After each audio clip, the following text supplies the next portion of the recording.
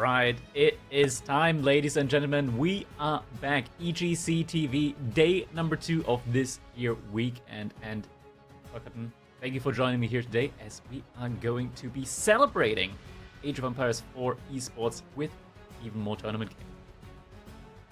Well, I'm excited. This is a last chance to punch a ticket into the playoffs today. We got some good games lined up, and starting off with Lucifron and Mio. In just a minute to spare, we'll be going off on Kiljardi first with Ottomans and Joan of Arc. This should be a fun matchup. What do you make of this one? I find it interesting that Mio would pick JD on Kiljardi. He's got Mongols available to him, which I think honestly, like on Kiljardi so far, have been making a pretty good impression. Lucifron with the Ottomans, like the Ottomans, they just on paper or in general feel like a very, very strong counter civilization to a civilization like JD. When at least once you reach the Castle Age, until then, it's still reasonably good. You get the Sipahi, and that's just a pretty strong unit overall to have, even up against these feudal age knights from Jeanne d'Arc. Yeah, I definitely agree. I think I agree with you on Jeanne d'Arc being an odd choice for Kiljardi, especially when you've got Mongols right there. We've seen them played pretty well on this map in particular. Against Ottomans, you imagine they'd probably do pretty well, but we'll see what Mio has in store with us for Jeanne d'Arc as Lucifron takes Ottomans here in just a second as we hop in. Looking at the rest of the draft, no KT today on this series, but outside of that, like each player's got a Chinese civ, and each player got a couple of things they can work with, but I'm keeping an eye on those Chinese civs when they'll pop out.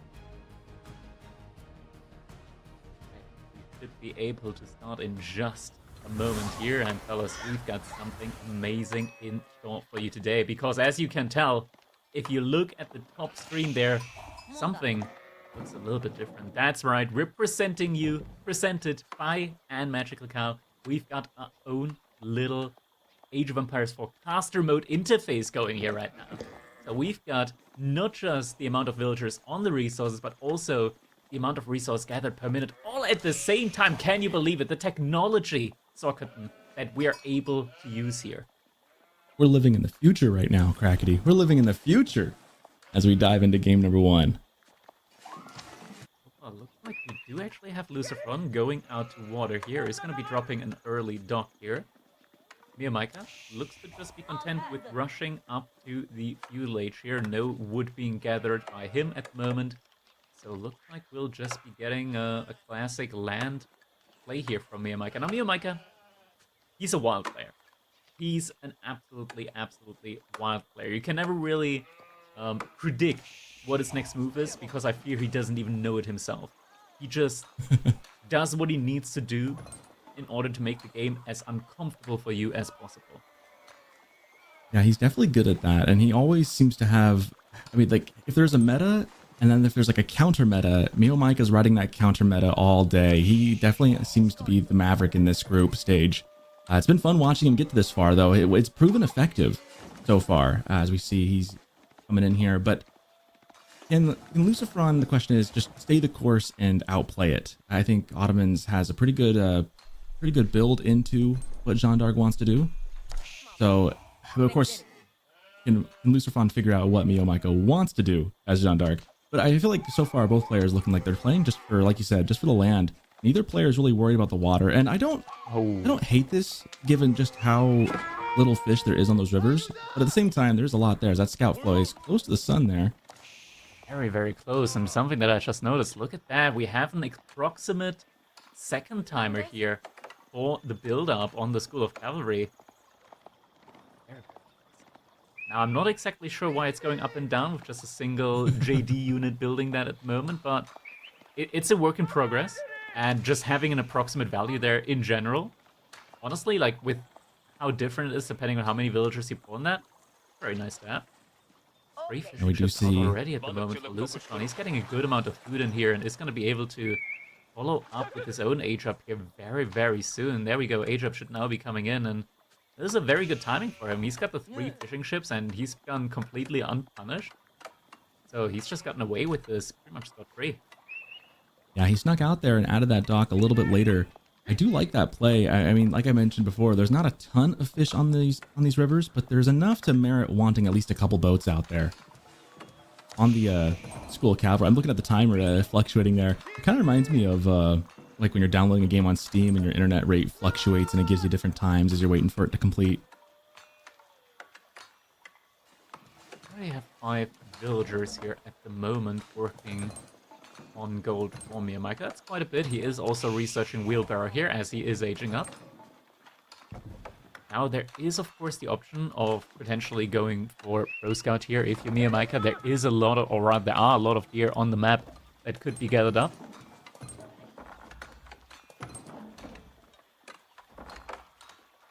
Is this like a Pro Scouts build, do we think? Then there, like you mentioned, like the deer. It seems like a Pro Scouts build. He's got enough on the wood that definitely could be possible. Yeah, he's already got the mill, he's getting wheelbarrow in, so Pro Scouts just kind of seems natural here, and it makes sense because you need to do something here as your opponent has already like docked one of the sides, so the opponent's already getting a good amount of bonus food here. Gotta follow suit somehow. There is a lot of deer on this map. That's one thing we haven't really discussed too much on. That not only is there just the normal packs of deer, but there's a couple extra scattered around. There's a lot of food on this map in general. There are, but these are packs of 5 deer, so not like the large 7 deer packs, but packs of 5. But still a lot of deer, definitely worthwhile to go Pro Scout on, especially since you can't go for a lot of sheep because there just aren't any additional sheep on this map at all. Of course, that doesn't really bother Ottomans too much with the fishing eco they've got. And they also have Anatolian Hills in the back pocket if they ever really need it. Ooh, JD. Wow, is she going to be towering up? Nope, she's just going to age up right there. Yeah, she chose the warrior's path, and now she's got the ability to do a little twirl every now and then if she so pleases. But Miyamika actually not going to go for Pro Scouts here, instead immediately grabbing the gold and the food eco upgrade. Miyamika sees the fishing, sends JD straight over. Going to try and torch that down. It's going to take some time, but those fishing ships are not going to get as much value as they'd like. A little bit of idle time here at the moment. Pretty good read from Miyamika to get to see this and to be able to send the scout out and to know that that was there. Oh my god, Miyamika just killed 2 of Lucifer's villagers with knights. Must have been on the gold. We missed it, unfortunately. So suddenly Lucifer losing out on 2 villagers here very early on. That's a massive, massive loss there for him. Gets an archership out now though. That's gonna do massive damage to JD as she's just standing there out alone at the moment. Well, that's a long way to walk. He's committing at the moment to the aggression play. Now also adding in his own spearman as Lucifer has started adding in Sapahi on his side. Lucifer is top capped right now. He is housed 30 to 30. He needs to build more stuff. There's a lot of economy here behind the scenes. Definitely hurting quite a bit right now. I'm not exactly sure how it came to be this way. But he's quite a bit behind now, not just in the economy grab, but also just military-wise. As Miyamika, he's at quite the lead at the moment when it comes to the military on field with those very, very strong knights. And we can see here the live economy count with the raid signifying Lucifer just losing a good bit of economy there. Thankfully, he does have the fishing to kind of buoy that, but his advantage in that regard, you can see, evens out very, very closely.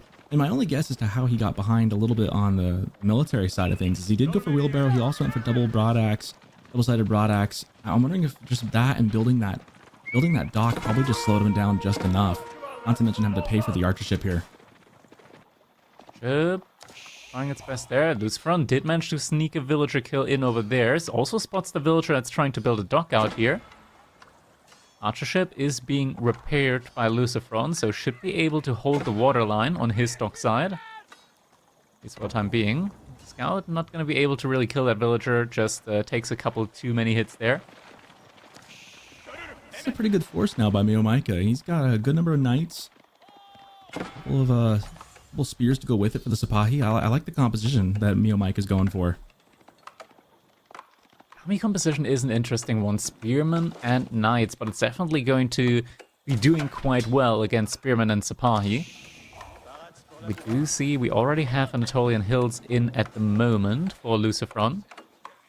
So it does have a good amount of food safely available for him underneath his TC. Still no pro scout at all from Miyamika. We are getting double broad axe in now as well. Just continues to produce a lot of units at the moment, and now also getting in his first attack ship. And another villager. Lucifron able to equal out the villager kills that Miyamika committed to earlier on his side.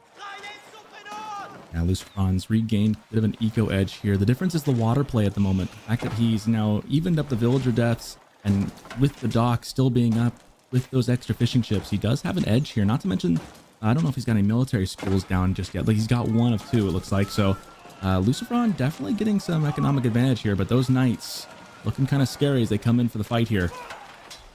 Yeah, Fired looks to be taking a Lucifron. He doesn't have enough gold for a demo ship or something like that. That could have really saved his bacon there.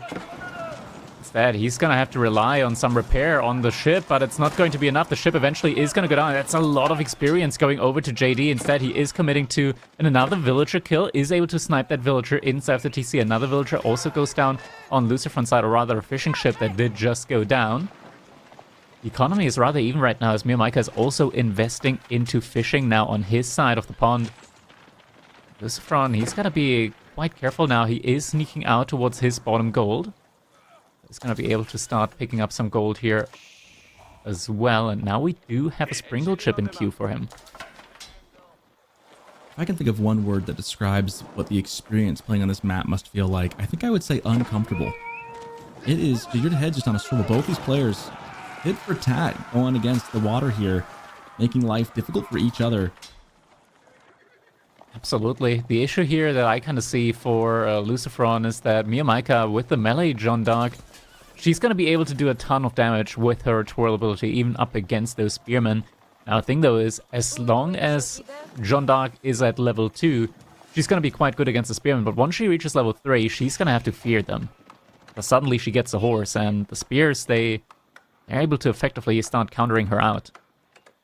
Well, then Janissaries become an option as well. And you know that the spears and Janissaries are pretty much going to be a long-term choice by Lucifron. He's going to have no incentive to get off of that.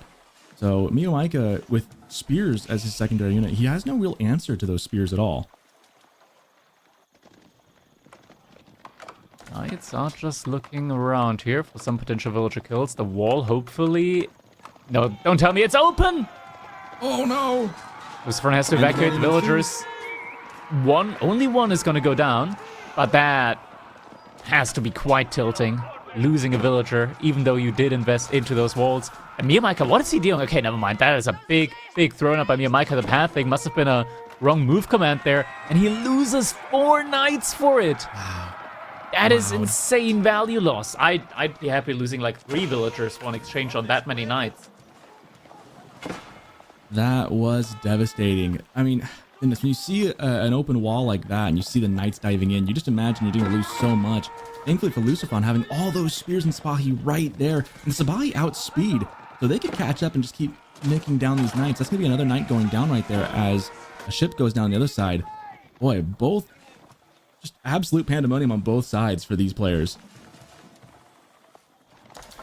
Okay, keeps most of units. Oh, the Sabahi have been led all the way to the gold villager, so gold is going to get idled out a little bit here for Miyamika. Might need to pull back to the gold in the back of his base. All reinforcement military from Miyamika is sitting next to those food villagers, and he's actually just committing to the middle of the map here, trying to gather up the gold over there. This position on the map is so crucial. This is the, as far as I'm aware of, the 8K gold on this map. He who has this spot secured tends to do pretty well in the late game. His gold just isn't an issue, but as far as Miyamika goes, he's got a bunch of knights sitting right there. But we've seen how that's gone for him so far with all these spears and Sapahi on the field. We'll see if he can manage a toehold here. Quite a few of the knights, yeah. And Lucifron is now starting to add in some archers as well. Once you get up to like 10 archers, you're effectively going to be able to start one-shotting the spearmen of your opponent. You don't need many more than that, and with this many spearmen as well, it is going to be near impossible for the knights to be able to gap close onto those archers. So Lucifron now just gets a bunch of these archers out onto the field and starts taking a fight. It's going to be very, very difficult for Miyamika, and we can also see that Lucifron has now added in his first military school as well, so he's going to be able to get a couple of Sipahi passively every now and then. Very nice that UI signifies that for us as well. Yeah, he's had that military for school for quite some time. I think he built it pretty quickly after getting up into the feudal age. So the value of that's really been paying off at this point.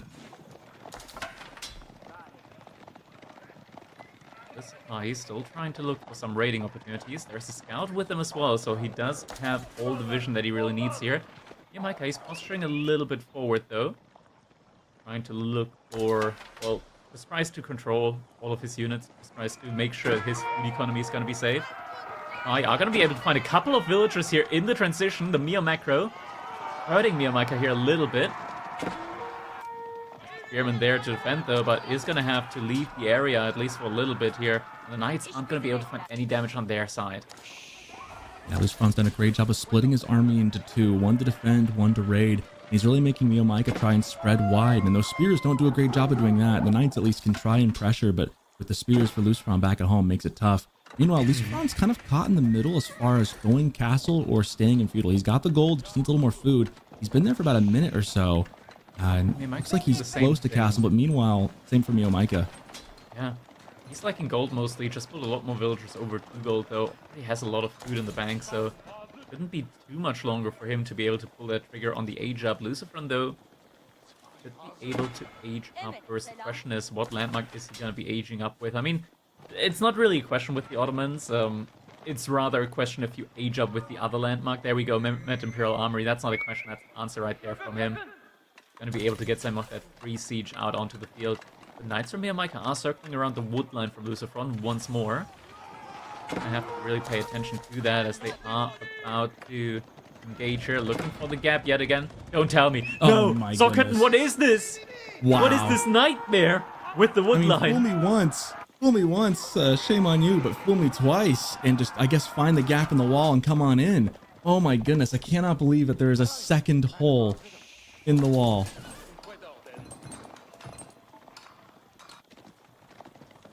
Sometimes these kind of like straggler trees, they really make you think, okay, is this open? No, is it closed? And sometimes it's better to have control over it rather than just guesstimate that it's actually closed. Like a matter might be getting sniped here. Age up has now come in, but veterinary upgrades are going to be queued up immediately here. The archers from Lucifron. Looks like he is going to be able to pull all of his units back. Even gets another raid in. Miyamika. He's just suddenly reinvested a lot into the military. Oh, there's a Sipahi there. That's all military. Move command.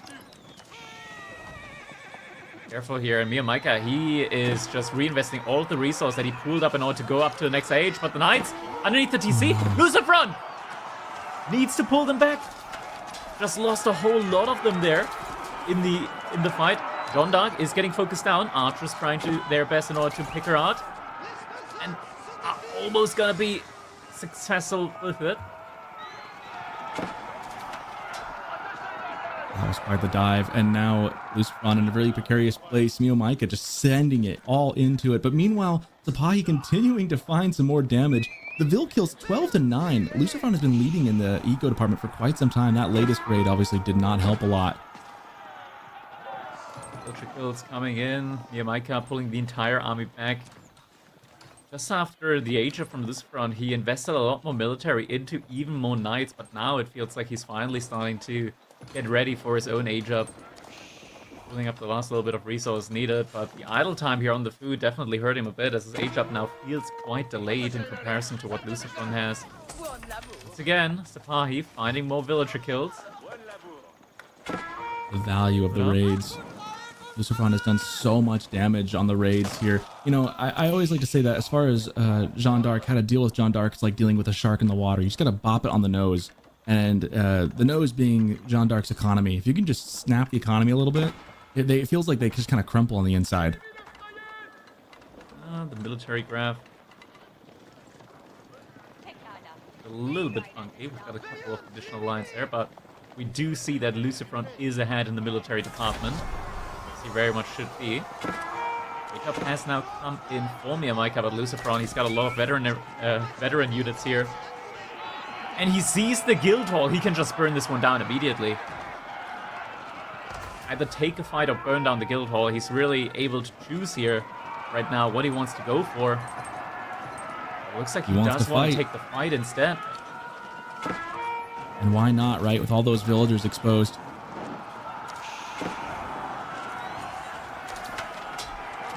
Don't want to quite take the fight yet, but there he is. Want to go for the guild hall. Fight actually is just getting committed into right away, but JD getting sniped within the first second of the fight. Needs to be brought back. Has been brought back now. Sitting there in the back, but can she soak up enough experience here? It looks like she's going to be able to. But it's going to be too late. Too little, too late here. Well, military units are going to be coming in, but now there's still too many veterinary archers and a lot of crossbows in there as well. And JD falls again. GG comes in. Lucifron able to win game number 1 here against the wild beast that is Miyamaika. Man, the constant pressure. I mean, they were both trading raids back and forth. Thankfully for Lucifron, what he did right here was he always had spears at home to deal with the knights. Miyamaika really, even though there was a window literally open in the back of the base, the spears were always right there at hand. And so even though Lucifron twice had an opening for Miyamaika to come on inside, it was a prickly trap laid for him. He couldn't get any real damage done with those knights. And Lucifron, just the raiding with the Sipahi really, really got him ahead there. Yeah, that's the thing, right? Like sometimes you feel like you're a little bit too trapped inside of your base and you don't find the opportunity to really move out with your Sipahi, but that's when it becomes even more important to try and go for these counter raids, and it was really, really well done by Lucifron here, finding those raids. Now there was that moment where he was debating whether he should take the fight or not, or go for the guild hall, and I guess maybe for us it was a debate, but for Lucifron, he just kind of knew from the get-go he wanted that fight to end it, and end it did he do indeed. Man, JD getting sniped right away, even with the heal that she got off, wasn't enough, and able to just get the full surround and wipe the army clean. And once that happens in a game, it's just kind of GG's. There's not much you can do to come back. Man, twice though, Miyamaika had the door wide open right here. We see on the replay. Look at the units here. The units are right there, ready to go. He loses one villager, but immediately Sipahi and spears are back on it. This was still a rough one with those walls, right? Could have been a lot more costly here, but Miyamaika with the move back in. That is really where things suddenly took a turn for the worse here for him. Suddenly losing just so many of these expensive knights, as suddenly a lot of his kill pressure was gone from that moment forward. Yeah, he lost 5 total in that, maybe even more, because he lost 4 in the initial push, and then that 5th one fell later from Sipahi just doing chip damage to it. Brutal, a couple raids for Miyamaika. But game 1 goes to Lucifron. We look at game number 2. We're going to front range. All right. Gonna be Zhu Shi facing off against the one and only Roos. Yeah, I think this is quite the tough matchup typically for Zhu Shi's legacy. It's really difficult massing up enough knights to be able to fight off against the cavalry archers. Like, you really need to be on point here when it comes to the timing. Honestly, I'm a little bit conflicted. Like, I personally struggle a lot with this matchup as Zhu Shi versus Roos, where I'm like, okay, I can't just play fast castle as well. Like, my knights are just not going to really achieve enough against the cavalry archers from the Roos. But Miyamaika is a different kind of animal, so I'm very excited to see exactly what he's going to do here in this game. I do expect this still to be like a fast castle approach from Miyamaika, but I'm wondering about the timings here, just how many knights can he really pump out, because we did see it the other day where Roos was kind of struggling up against a fast knight timing from the opponent's civilization, where they just didn't have enough cavalry archers in here. Still though, this is Lucifron's Roos, and he does practice a lot with Vortex, who is an absolute god with that civilization. Now, be able to jump into front range and just find out how well exactly this one's gonna be working out for Miyamaika. I'm trying to think about this matchup and like what edges Zhu Shi might be able to get over Roos here. Trying to think. Pro Scouts isn't really going to be much of a deal here. I mean, there's 2 packs of deer on each side, but they're both kind of far off away from each other. Actually, there's 3 packs of deer, so there's a little bit more deer than normal, but they're kind of just spread about. And one of those packs is like basically in your base anyways. The map itself is interesting because the gold is spread out a lot, but for Roos, that's not a huge problem. Yeah, There's given just also their like a passive lot gold. of stealth forests that you can use later on down the line for like additional gold income with the hunting cabins. Overall, like this is still like a map where pro scouting could definitely be an option for you. There are these here that are relatively far away, but it's not a must, especially for Ruse. And the high trade house just provides you with so much food throughout it all. Yeah. It's like if Ruse doesn't get punished within the first 10 minutes, like if you can't like, have knights inside of the Ruse base within the first like even 8 to 10 minutes, it can be quite difficult for Juju's Legacy to compete after that initial timing. I definitely agree. And then food becomes an issue for Zushi trying to keep up the tempo, right? Like eventually around the 15-minute mark, food just ends up becoming so critical, and going for that farm transition against Roos just feels bad. I feel like the timing and what they get economically is just superior to what you've got as Zushi. So like maybe you can get some tempo early, or I'm curious how Mio Micah wants to go about this. Yeah, Micah's always very particular with his macro, the way he just rallies the villagers over to the other side of the map in order to get food income in. He does whatever is necessary in order to have uptime on his production, and that is something that definitely needs to be respected. So Lucifron, I believe, he's gonna have to be really careful with his age up timing. He needs to really be aware of how much military he needs to mass here. Like he really needs to mass a lot of military in order to be able to keep up with Judy's Legacy. But if he bites that timing, if he's able to get into Castle Age undisrupted, he's gonna be in a really great spot. Yeah, and you kind of mentioned Mio Micah being able to move out along the map a lot. That's one thing that all the stealth force up in the mountains kind of affords him, is if you do that, a lot of players I've noticed, even at this high level, don't do a great job of scouting out up there. There's a lot of dark spots you can hide. And here we go, jumping into our game number 2, as we do have Lucifron here in the color green, playing as the Ruse. Opponent here on front range in the color red, it is going to be Mio Micah playing as Juju's Legacy. And here we go, looking at the map immediately. Do we have any... This is always like the thing that you gotta look for immediately as we load into a Juju game. Are there any incredibly busted meditation gun spots? There is one good one in the bottom corner with gold berries and the woodline, but nothing incredibly broken here for Mio Micah. Yeah, I've noticed on this map, you don't get a lot of great bunches of resources here. The wood lines are usually pretty small. There's a lot of stuff on the map, but they're kind of spread about. I think you're right, that bottom corner might be the best spot for the gardens, but then again, we'll see what he wants to do.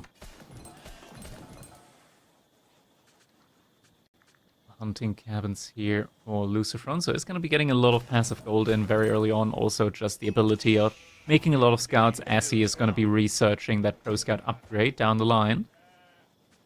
Now, front range is also an interesting map. I believe it's very similar to some other maps at the moment where there just aren't any additional sheep out on the map.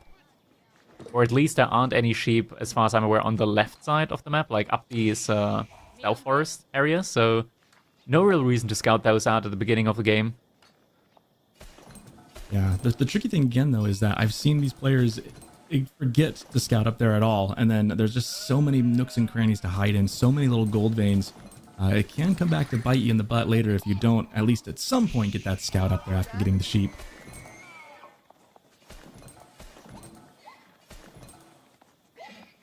At this point in time, there really isn't that much going on.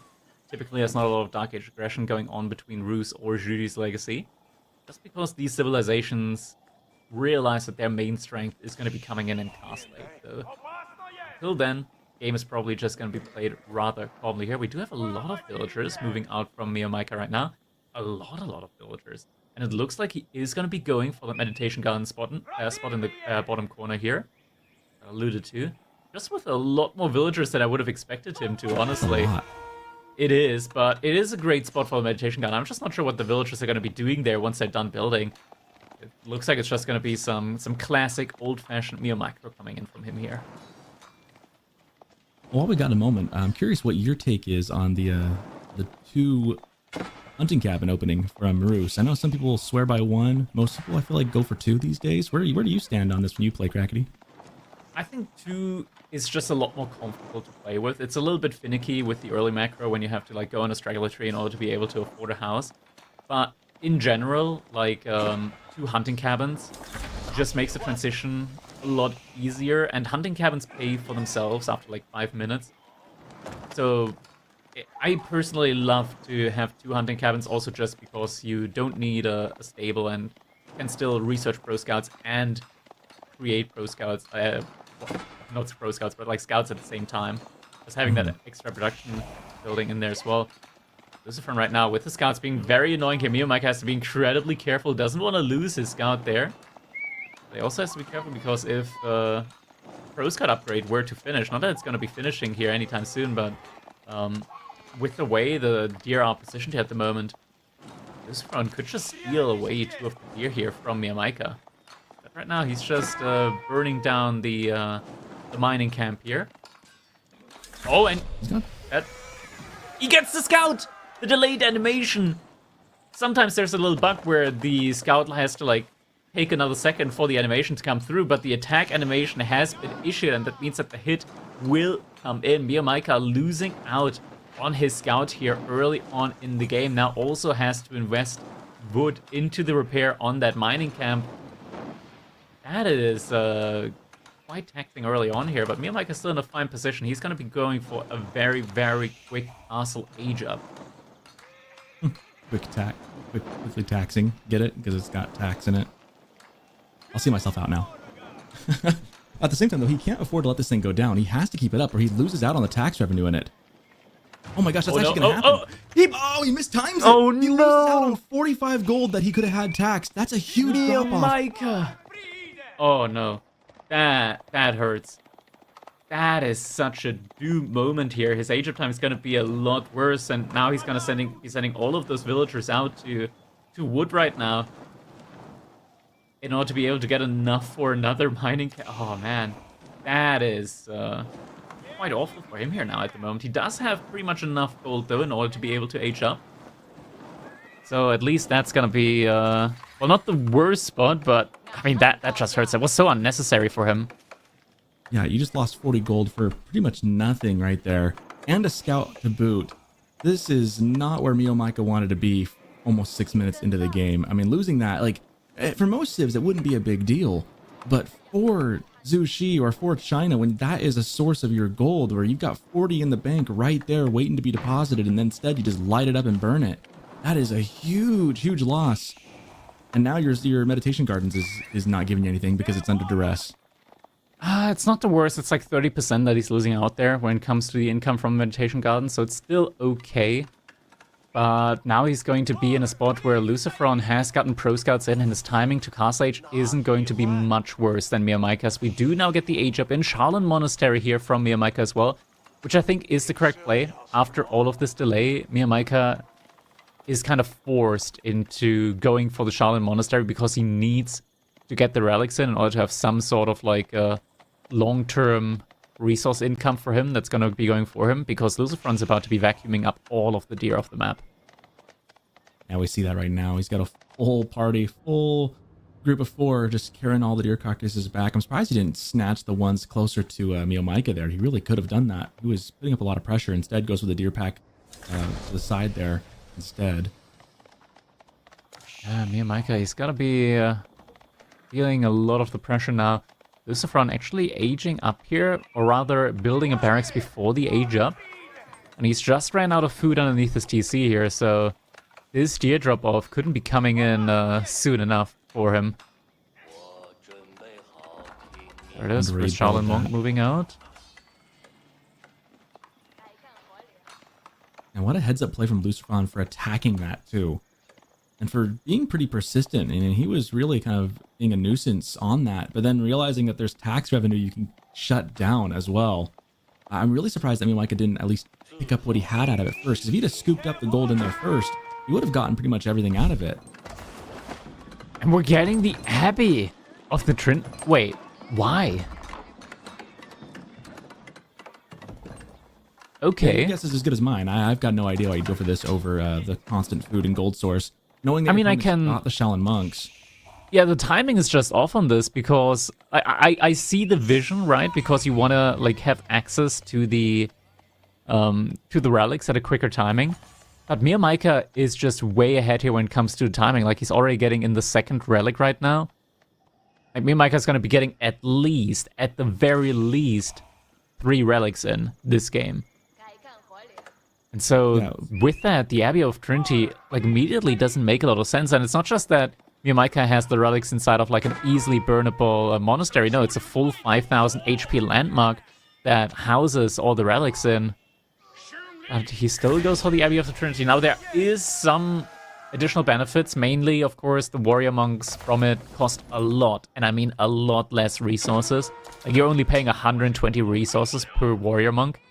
Also, you unlock a lot of unique upgrades that boost up the aura. The Saint's Blessing from a Warrior Monk. So, first of all, the normal upgrade that everybody gets, every Roost player gets with the duration increase.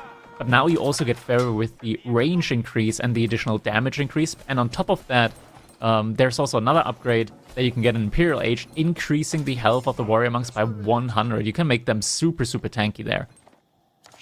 Yeah, Saint's Veneration with the fervor right there, it adds those start stacking up really quick, and those units are tough, and getting the cheaper ability from them is nice. Yeah, having them for cheap is always nice. I still, with all that said, I still question going for the Abbey though. Like I can see the vision, but I still feel like you might have gotten more benefit out of the other landmark. Yeah, I would agree with that. Now we're actually getting to the point where Sacred Sites is starting to be captured up by Miyamaika. That knight barely able to survive. Wow. Miyamaika's about to be idled out from his food source though, I fear, as there is a knight making his way over there. Zhuge-Nu are going to be there in time though, together with the knight. They are going to be able to force Lucifer back here, at least for the time being. Miyamaika now also adding a crossbow, so it's going to have an answer to both the spearmen and the knights. The question is just about how long can you keep this up income-wise? And I want to say, like, typically, this is where you would favor the Ruse because they just print out those deer with the high trade house and they get a lot of gold with it as well. But because Lucifer went for the Abbey of Trinity, that's just not the case here for him. And you know, there's maybe a way you could have played this where you get both the relics as Ruse, but to do so, you wouldn't have gone pro scouts. It just slows you down too much in Feudal Age. Yeah, exactly. Decap happening here for Lucifron.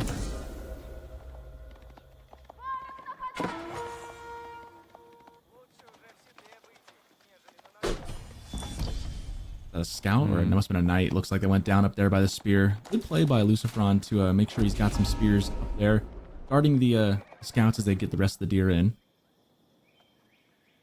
Yeah, Lucifron now going to be able to capture up those sacred sites himself. It's definitely going to be necessary because Miyamaika actually managed to get away with 4 out of the 5 relics. So now Miyamaika, the ideal play for him now is going into Yuan Dynasty, and I think that's exactly what he's playing for right now. He's not been making any additional military units, so instead he's going to be going for Yuan Dynasty, and with that he's going to have access to the pagodas. And with the pagodas, he's going to have a continuous resource stream working for him, not just gold, but also wood, food, and stone as well. And that is just so many resources that you're getting. It's like having a fully packed up Archon Chapel with relics. Yeah, and Miyamaika needs this. I mean, Lucifron, his economy's not as good as it maybe would have been if he'd gone for the other Castle Age landmark, if he'd gone for the trade house. But that said, with the pagodas, that really does kind of propel Miyamaika forward with that. If he can get that set up, and we see immediately the pagodas going up. He's got the relics for it too, so he can do this. All 3 planned out around his meditation gardens. Yeah, and this was the typical way that Juji's Legacy has been played before the Pro Scout meta, where you would just rush up to Castle Age and try and get the relics in, thanks to the very quick timing with the Shaolin Monks. Because the Shaolin Monks can also not be denied by having just a couple of handful of Feudal Age units, as they do trade out quite effectively against them. Lucifron, he's got a couple of units here, a couple of Spearmen, a couple of Knights, and he wants to do some damage. But it's gonna be tough up against the Warrior Monks frontline, some crossbows, and the Zhuge-Nu. It might just be enough. I'm just not sure if he can, like, stick around for long enough. Yeah, it's pretty good Mike, size is he gonna mass. see this coming in? He does see it. He's gonna need to pull back here. All the villagers need to evacuate now. Walolo could help him out here. Real official will go down. Buys himself a little bit of time. Needs to get another Warrior low, potentially. They have another Warrior Monk in there. That one is going to go down now, though. Supervision comes in. Micah. He's just going for it. Just absolutely going for it right now. Now the Imperial official goes down. Villagers pulling their shifts. Micah knows he needs to hold this position desperately right now. He will. He will indeed. Reinforcements coming in. It's not even losing that many villagers at the end of the day. That might have been one of the best villager pulls I think I've ever seen. Like perfect timing, perfect body block. Keep your high DPS units alive in the back. Ooh, man, there's a lot of reinforcements from Lucifron. Yeah, he can't walk out that far.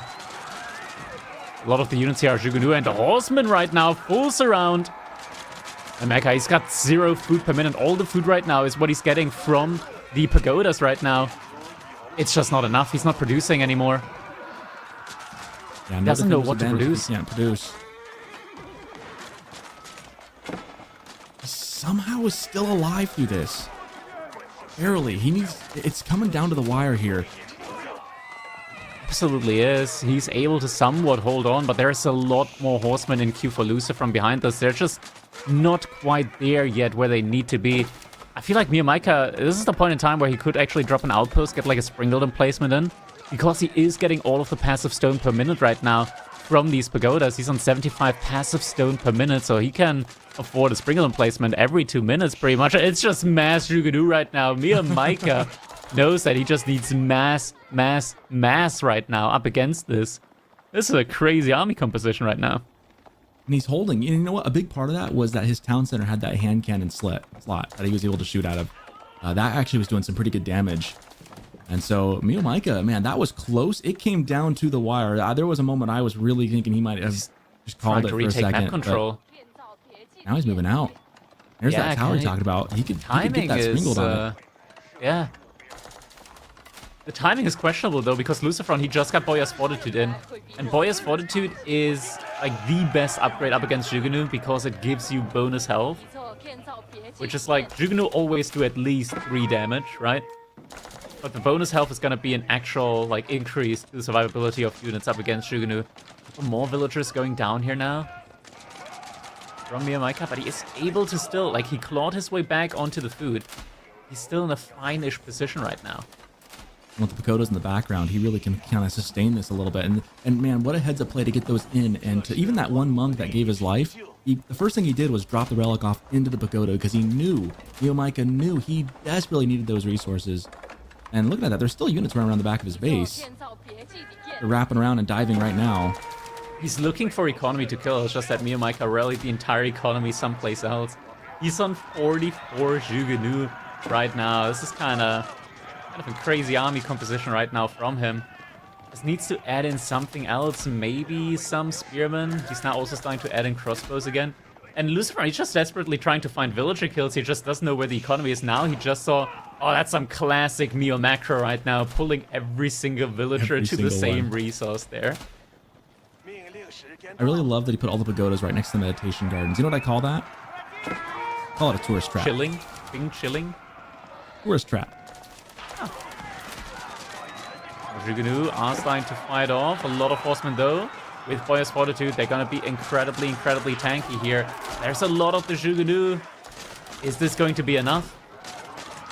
Springald placements also helping out. Looks like he's maybe holding... Nah, the units are just getting reduced in numbers quite quickly now as well. And he's left the range of the Springolds. Only one of them's in range now. Reinforcements coming in as well. Getting pinched. Lucifron, he's also continuously investing into the warrior monk, so every time he fights, he's got that Saint's Blessing, further increasing the armor of the horseman.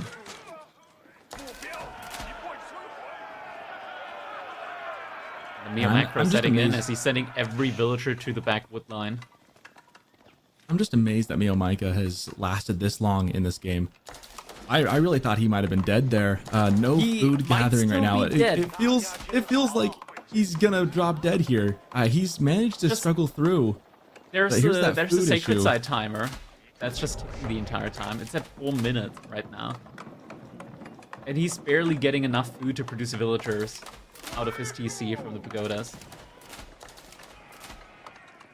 Even seeing outposts now being put up at the sacred site. Lucifron understanding that this is his win condition now, that if he can't break Neomyca, he can at least fall back on this. But then again, he might still be able to break Neomyca. The horsemen have been doing really good. It's just sheer numbers. Time to go back. Okay, I need food again. I got the wood now. Time to go over to the berries with all of my villagers. You know, if it's simple and it works, I guess there's a brilliance to it. Although it does feel kind of... I guess it feels overkill a little bit the way he does it, but I mean, when you're desperate for food, you're desperate for food. It is just such a Neomyca thing, though. I mean, he's it's fun to see mass when players... migration like 6 times so far in this game. It's interesting when players have such a unique style, and Neomyca definitely has, like you said, the mass migration is definitely a hallmark of how he manages his macro. Maybe not the best way to do it, but it is very Neomyca. I think we're getting to the point where Neomyca needs to make something happen now about the sacred sites, like very, very soon. Lucifron's also starting to add in siege, and I just don't see a way at the moment for Neomyca to really be able to decap those sacred sites at the moment. A lot of food remaining in the back there on the deer carcass. And Neomyca isn't a fan of deer anyway, so he's just gonna let them sit there for a while, but getting to the point truly where there is no more food available for him now. Next side, 2 minutes in. Yeah, it feels like Neomyca needs another 2 minutes just to stabilize his economy. But by the time that happens, there's just not gonna be enough time. He does have a really good Zuganu mass, as all the villagers go back to wood. Here he goes. This is his moment to try and make something happen, but will it be enough? He's going to get surrounded by all sides from the horsemen. There's the Saint's Blessing aura as well. Suddenly the horseman will take a lot less damage here, and there it is. GG comes in. Neomyca, I mean, he's wild, but Lucifron, he's handled beasts before. Yeah, I feel like Lucifron just kind of knew the answer from the get-go. Neomyca made some good holds there and some interesting plays. I mean, that villager pull he had under the TC was pretty gutsy and paid off, but he just kind of fell too far behind. And even with the pagodas, and even with Lucifron not going for the deer and the gold he could have had in his castle age up, going for instead the Abbey of the Trinity, making the most out of it with the military units, with the warrior monks, those buffs really coming into play. I think he actually was in a pretty good position when he managed to get pagodas in. I think this was mostly an issue in respect to the army composition that Neomyca went for, right? Like the mass Juganu against the horsemen. If there had been, I want to say, like 10 spearmen in there as well, it would have been a lot more difficult for Lucifron to continuously pump out those horsemen against the spearman front line. And then I think you can get to a point where you can actually afford like Song Dynasty, get a granary up, actually get a farm transition going, stuff like that. Alas, Neomyca decided to go for the all-in play, and in the end, with all of the deer that Lucifron had underneath his TC, he was more than fine with playing it out in a more aggressive manner.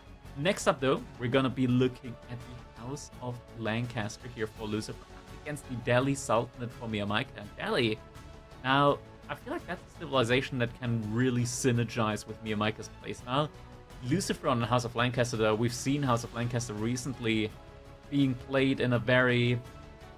How should I say this without offending anybody? In a very polarizing manner, where even though the civilization is like grouped as a very defensive civilization, it has all the aspects of a defensive civilization with manners and whatnot to scale the economy, recently they're being played very aggressively, with the Abbey of Kings and the Lords of Lancaster just being an absolute nuisance to deal with for a lot of civilizations. But we're going to have to see exactly how Lucifron decides to play this one out. We're going to be moving into Coastal Cliffs now for game number 3. Deciding match point, at least for Lucifron here. If he's able to win this one, he's going to be able to close out this set 3-0 against Neomyca. But Neomyca, he's a fighter. He definitely wants to get at least a point on the scoreboard here on his own side. We're jumping in right away, ladies and gentlemen. Game number 3 now in this best of 5, as we're witnessing Lucifron here as the House of Lancaster in the color green. here on Close to Cliffs. His opponent is going to be Mia Micah. Red playing as the Dali ultimate. With me and Micah, I just never know what to expect. Like, I know what Delian likes to do, but I'm sitting here going, like, we're not going to see, like, a Tower of Victory, are we? Like, that'd be ridiculous. But with me and Micah, it's always got me questioning. It's always got me wondering if he's going to try something.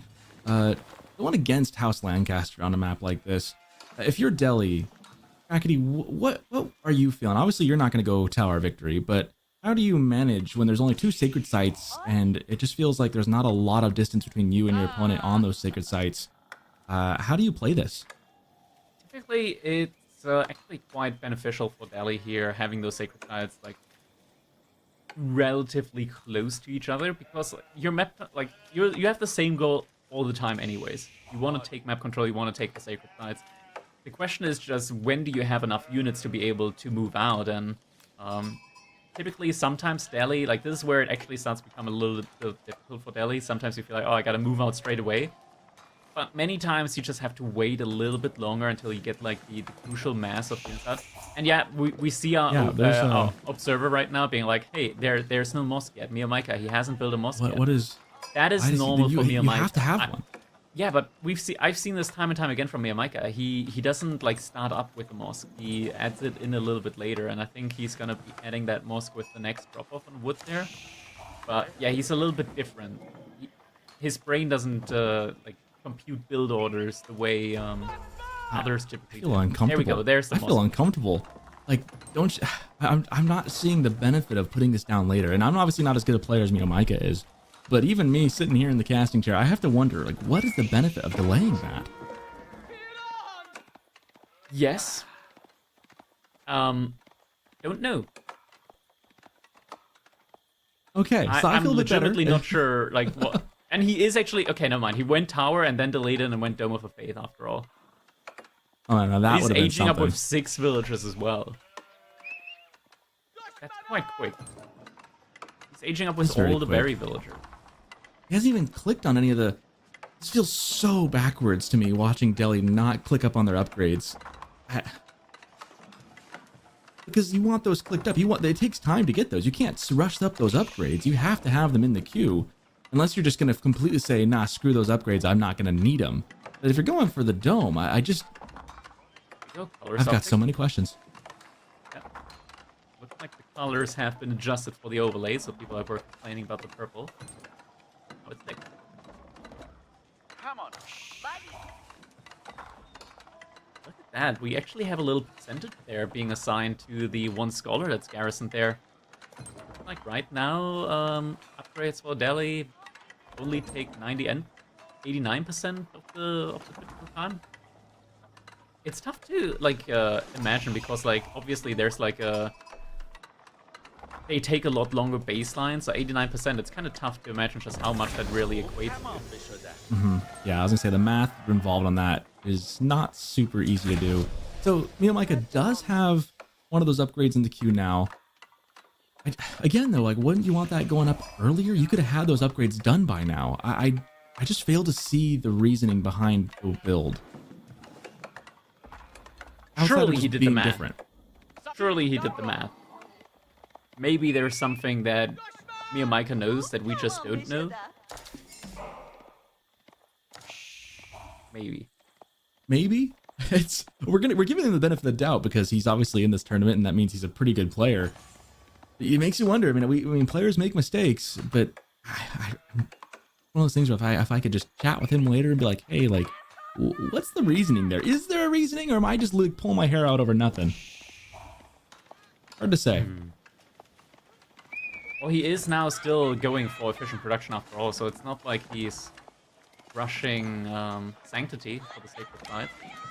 Efficient production typically would already be researched at this point in the game. We're also now getting a blacksmith in before our first production building, so we'll also be getting the upgrades in a little bit earlier. At this point in time, like the Lord of Lancaster, first Lord, is already on his way. And blacksmith's just sitting idle too.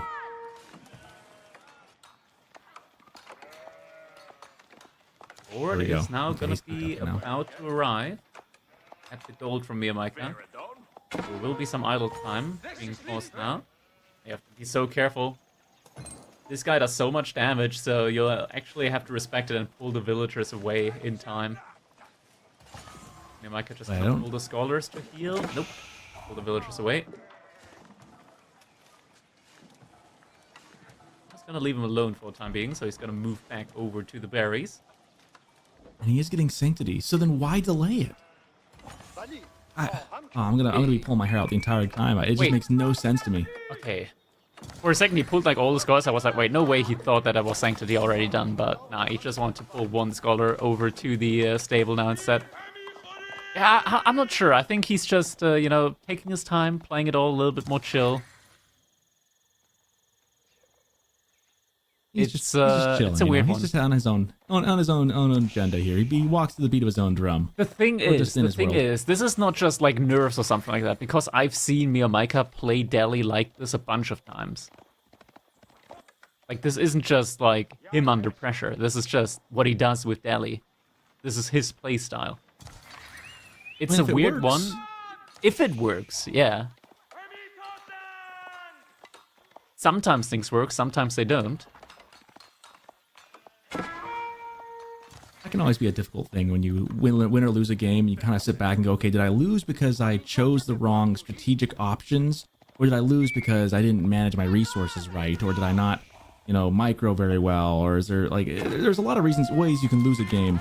Sometimes I feel like for players trying to figure out what it is you've done wrong can be difficult to ascribe. And so for this game too, like, we'll sit here wondering, like, was it the right choice? Was Miyamika making the right choices here? And maybe they're fine and we just don't know it. But if he wins or loses, it's going to be hard to say for certain whether or not mixing up the build order was what got him ahead or if it was just his better play or something. Miyamika sending villagers out to the gold again. Wants to get a couple more scholars in. The issue is, at this point in time, Lucifron, he's on 3 manors. He's got the Lords of Lancaster all out, 4 of them by now. So he's got a very, very strong military force at the moment. It is going to be insanely difficult for Miyamika to deal with this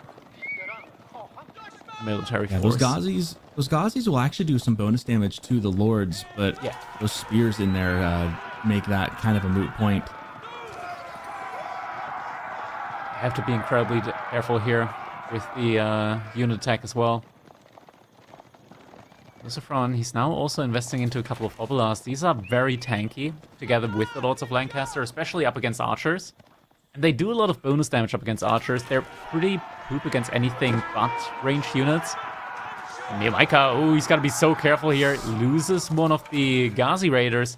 Now, he is able to heal him up in theory, but for that, he actually needs to have his scholars out for it. And looks like he has pulled a couple of them out. Be able to heal up here at the front side as well. Is now trying to capture up his first sacred site. I feel like this is a really difficult composition for Delhi to deal with in Feudal Age. Hobilars and spears, just, it's difficult. You really kind of want to be on spears archers for this yourself. Then the Lords come in and tank so much damage. It really is difficult to deal with here as we see the fight underway here. Archers trying to get onto those spears. Not enough to one-shot. The Hobilars. It's so difficult. Without having enough archers there to one-shot, it means that the spearmen are going to be a very effective meat shield here as well. And archers trying to go for one-shot, accidentally clicking on a lot of Lancaster here, not going to be able to take that one down. And you can tell it just takes so long to take down one of these spearmen. 2 volleys here going to be needed for them. And that just means that you're wasting so much time where the Ghazi Raiders can't really go for an attack, and Miyamika now being forced into an engagement that he absolutely does not want to take, and GG comes in. Lucifron, with the House of Lancaster, able to completely shut down the Delhi early on. Woof, that was kind of an ugly fight there. And that was kind of exactly what I was worried about. Like with the spears and with the Hobilars, your archers cannot stand. They take too long to pick off the spears, and then the Lords just tank so much damage that your Ghazi just really can't do anything about the Hobilars either. That was a recipe for disaster there, and Lucifron, very clean 3-0 to move on into the playoffs. Yeah. Very clean indeed here, and now Lucifron He's got to be very happy with this one. Performance-wise, he was definitely feeling very good here now against Miyamaika. I mean, it's obviously a difficult one when you're up against a player like Miyamaika, because these things, like the way he plays, it's so chaotic that sometimes you might be fine against him, and sometimes you can just be caught completely off guard by his strategies, and he could take you down very, very quickly. But Lucifer in this one, he was feeling fine. Even after his loss against LuMT the other day, was able to recover here and now is still in it in Group B.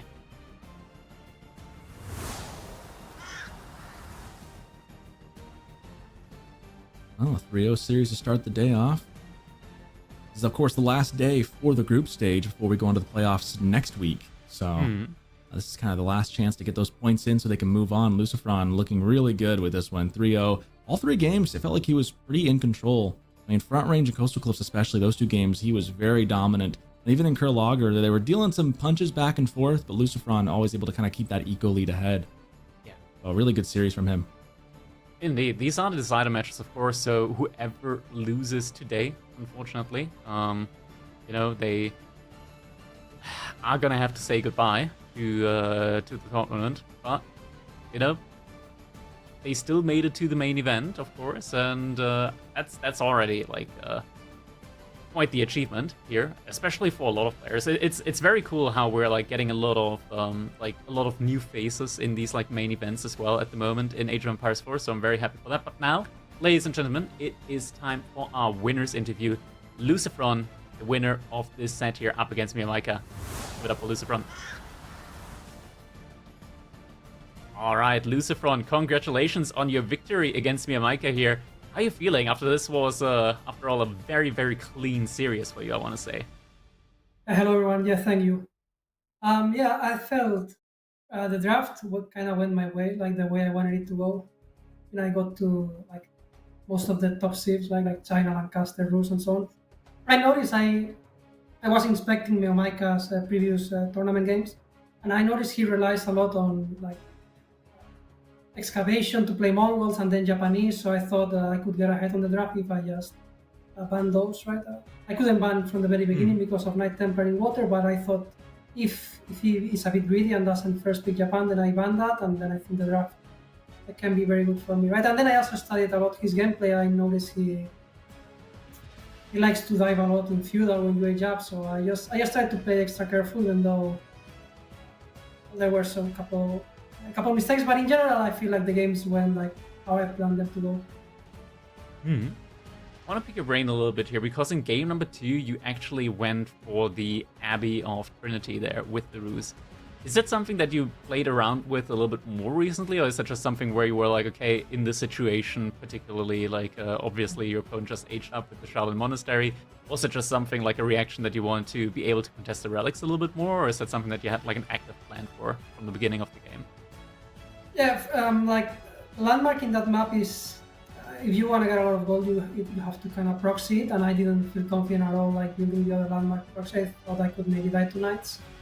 My age up timing was supposed to be a bit quicker, so I could get like at least 2 relics myself, but I ran out of food under the TC because I went for the middle pack deer before the one right next to my base. So in the end, I delayed my age up for like a minute, and yeah, I only got 1 relic. I was supposed to get at least 2, and then also I kind of like the unique upgrades for the warrior monks, the extra buff and so on.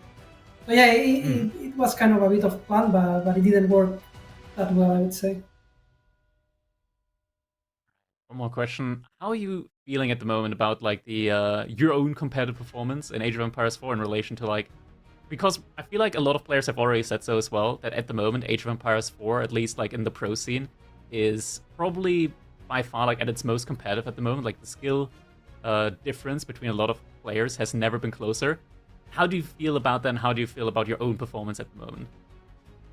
Like in my opinion right now in the tournament, I would say there's a clear top 3 with Marine Lord, Louis, and Vortex, I would say. And then I think it's close between the other players. As for myself, ever since I quit the game and I came back, I think I've kind of been like a top 10, top 8 player, something along those lines, but not quite. Maybe top 3 player that I used to be back in 2023. So yeah, right now I would rate myself like a top 8, top 10, something along those lines. I think I need a bit more, or quite more practice too, if I wanna step it up a bit. But yeah, it's really competitive. Also, personally, I think the meta is also one of the best we've ever had. Like I feel there's constant action since pretty much the beginning of the game, right? You get to see a lot of play styles. Like there are some S tier civs that do not play pro scouts.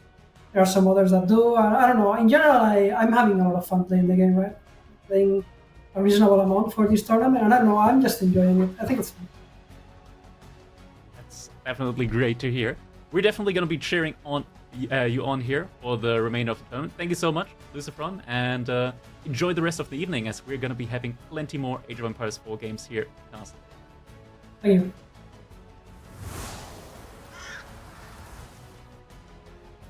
All right, I really like what he said. I really like what he said hear... about the choice of landmark there. The fact that on front range there's not as much wood as there is on other maps, and that being a deciding factor. That's actually a really interesting point that he made. I like that. Mm-hmm.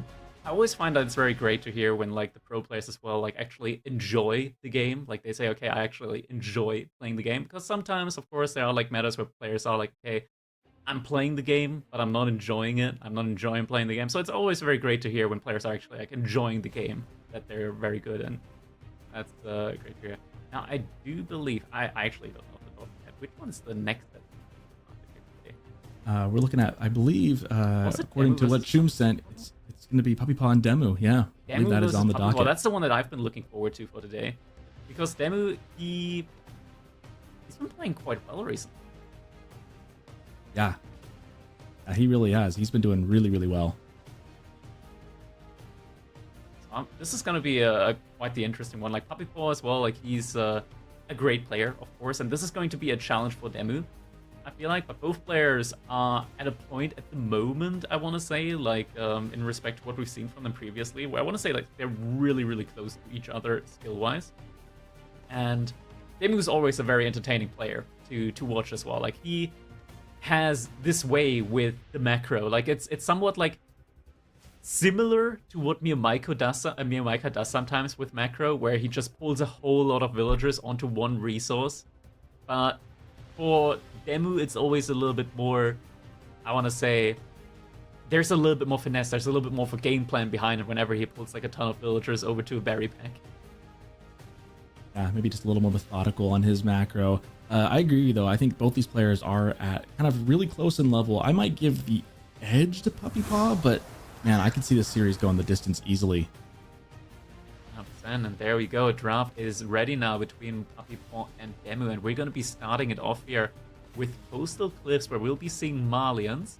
PuppyPawn up against Yuji's Legacy for DeMu, and Marlians for the Canadians. I feel like Marlians is like quite the comfort pick for the Canadians. Like, we see them time and time again playing the Marlians, and they're really good with the balancing of just massing up a lot of units in feudal age, and even if the opponent gets like a quicker Castle Age timing, and they're not panicking, they're just massing even more units in feudal age until they actually feel confident or comfortable enough to be able to go for their own age up then. Yeah, I definitely feel like, from what I've seen on this map and this matchup time and time again, Zushi's just always on a timer, and it feels like Marlians the Cowboom eventually wins out. I have yet to see, at least in this tournament for when I've casted, I feel like every time I've seen this matchup on this map, it has gone Marlians' way eventually. Zushi puts up the pressure, ramps it up, and then in the moment the food gets interrupted, once the deer start getting eaten up, that transition always hits like a semi-truck, and then Marlians with their food, I mean, they're ramping up the entire time. They don't need a transition, they're waiting for it to come online, and once that green light is go, it feels like Marlians just kind of take over the game at some point, and you'll think that Zushi's getting a lot of damage in. I just feel like in the end, Marlians wins out on this one. I'm curious to see what DeMu is going to do maybe differently to actually get Zushi over that hump and actually beating Marlians on Coastal Cliffs, because thus far I have not seen it a lot, not when everything else is equal. Yeah, it's always a difficult thing when you're playing up against the Marlians, right? Like, they do have that very, very clean food transition with the cattle ranches, and it's just something where you don't really have like an immediate or a natural response with as Shuri's Legacy. I feel like it's one of those matchups where maybe a second TC might still be like a very, very good call to go for. I think just going for Pro Scouts might not be enough. Like it's like a short-term thing with Pro Scouts where you're getting a lot of food as a burst, but once it runs out, if you're not able to kill your opponent until then, you're just gonna be in a worse spot for it. So I personally like the approach of just still going for a 2TC play with Judy's Legacy, and you can still get like a really good age-up timing in there as well afterwards, like a 2TC into a fast castle age-up, contesting relics and whatnot. That's still definitely possible with Judy's Legacy. We'll have to see exactly just how this one's gonna be played out. Post Eclipse, of course, doesn't give you a lot of opportunities when it comes to avoiding your opponent's army. You can't really avoid conflict for a long time, just because a third of the map is just gone. It's so small. The map is very, very small. You can't avoid your opponent for a long time. Yeah, and I'm thinking about it. The 2TC thing would be different. I have not seen that done on this map in this matchup. The only thing I think part of the reason that doesn't pop up a lot is the stone is off in the corner. You got a long way to go to get that stone, and it's very obvious when you do go for it. I think I would like to see something different because I agree. Pro Scouts, it's a great boost, but you just can never do enough damage to Malians to really, even if you kill like 8 of their villagers, it's just not enough when the food is getting online through the cow boom.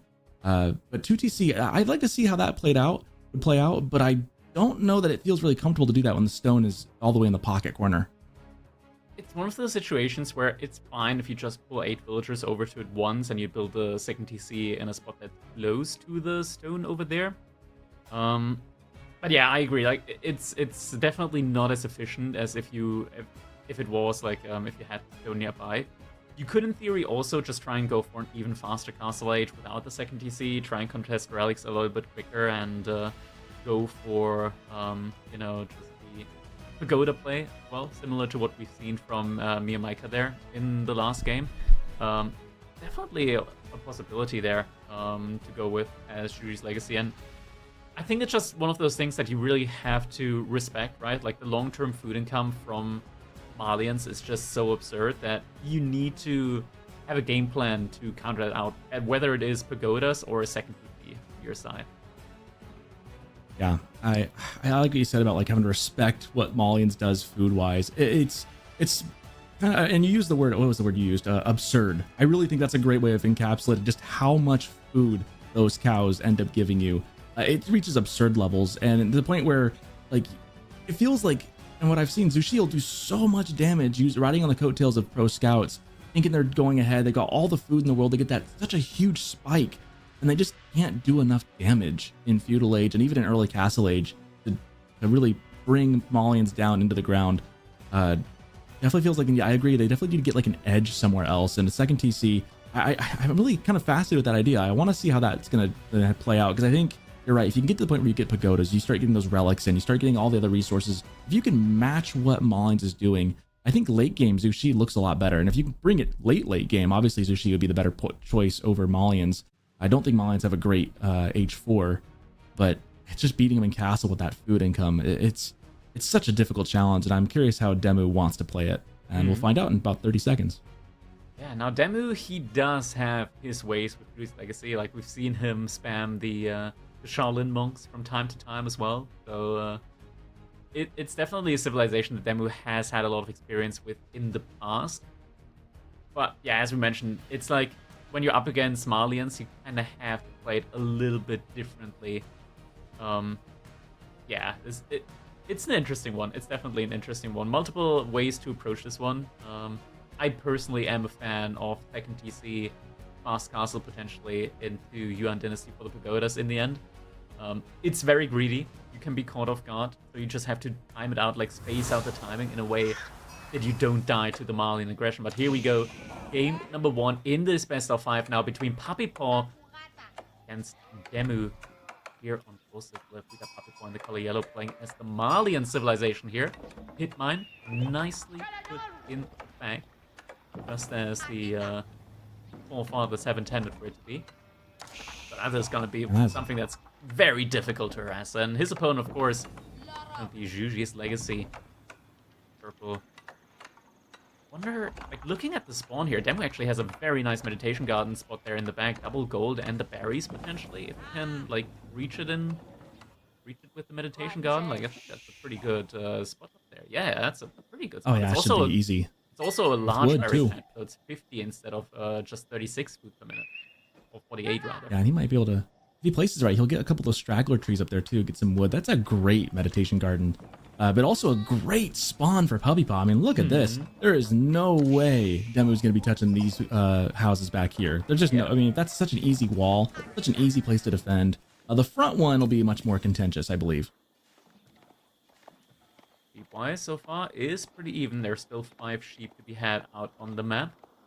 Courtesy of our little nice sheep overlay here. Question is, who will get these couple extra sheep remaining on the map? So you're a big Zushi guy, Crackety, and you're talking about the 2TC play going into Yuan Dynasty. I agree with you, actually. I think that would be the way to go to beat Malians. Again, my only caveat is on this map, that stone is just forever away into basically space is unknown. I mean, it's all the way in the corner and then all the way in the middle of the map for DeMu. How would you go about getting the stone? Like, how many vills are you sending? When are you sending them? Like, what would you game plan around on this map for that? I would send like 6 to 8 villagers together with an Imperial official, probably to the stone in the edge there of the map. And then you can decide, do I want to place the TC like relatively close by? I would probably put the TC close to the berries there, next to it, and then just gather the berries with a mill and be able to drop off the taxes then at the TC. Could use it like a little tricky forward thing base. too. That's true, and I do think like if he could get that up, that would be a huge boon for DeMu. My only other caveat though is that it's not like Malians can't get aggressive in Age 2 either. Yeah. So it's tricky because if you try and raid what PuppyPaw has here, it's probably not going to go well. We've seen the same old song and dance where you get the pro scouts, you try and beat him in feudal age. He just kind of holds, gets his castle and wins. If you go super greedy though, PuppyPaw can just flip the script and get aggressive on you, and I think that could be effective for Malians.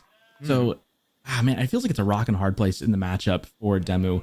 If he gets that TC up, if he does go for it, and that's what he does, I think if he can get it up without dying, essentially, that'd be huge. But boy, you're matching greed for greed, and that always makes me a little nervous if you roll the dice and get it wrong. Yeah, that's true. We do have DeMu with 4 villagers on gold at the moment, so it does kind of make me think that either it's going to be a fast castle or a fast pro scout build from him, and just seeing how he is actually gathering wood at the same time, I do believe that this is going to be a pro scout build here from him, which is still fine. Like, you can still transition into a fast castle play from that. Actually, now he's getting wheelbarrow. He's still gathering a lot of wood. Wheelbarrow is a funny one with Zhuji's Legacy and China because you're essentially like hurting your tax income like quite a bit. Yeah, it's interesting, and this does scream pro scouts to me, and I like it's a meta. It's been the meta on this map and in this tournament. And actually, we see PuppyPaw is going for pro scouts as well, so he's preempting this. It's flipped around. So it's flipped around. Oh my goodness, you're right. You're right. PuppyPaw's getting wheelbarrow. You can tell by the fill-up bar being yellow and purple there. Being the yellow and purple. That's right. We're getting bamboozled here by the by the it's overlay. New technology. We're ironing out the kinks here as well. Well, there's the wheelbarrow for it as well for PuppyPaw. Yeah, pro scouts. There we go. Thank you, Cal. Wow, that was quick. Look at that. He's on it. And it will be pro scouts for DeMu. So now it goes back to what we were saying. Like, you get the pro scouts, you're gonna have a huge influx of food. Now you can get really, really aggressive. But again, look at PuppyPaw's spawn. It's gonna be hard to get super aggressive on that back pit mine. Maybe you can make something happen on the front one. But the problem is while you're doing that, PuppyPaw is going to be just adding cow after cow behind this. Eventually, on the deer on his side, I wonder. There's a yellow dot there on his own deer. Is he building like an outpost there, or what's going on PuppyPaw's side there with the deer? The right-hand side of his base, next to this deer. PuppyPaw, yellow. Just underneath this, just below us. Well, there's a spear heading towards it right now. Just doing a little sneaky scouting. Can we check out PuppyPaw's close deer? There's a yellow dot there, and he is indeed making an outpost there, so he is protecting his deer. Heads up play here from PuppyPaw and trying to secure that. Those spears are not going to get there in time to deny that tower. PuppyPaw's already getting archers out. This is why it's so tricky as Zushi to do this, right? Because Malians can respond to the pro scouts and slow you down. So you're trying to get an edge up, and they'll slow you down while eventually adding their own cows again. I just feel like it's a really tough matchup for Zushi to pull off correctly. And PuppyPawn now getting the deer, eating those up, and just denying them outright. It's actually a brilliant play here. Being arrow slits on top of that. It isn't the fastest pro scout from DeMu, and he is gonna maybe kill the cow. Oh, he's killing the cow! Oh, Value! Hello! And maybe the scout? Oh, okay, not getting, gonna get the scout. Looks like PuppyPawn's also getting warrior scouts in as well, so... Oh, he just lost 2 of his scouts, though, to DeMu scouts and some spearmen. That hurts him quite a bit, so DeMu should find himself now at a point in time where he's gonna be able to pick up a whole bunch of the area of the map. But we can tell, like, PuppyPawn, he is actively investing a lot into the military at the moment. We're getting javelin throwers, we're getting donzos as well. DeMu, now the question is he going to follow suit? Is he going to invest a lot into military as well? Or is he just going to try and go for the age, as we do still see like the first couple of cattle making their way across to PuppyPawn's base here into those cattle ranch. There's another mill being built right there. We see that PuppyPawn doesn't want to make the cows do the long walk again. Spearman just going to buy himself some information here, but DeMu needs to be careful here. You can't just throw them away like that, surely, right? Well, I guess we can. Excellent pickups for Puppy. This is so quintessentially huge for Puppy. This is exactly what he wants to happen. He knows his opponent's probably going pro scouts. He knows that's why he went on the deer in the first place. He had the scout out in his base to see, and now he's got the units and he's winning the early fights. And these early fights buy so much time for PuppyPawn to get the cow boom going. Though he is also investing a lot into military at the moment, so there are a lot of units from him out on the field now as well. Jugunu, Horsemen, and Spearmen still there.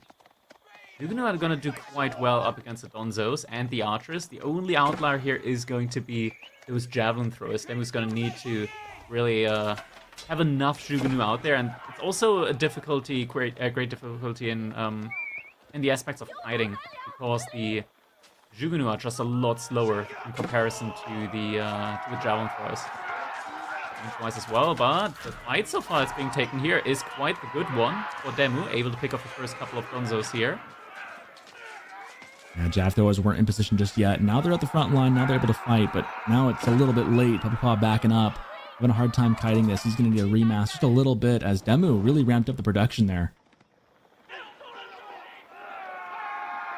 Behind this, I mean, on the retreat, a couple of these units are still going to go down, so PuppyPawn doesn't have the mass advantage right now, and we're seeing it with the income numbers. DeMu right now, he's pulling quite far ahead when it comes to the income, thanks to the Pro Scout, and just buying himself a lot of presence right now, a lot of ability here when it comes to getting those Pro Scouts into his base. But now he's on the retreat, and this is where it's a lot more difficult for Zhu Ji to run back, as his Jugunu don't have quite as much movement speed. Yeah, this is definitely how this matchup plays out. Is it looks really, it will look a little scary at times for PuppyPawn, and he is going to be defending, and that always is a little spooky. When he gets to be able to route Demu's units as Zhu Ji, that's when PuppyPawn is really going to get ahead, leaps and bounds. He is making sure he's getting that deer pack down, and he is getting now 8 cows in the pens. Every little bit of delay, eventually these deer that DeMu is getting, he's going to have a lot of food for a while, but when it runs out, PuppyPawn just needs to hold until it runs out, and then he'll be just so far ahead with the cow boom. Now, the thing to look out at is the housing population here for both these players has been capping out a couple times. PuppyPawn just got a couple houses built again. Both players have, I've seen, been housed at one point or another as they've been trying to ramp up their militaries. You know, when it comes to the food income for PuppyPawn, each and every one of these cattle inside the cattle ranch is 28 food per minute. It does ramp up quite a bit. 24, 28, something along those lines. It does get affected by the food eco upgrade, so it can be a little bit higher.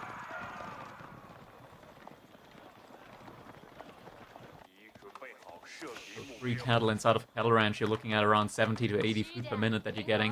You can tell here with the economy count that the dotted line, that's the included cattle there as well. Yeah, this is the tricky thing, is he's keeping pace villager-wise, 38 to 38, no real damage has been done. DeMu's got tons of food to work with, so his military is, you know, very large at this point, 44, almost 45 units now, to only 26 or so of PuppyPaws. That is precarious, to say the least. PuppyPawn needs to hold, and these next minutes are crucial. If he holds, he's going to be in a great position, as we see the horseman diving in. So it's right in time. This is so difficult, though. The kiting here, PuppyPawn is doing an excellent job at making sure that DeMu's units just can't quite get these long engagements that they're trying to look for here right now. Yeah, he's really like having trouble here when it comes to like taking these engagements, right? Like PuppyPawn is doing such a great job here of just stutter stepping back and forward, really utilizing the additional range that his units have and the additional movement speed that his units have. Makes it so incredibly difficult here for DeMu to really find any good engagements. And I think now we're getting to the point where DeMu realizes, okay, I can't really make this happen in Feudal Age. I need to age up, and this is where we're starting to see him macro up towards that Castle Age. PuppyPaw's doing the same thing, though. PuppyPaw's also trying to age up to the Castle Age. And he is going to get there fairly soonish as well. We're looking at less than, I want to say, like 30 seconds for both players to be getting their age ups in. Yeah, and when it comes to this age up, I just got to give the edge to PuppyPaw. Only because eventually the deer runs out. The cows, cow knows this. Cows are forever. They do last for fun. Oh, one of the deer wants to go back with it. Now we're at 13 battle. Grand Fulani Corral is now getting put up here. It's gonna be a lot of passive shooting come here now. More PuppyPawn, little raid coming in here as well. Out first, that's a good position for DeMu. Age up now finished up. We should be seeing, that was the Shaolin Monastery that he aged up with, right? So we should be seeing the first Shaolin monk in production here fairly soon. Upgrades have been clicked so far. DeMu definitely is gonna need to like get agency on these relics out on the map, because otherwise, income-wise, he is just gonna fall further and further behind. Yeah, he hasn't really done any damage. He really hasn't done any damage to PuppyPawn. Did I get it wrong? Is it not the Shaolin Monastery? Did he go up with the Mount Lu Academy instead? I'm afraid I didn't pay enough attention. No, it is the Shaolin Monastery. Okay, there it is. Now it's confused. If I'm PuppyPawn, I'm really pleased with how this game's gone out, because I've seen this exact matchup on this map in this tournament where Malian still pulls ahead even with like 12 vills of theirs killed off. So for PuppyPawn to only be down one villager here, with all the cattle he's got going on, getting into Castle Age quite secure. Military numbers, he's a little bit behind, but he's using his military very effectively. I'm feeling pretty good. Now, this is going to be a little uncomfortable as both players waiting for their castle upgrades to finally kick in, as they do right about now for both. PuppyPawn can just hold a little longer. He's going to be in a really good spot. Yeah, DeMu now wants to take a little bit more of a fight right now while his upgrades are in and PuppyPawn's aren't. PuppyPawn, he's just massing up these sofas now, and he doesn't have the imported armors upgrade yet, but once that comes in, these sofas are not gonna take any damage at all from these Shuganu. Being DeMu prep for that now with some crossbows in the army mix as well, though. Already has the repeater upgrade as well for a Shuganu, so now they have a little bit more range and do a little bit more damage to unarmored infantry units. Now, I was saying that the wheels kind of fall off for Zushi once the deer get eaten up, and I would like to take a look and see how much he's got left. But if he can get a farm transition without losing too much ground to PuppyPawn, DeMu could be in a good spot for the late game. DeMu, I feel like he's seeing a knight in queue now as well. I'm not sure if he's just trying to remacro into knights or if he's actually like trying to kind of like close in on the Yuan dynasty here. It definitely feels a little bit early, but might be that he's running out of resources underneath his mill now. Yeah, there aren't that many deer remaining. So he does have to make the eventual transition. I think it's better to make that transition when you have the relics than when you can just go into Yuan dynasty, rather than go immediately into a farm or bury. Most definitely. And this is where DeMu's going to be, for the first time in this game, really on the back foot, is when that food dries up any second. I'm going to be keeping my eye on that in the right corner, upper right corner of our screen, because once it dries up, how he manages it, if he goes out for outside food, that could be a time for PuppyPawn to pounce. We now also have 3 relics in for DeMu. The 4th one is also being secured. There's only 1 relic that's really close to PuppyPawn's side. That's just not really realistic at the moment, I want to say, to take. But with 4 relics, DeMu is definitely in a good spot when it comes to potentially getting that Yuan dynasty. Import armor almost in. Once that happens, Sofa are going to be doing just so well on this map.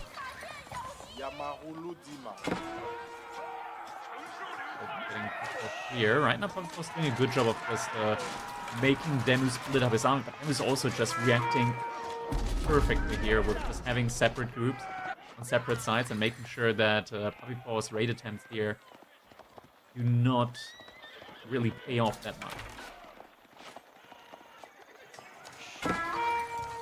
We're now up to 18 of 20 cattle for PuppyPawn, so Cow Boom, at this point, I'll just say it, it's pretty much fully online, fully operational. War also has been eliminated, evaporated, wiped off the map. And it's not going to be a food source that DeMu can have access to in this game at all. And now the army from PuppyPawn, it's moving forward on 2 sides, just a couple of Sofa, dragging the entire army from DeMu to the left side. Gonna have to be careful, he's gonna have to move the villagers, does do so in time, isn't gonna lose any on that side. Is in a position, I would say, to rebuttal the army from PuppyPawn here, as PuppyPawn doesn't quite have enough units. Oh, it's so difficult though with the micro here. Really being pushed into every single line, like every single side to in his base. But he's trading well. He is able to push PuppyPawn back for the time being. It looks like he did just reinvest a lot into the military, so now he is very far off from that Yuan dynasty at this point in time. So it's going to take him quite a while to get to the eventual pagoda play. And the question is starting to become, can he really even afford that? Yeah, his food income has dropped off a cliff. The deer has run out, as we've been expecting for some time. Right around the 18-minute mark, it is down to pennies on the dollar. PuppyPawn, if he can just survive, once his army is wiped off the map, DeMu's not going to be able to build it back again anytime soon. So PuppyPawn now is just looking to find a good angle to take a winning fight. Right now, he doesn't quite have the mass to do that, so he's backing up and kiting. But his eco would probably carry him. However, he's spending every dollar he has as well. PuppyPawn's income a minute is just so much greater. It looks like DeMu has found another source of food, probably some berries. As the main fight happens here, PuppyPawn needs this to go his way. Wait on the second berries though. DeMu, he just lost a bunch of villagers and a lot more idle time has been caused now inside of his base. We do see a relic getting yoinked here at the front side, so he might be getting that 5th relic in. But a lot of idle time has just been caused inside of DeMu's base, and the military count, it was very much in favor for DeMu. It is now no longer in his favor. It's rather even now, and it's Junu versus mostly archers right now at the front side, so that is still looking good for him. There's also a couple of javelin throwers, and units just aren't dying quickly enough here on the side from PuppyPawn. It's just all idle time inside of DeMu's base right now. He's completely idled out, nothing in production. Meanwhile, PuppyPawn, with all of the passive income here from the Malians just pulling through, there is non-stop production going on right now. DeMu losing more and more villagers here at the same time, and it's just not getting, like, the army just isn't being built back here. He just doesn't have the capability for that right now. I feel like we kind of expected this outcome a little bit due to the Civ choice. And I think I've been looking at this matchup again and again and again, wondering how does Zhu Shi overcome this? Maybe they do what you've been suggesting, just go fully greedy. I think it's tough on this map. Again, that stone is just so far away. Maybe they don't feel comfortable doing it. But I've just seen the same song and dance so often where for a while Zhu Shi's got the military lead. It looks great. This time, not even doing any damage. It's 13 kill kills to 1, not to mention the cow boom. PuppyPawn is so far ahead here. Yeah. I believe now at this point in time, there aren't any more units here, and DeMu, he just cannot remass at this point in time. There's 12 so far out on the map, 30 archers. The army count from PuppyPawn is just massively ahead. DeMu right now, it is just about coming to terms with it at the moment. He is still trying to, like, save the villagers, rally them around the sides, and he is able to escape with a whole lot of them. Unfortunately, when you're up against Malians, that just isn't enough. It's not enough to save your own economy. You have to do damage on the other side, else it is GG, and GG it is. Game number 1 here being taken by the Canadian. Yeah, and it's just such a tough matchup to deal with. Like if you're DeMu, you're looking at that one going, man, what else could I have done? Because the meta play that you're trying to go for just isn't enough against what Malians can do, especially at the hands of a player like PuppyPawn, who just plays so clean in so many ways of the game and plays at just a high level. PuppyPawn takes the 1-game lead at 21 minutes, and you know it happened right when the deer ran out. Every time, the moment that deer evaporates, it just feels like Zushi just always gets hit by a truck and is looking around going, okay, now what? And they don't have time to react because meanwhile, Malians with their cow boom just surging ahead, finally reaching the apex of their power. Feels like the power spikes of these civs are almost inverse of each other, and it feels like PuppyPawn with Malians, it's that power spike right when the window hits where you can actually kill your opponent. Yeah, I mean, he got all the relics in, right? It's just getting that window then to the Yuan Dynasty, it is so tough. It's even tougher getting the relics in when you're going for that second TC, but at least even if you don't get the second TC, if you don't get the relics in with the second TC, you do still have a lifeline in the game, courtesy of just being able to keep up at least a little bit with the economy. We did see a nice little cow snipe there at the beginning with the Spearman. Almost gets another scout, didn't manage to finish that one off, but did manage to pick off 2 additional scouts inside of his base.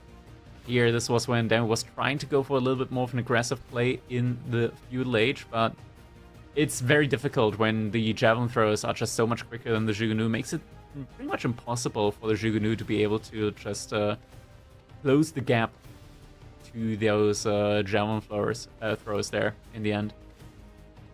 Although I think he played this quite well. He got like all of the relics in here, and if only he had an additional window of scale there for his own economy, this could have definitely gone the other way. Next up, though, we are going to be moving to Boldland, and this is sort of where we're getting into the home territory for DeMu, as he's going to be able to play the Byzantines on Boldland against the French from PuppyPawn, and Byzantines in general.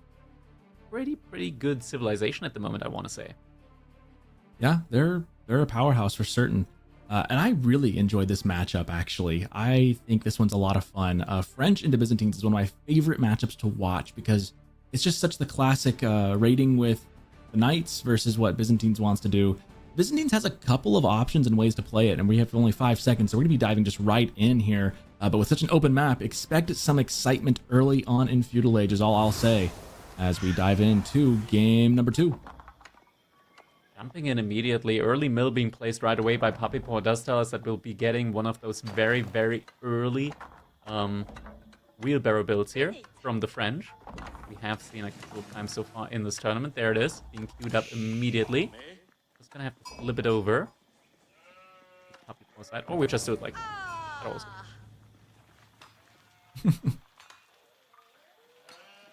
Why flip the tech when we can just flip the players? All right, I'll just flip the whole map over, you know, and just put it sideways the entire game.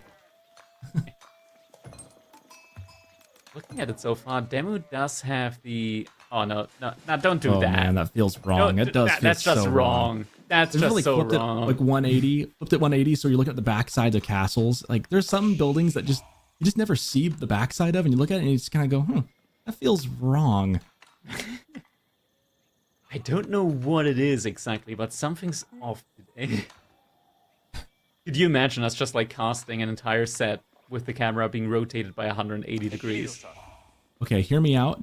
EGC should do like a one-off tourney on April Fool's Day and do it that way. Be pretty great. We just do a mod that flips the camera around 180 degrees. Like 180 all the way, right? Just completely upside down. Mm-hmm.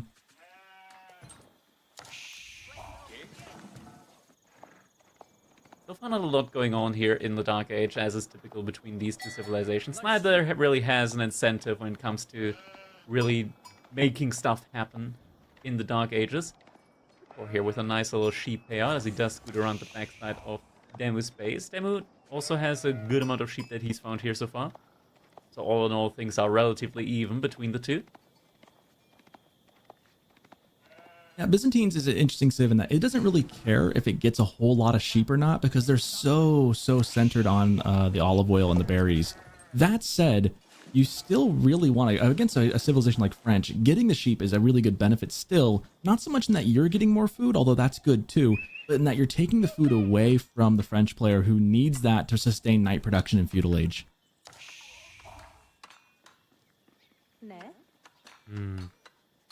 This is now also gonna be coming in for DeMu.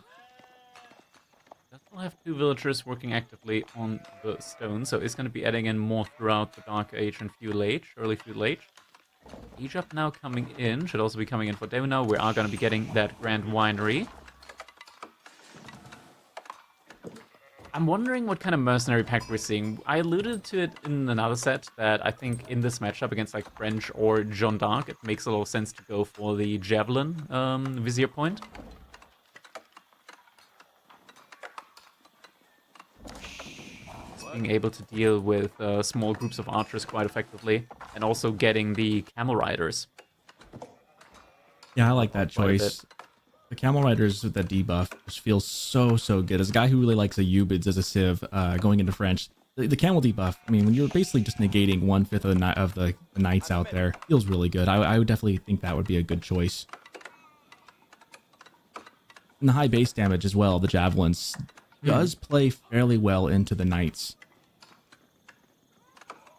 It's also that you have a lot more movement speed with them compared to longbowmen, at least in theory. With formation shuffling, anything is possible, of course. You can have a longbowman walking at the same movement speed as a charging knight at times, but in theory, long term, you should have more movement speed with the javelin thrower. So just being able to evade the knights or just be able to, you know, delay an incoming charge a bit until you reach the front line of your spearmen to defend helps out a lot. I feel like I make a great t-shirt slogan. In formation shuffling, all things are possible. I like that. That'd be a great AoE 4 t-shirt. Formation shuffling, we trust. About 15 seconds left to go on the Grand Winery, and we will be all up and ready into Feudal Age. We've already got a knight on the field and one more in the queue. An archer range immediately being put up by PuppyPawn, so we know the composition. I don't think anyone's going to be surprised by that. Now, Limitani also coming in for DeMu here, so it's going to have a response to these early knights. PuppyPawn not going for a very quick pro scout, instead is getting a lot of the other economy upgrades. We're getting horticulture and double broadaxe. These early raids First so side, pivotal. DeMu is going to react in time. PuppyPawn's not giving him a lot of options here, though. Retreat This is about the time. This is about the time where the Benny Hill theme should be playing. And just running around circles around that gold vein. PuppyPawn's already got archers out on the way.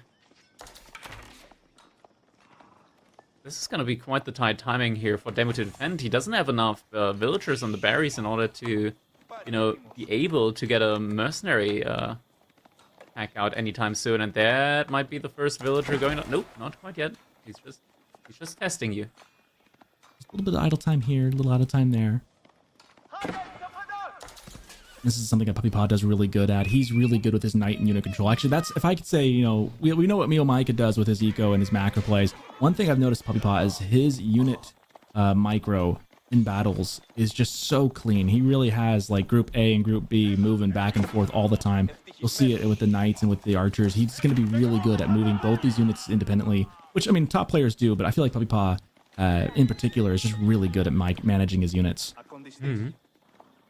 Oh, he's in a little bit of trouble right now. He does not have enough olive oil for his first mercenary pack, so instead, right now, he's kind of just forced into his base, and he's got to play it the normal way. He's got to actually make units here with normal resources. He is on cistern level 2. Actually, he should be cistern level 3. I think his third cistern isn't quite connected. Ah, he is connecting it right now. It's this... I'm not sure if it's a bug or if it's an intended feature. We do like to call a lot of bugs intended features if they take too long to fix, so... You're still mad about the boar laming from yesterday, I think. Yeah. It was level 4. I saw that too. It was 3 and then dipped down to 2, and I was like, wait a minute, what? Interesting little feature. Good to know, good to know. Maybe save that last little bit for the end. Maybe use a tooltip or something for it. Now Professional Scouts on the delay is going to be coming in for PuppyPawn. We do now also have Horsemen coming in for DeMu, so he is going to have an answer to those archers. If he gets to like 4 or 5 horsemen, he's gonna be able to push PuppyPawn all the way back and maybe even wipe up the army. Now he's gonna buy himself at least a little bit of time to, you know, get some more of the olive oil in order to be able to eventually get some mercenaries out. PuppyPawn not fully retreating yet. I'm going to say it, and it's probably going to come back to bite me as a caster curse, but I like that PuppyPawn delayed the pro scouts here. That allowed him to get those archers up and going a little earlier and get the pressure on DeMu and really put his feet to the fire as soon as possible. He still is in a good position to go get a lot of those deer as well. And with the sheep that he gathered, it really, I mean, some people might be wondering, well, French just goes pro scouts. They don't need sheep. Well, getting as many sheep as he did, not that he had like an absurd amount by any means, but getting his half at least really kind of enables him to rely on that for a little bit and then go pro scouts just a little bit later. He's not in dire need of the venison right now. DeMu now is also expanding out to the gold in the back of his base, so overall his economy should still be solidly safe at this point in time. Knights are still trying to harass a little bit. No villager has been killed yet on DeMu's side, so far, all in all, things have been looking not too bad here. Oh, he's hiding the spearmen. He's hiding them, and the trap has been sprung. Just like that, one of the knights will get taken down. Nicely done by DeMu. He's rewarded by being able to kill one of the knights off there. Also, maybe get the scout. Yeah, it'll be close. I'm able to save the 2 in the scout. That was some close. You could see the DeMu what he was trying to do there, trying to get the body block and surround him so the spears could catch up. PuppyPawn reading that just right, kind of skirting away, and now come the archers coming in to take care of him. That's enough archers to be able to one-shot. That's a good amount of archers to have. And now the first pack of javelin throws coming out as well, though. But you need the second one to be able to one-shot the archers here. This is where it can be dangerous. Wall's got to be careful not to overextend. He might have over just a little bit, but we'll see. He's picking off the spear, still doing one at a time there. Mittani still gonna get one shot, so the army count on the Mittani front, it's just getting lower and lower here. This is Could really now be good getting to a PuppyPawn. point where you can't one-shot them anymore, at least, but like all of the numbers are just gone, and now the knights are actually able to take a fight here. And DeMu, he's gonna lose a lot of his units. He's gonna be able to secure at least a couple of the horsemen, but he lost all of the Limitani, and that did not feel like a worthwhile trade. This is what I was talking about how good PuppyPawn is with his unit management. He is just so good. He knows exactly how many archers he needed there, knew how many he had to keep alive. The stuttering, the backup, the sending the knights in forward, his control of his army.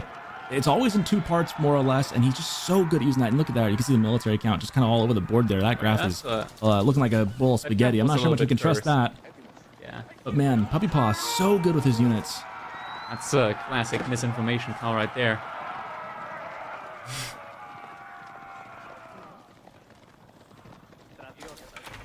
That graph just had a little too much olive oil to drink. You know, we gotta get it a cab to send it home. We had a little bit of everything in that graph.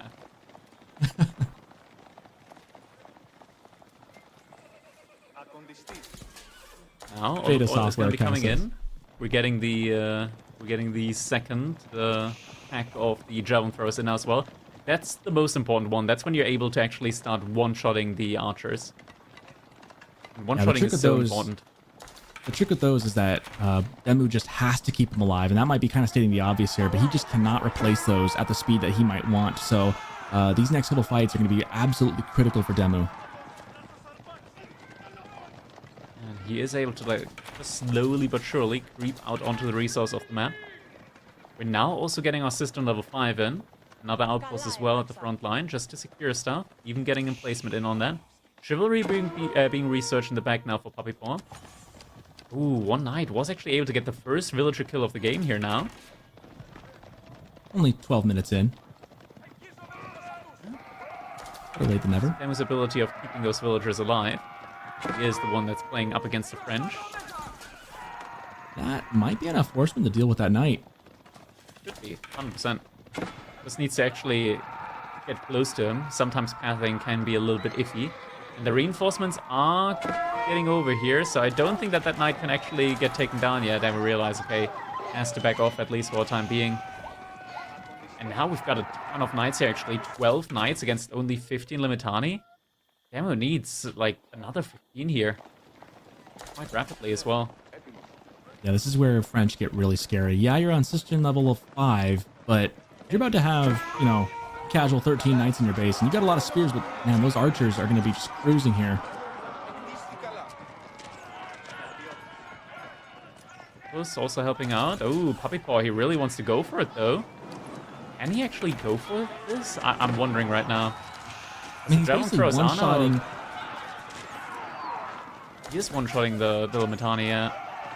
He can almost, I think he two-shots the horseman as well, so that's a good archer blob. He needs to keep him alive. They're getting a little banged up there. Yeah, he did just lose a couple of them.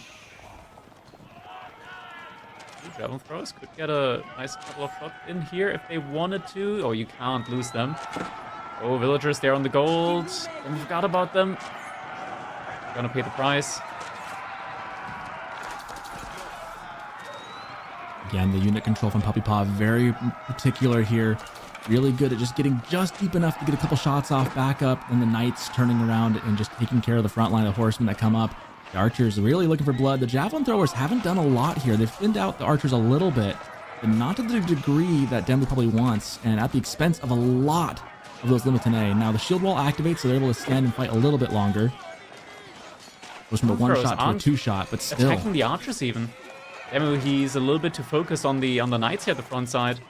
He's got enough groups of javelin throwers to be able to one-shot 2 archers at the same time. Isn't actively going for it. A lot of these knights are relatively low health now, but they are going to start roaming around in the base. DeMu pulling the villagers back in time, though. That's a lot of villagers that are being mobilized there now. And overall destruction value, it's still fine. It's relatively even. DeMu just needs to kill a couple of these knights now, else they're just going to heal back up to full, and that is not something that he wants to have happen. Those archers in a precarious spot. There are a lot of javelins left, and that is kind of the one unit that Puppy really wants to get off of the field. Everything else he can clear again and again, and DeMu can make again and again. Those javelin throwers, letting that mass stay alive is the one thing that's going to keep PuppyPawn at bay. As we're seeing here, DeMu's got to be careful, really though. Answer. Can't push too far forward. Looks like our graphs are still crazy. There's the eco ones looking okay. That one's sobered up. Yeah, the economy count, of course. There is also the fact that PuppyPawn, as the French, is just making villagers faster. And now the Guildhall follow-up. After all of this aggression, DeMu, oh, he's gonna be caught off guard by this for sure. Almost certainly. The numbers, he's not even close to Castle Age. He's got the gold, but he does not have the food because he's been completely just pumping everything he has into Horsemen and Limitane. And Horsemen aren't cheap as far as food goes.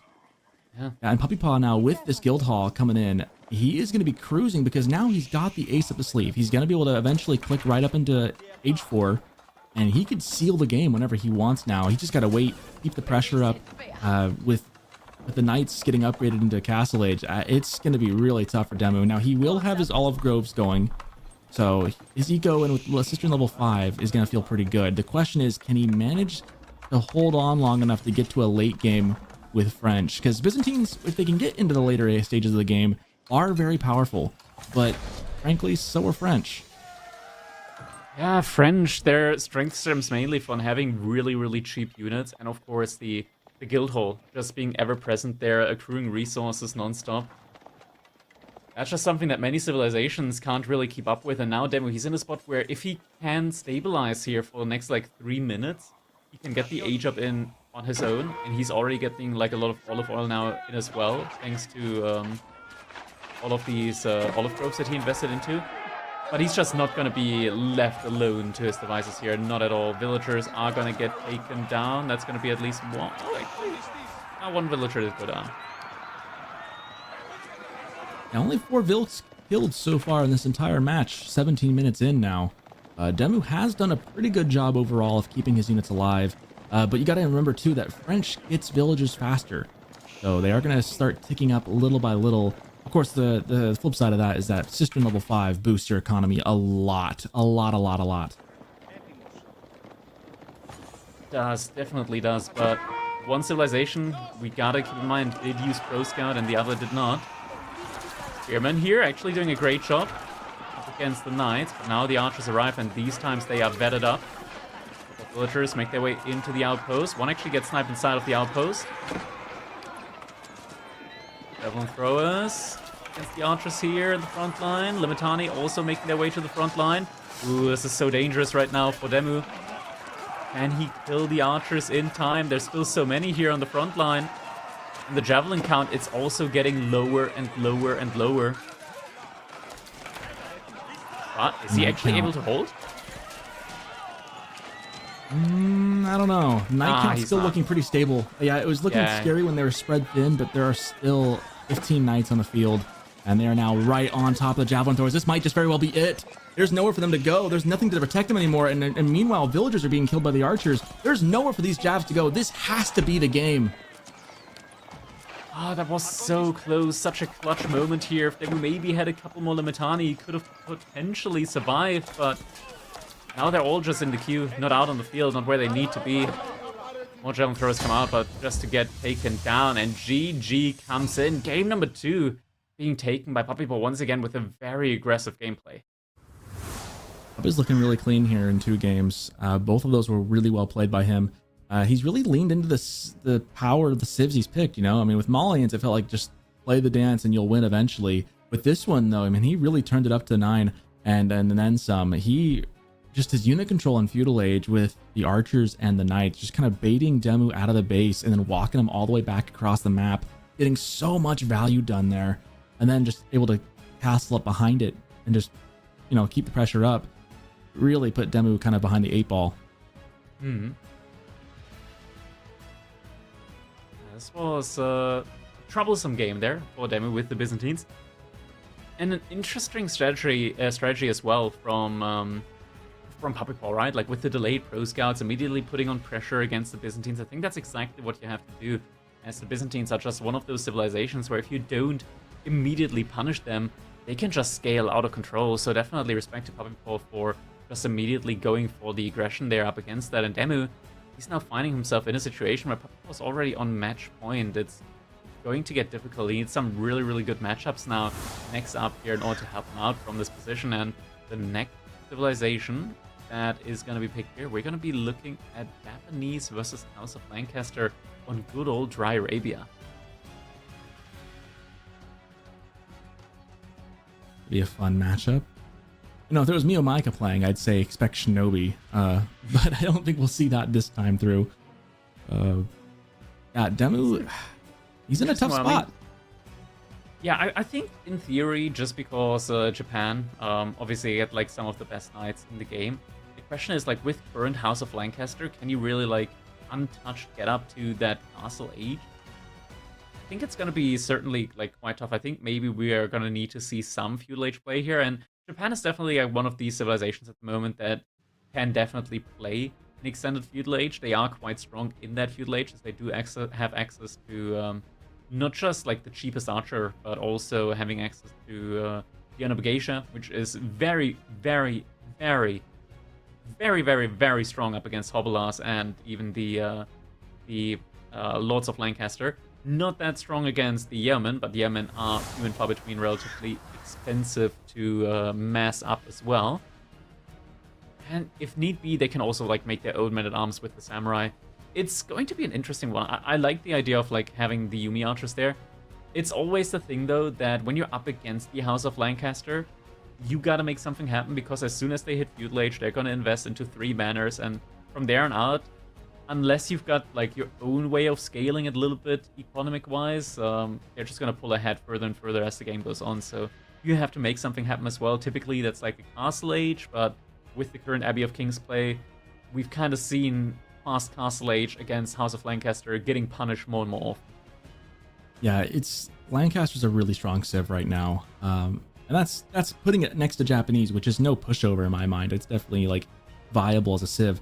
Lancaster's really good, and it's tricky because you look at different points in the game when you can maybe push, when you can maybe do some damage. It feels like feudal age, they're really strong. It feels like castle age, if you just try and sneak up to castle and tech up on them, they punish you for it, and then they still get a lot of resources when they age up into castle.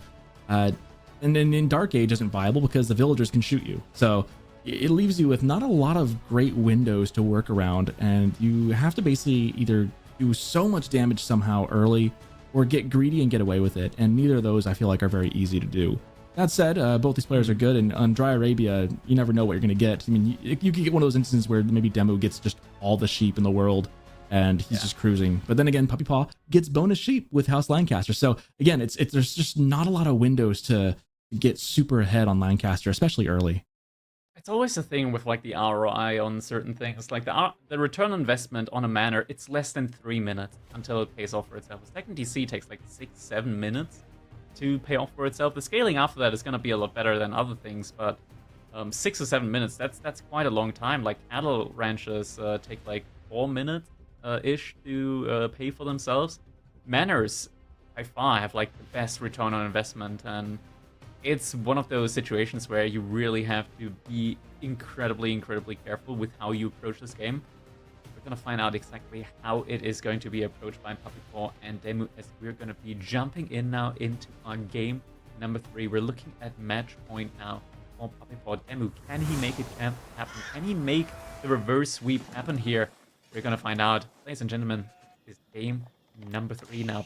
PuppyPawn in the color yellow, playing as the House of Lancaster. We're not going to be getting an early Dark Age barracks here from the looks of it, at least not from the House of Lancaster. DeMu also not opting for that one, and just gonna be going for the typical farmhouse on the barracks, even going for an early Tawara, so is gonna be netting himself a nice little increase there on the barricade.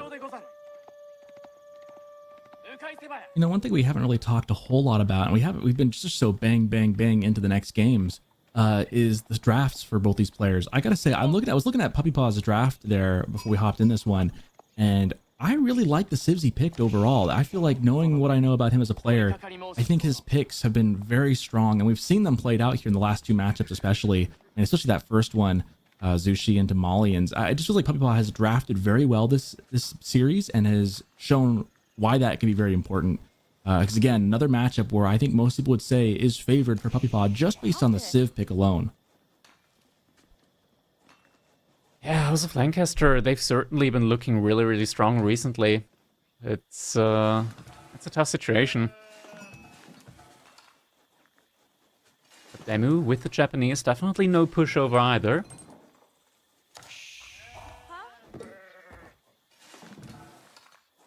Shout out to our production crew for all the updated overlays, as well as our sheep counter. I'm a particular fan of that one, and if you know, you know. Good amount of sheep here. There is, of course, also the additional 4 bonus sheep being attributed to the House of Lancaster. We are going to be getting the Abbey of Kings in now. No big surprises here. Yeah, I feel like we see this a lot more. In this tournament meta at the moment, like, everybody's like, okay, yeah, that's it's just so good.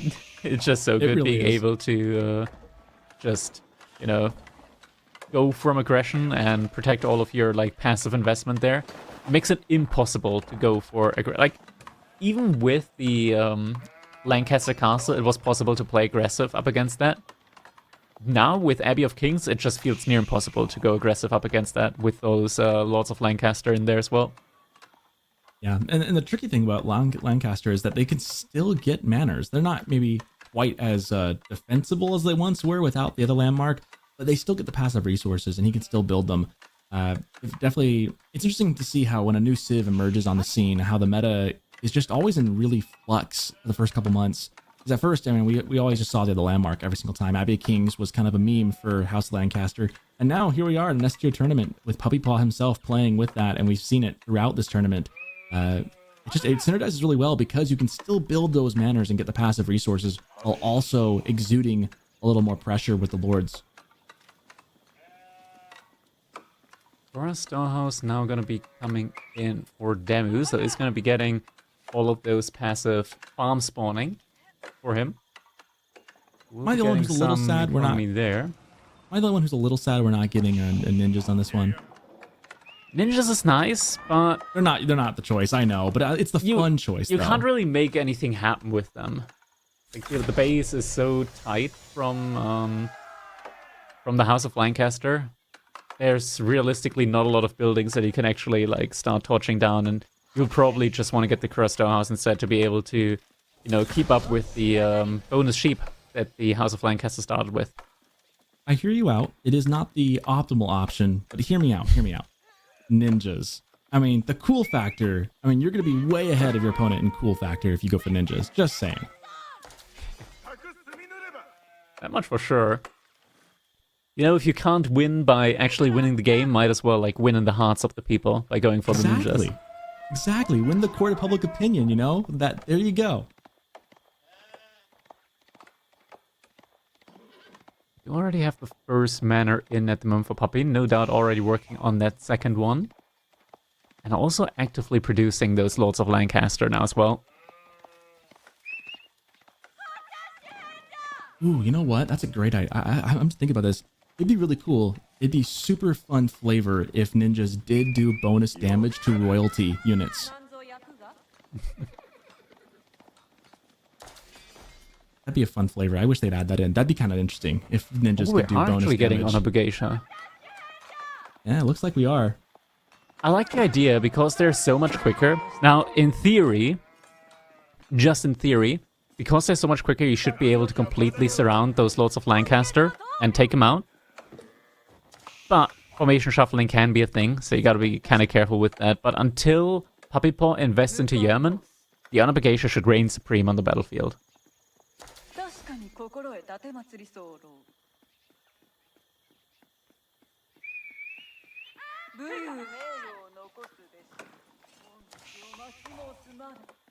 We're only on a single barracks here at the moment. DeMu does have enough resource for another production building. Hasn't quite decided on which one to go for yet. Could be going for the Yumiatras. I'm guessing he's just waiting to see what PuppyPawn's investing into next, whether it's going to be Hobelas instead, or whether he's going to be going straight for the Yeoman. Never mind, it is coming up, and it is going to be another barracks. Okay, that's a nice in-between choice, because the barracks doesn't actually cost that much wood. And now we do see PuppyPawn has invested into an archer range, so Yeomen are going to be coming in. Now DeMu could, in theory, go for either Horsemen on his side or Yumi Archers. Yumi Archers makes a lot more sense in theory as well, because you're going to have a range, like you want to have a range unit anyways. The Yeoman, not the Yeoman, the Bugeisha are going to... They're like the melee frontline, and they're going to be able to do that job, but he's going to need to have a ranged approach as well, eventually. Yeah, most definitely. Oh, this could be a nice little pick-off here, as he does spot all the Lords of Lancaster. This is it, the Bugeisha, this is where they can kill them all. And they're so Don't have any blacksmith upgrades yet. They're so slow too, because Bugeisha, I mean, look how fast they get going once they do their charge. If they get the body block and surround, they could do so much damage so quick. It's like walking into an active blender. Could go for the kill. He's just a little bit too afraid of the damage here from these Lords of Lancaster. Come on, puppy, do it. We're also getting a Katana Bannerman in. He needs to do it soon though, because the Yeoman are starting to mass up as well, and he can't let them like close up together with the Yeoman. It is strange. He's like kiting PuppyPawn out of his base. This is a little strange. He's like heading back to his base, trying to get on top of the Yeoman. Maybe his thought process is maybe get on top of the Yeoman before they have too many numbers. But it feels like you're just kind of getting caught out. Because now, Lords aren't too scared here with Archers and Yeoman behind them. This feels like a misplay. We're getting Samurai now in as well. This is where I feel like DeMu maybe falls a little bit... falling a little bit apart here. He doesn't have like a direct counter to the Yeoman. The issue is the Yeoman are just so quick that you can't really play Samurai up against them. He needs to like catch PuppyPawn out somehow, but we can see like PuppyPawn, he's on top of the game here. Getting a couple of the Bugeishas low there, and yeah, DeMu is gonna have to retreat, and he's just losing a lot of the units there. 5 Bugeisha. 6 Bugeisha going down there, not a single Yeoman losing its life. Yeah, this feels like a massive missed opportunity. DeMu had those guys on a silver platter right next to his base. Even if he just picked off 1 or 2 of them, I feel like you'd be happy trading the Bugeisha. It would have been worth it to trade those Bugeisha out for 1 or 2 of those Lords, because now look where you are. You've traded off the Bugeisha for nothing. You'd rather, get rid of them and get something out of it at least back. That's kind of problematic now.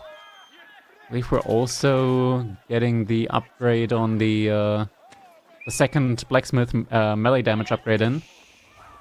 Oh, right now he's just struggling up against the military here. There's a lot of score lines. I'm not quite sure which one is which. So I'm just gonna ignore that. Best with. Whichever one you like best can be the one. It's just you choose, you know.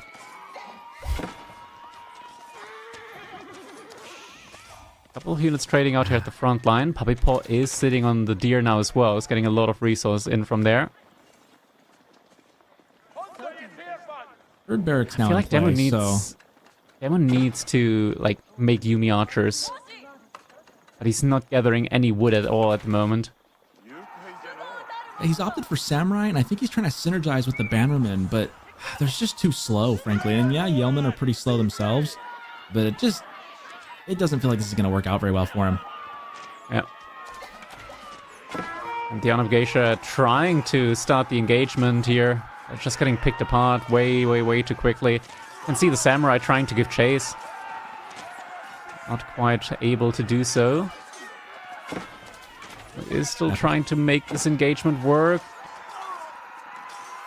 It's trying to. Lots of Lancaster. One is going to go down now. Get picked off. But there aren't really that many Geisha here that can effectively like gap close, so the Yemen, for the most part, they can just kite. Every now and then they get a shot out on the Geisha. PuppyPawn is still running back here, but behind this, he is aging up with the White Tower. 12 villagers working on that, so this has all just been a big old ruse here. DeMu is firmly sitting inside of the field age with no real way out at the moment. Yeah, this feels pretty bad, and it goes back to that first bad fight where you just lose a good chunk of mass for nothing. And now you're trying to make something out of nothing here.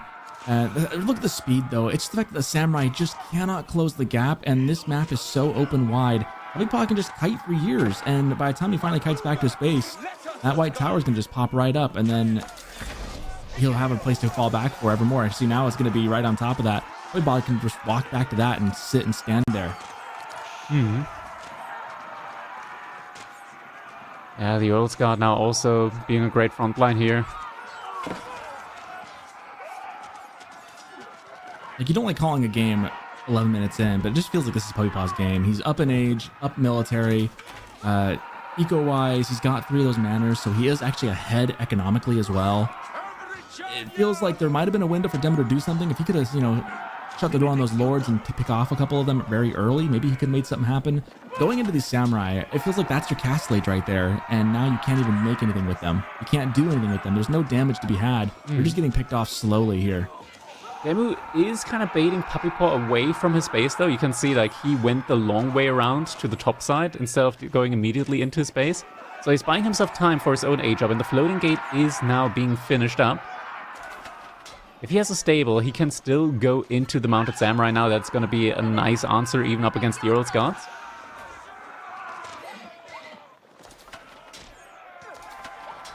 I'm not sure how DeMu works his way back into this. Feels like PuppyPawn is just going to keep this advantage, and as long as he doesn't make any catastrophic mistakes, he just got to kind of walk through the motions to close this game out.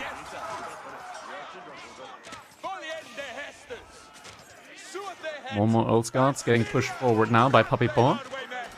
DeMu almost bought himself now enough time for the age up. But it's still going to be a rough timing now. The age up has been finished. Yoshiro is going to be put inside. Oh, is it going to be put in?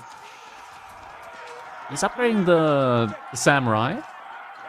Doesn't have any really remaining at the moment. And now PuppyPawn 26 units. Yeah, the Yoshiro has been put inside of one of the barracks here now, but the food income, it's being shut out now for DeMu. Gonna have to run these villagers away. The wrong side. And now the gold villagers are also getting taken down. PuppyPawn starting to burn down the farms. Katana Bannerman. Boy, this one's been ugly. Yeah, these villagers are all getting taken down now by these yeomen. Yeah, Samurai just can't catch up. This was an ugly match for DeMu here. You can see the economy count just falling off a cliff here. And PuppyPawn, just putting the pedal to the metal here. DeMu, unfortunately, really can't afford to GG next, but he's got no other recourse now. This was the game point for PuppyPawn. It looks like he will be moving on, and DeMu having just a rough go. This game in particular really did not go his way at all. Indeed, it did not. DeMu already managed to get one of the relics in, but he's now 16 villagers and 3 manors behind the base. It's just burning at the moment. Farms on fire. And there's just no end in sight. Behind this, PuppyPawn is now also investing into additional manors, so his economy is going to be even greater now. It looks like DeMu's going to try and play this out just a little bit longer again, because he's back on the ropes though. This is his last chance. He doesn't want to give it up just yet. But you just kind of sit here scratching your head going, man, is there even a road to victory here? Is there any feasible way to get in this without PuppyPawn completely throwing the game?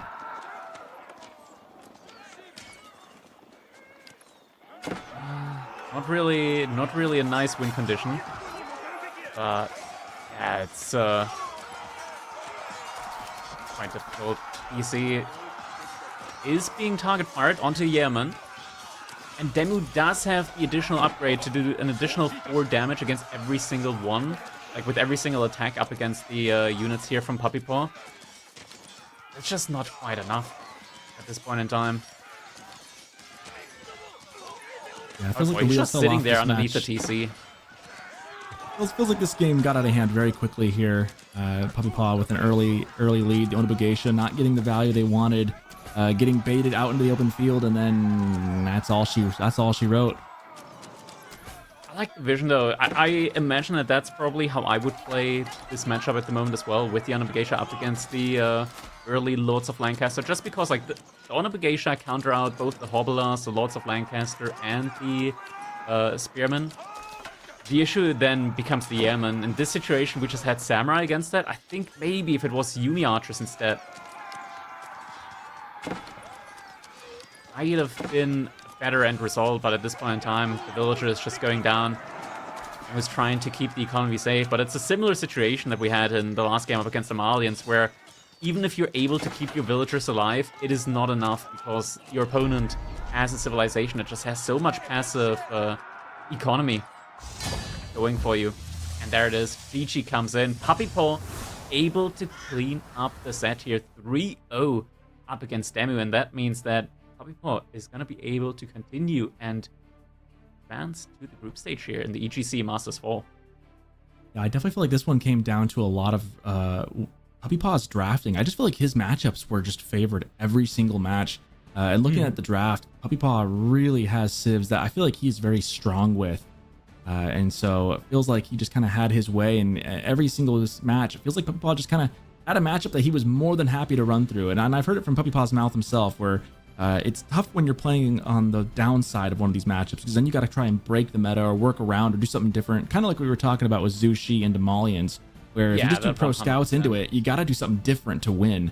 Whereas PuppyPawn, when you have the advantage and you've got the better civ in the matchup, you just play it out. And if you do it correctly, and if you don't mess up, it ends up usually more often than not becoming a win, as it was here for PuppyPawn today.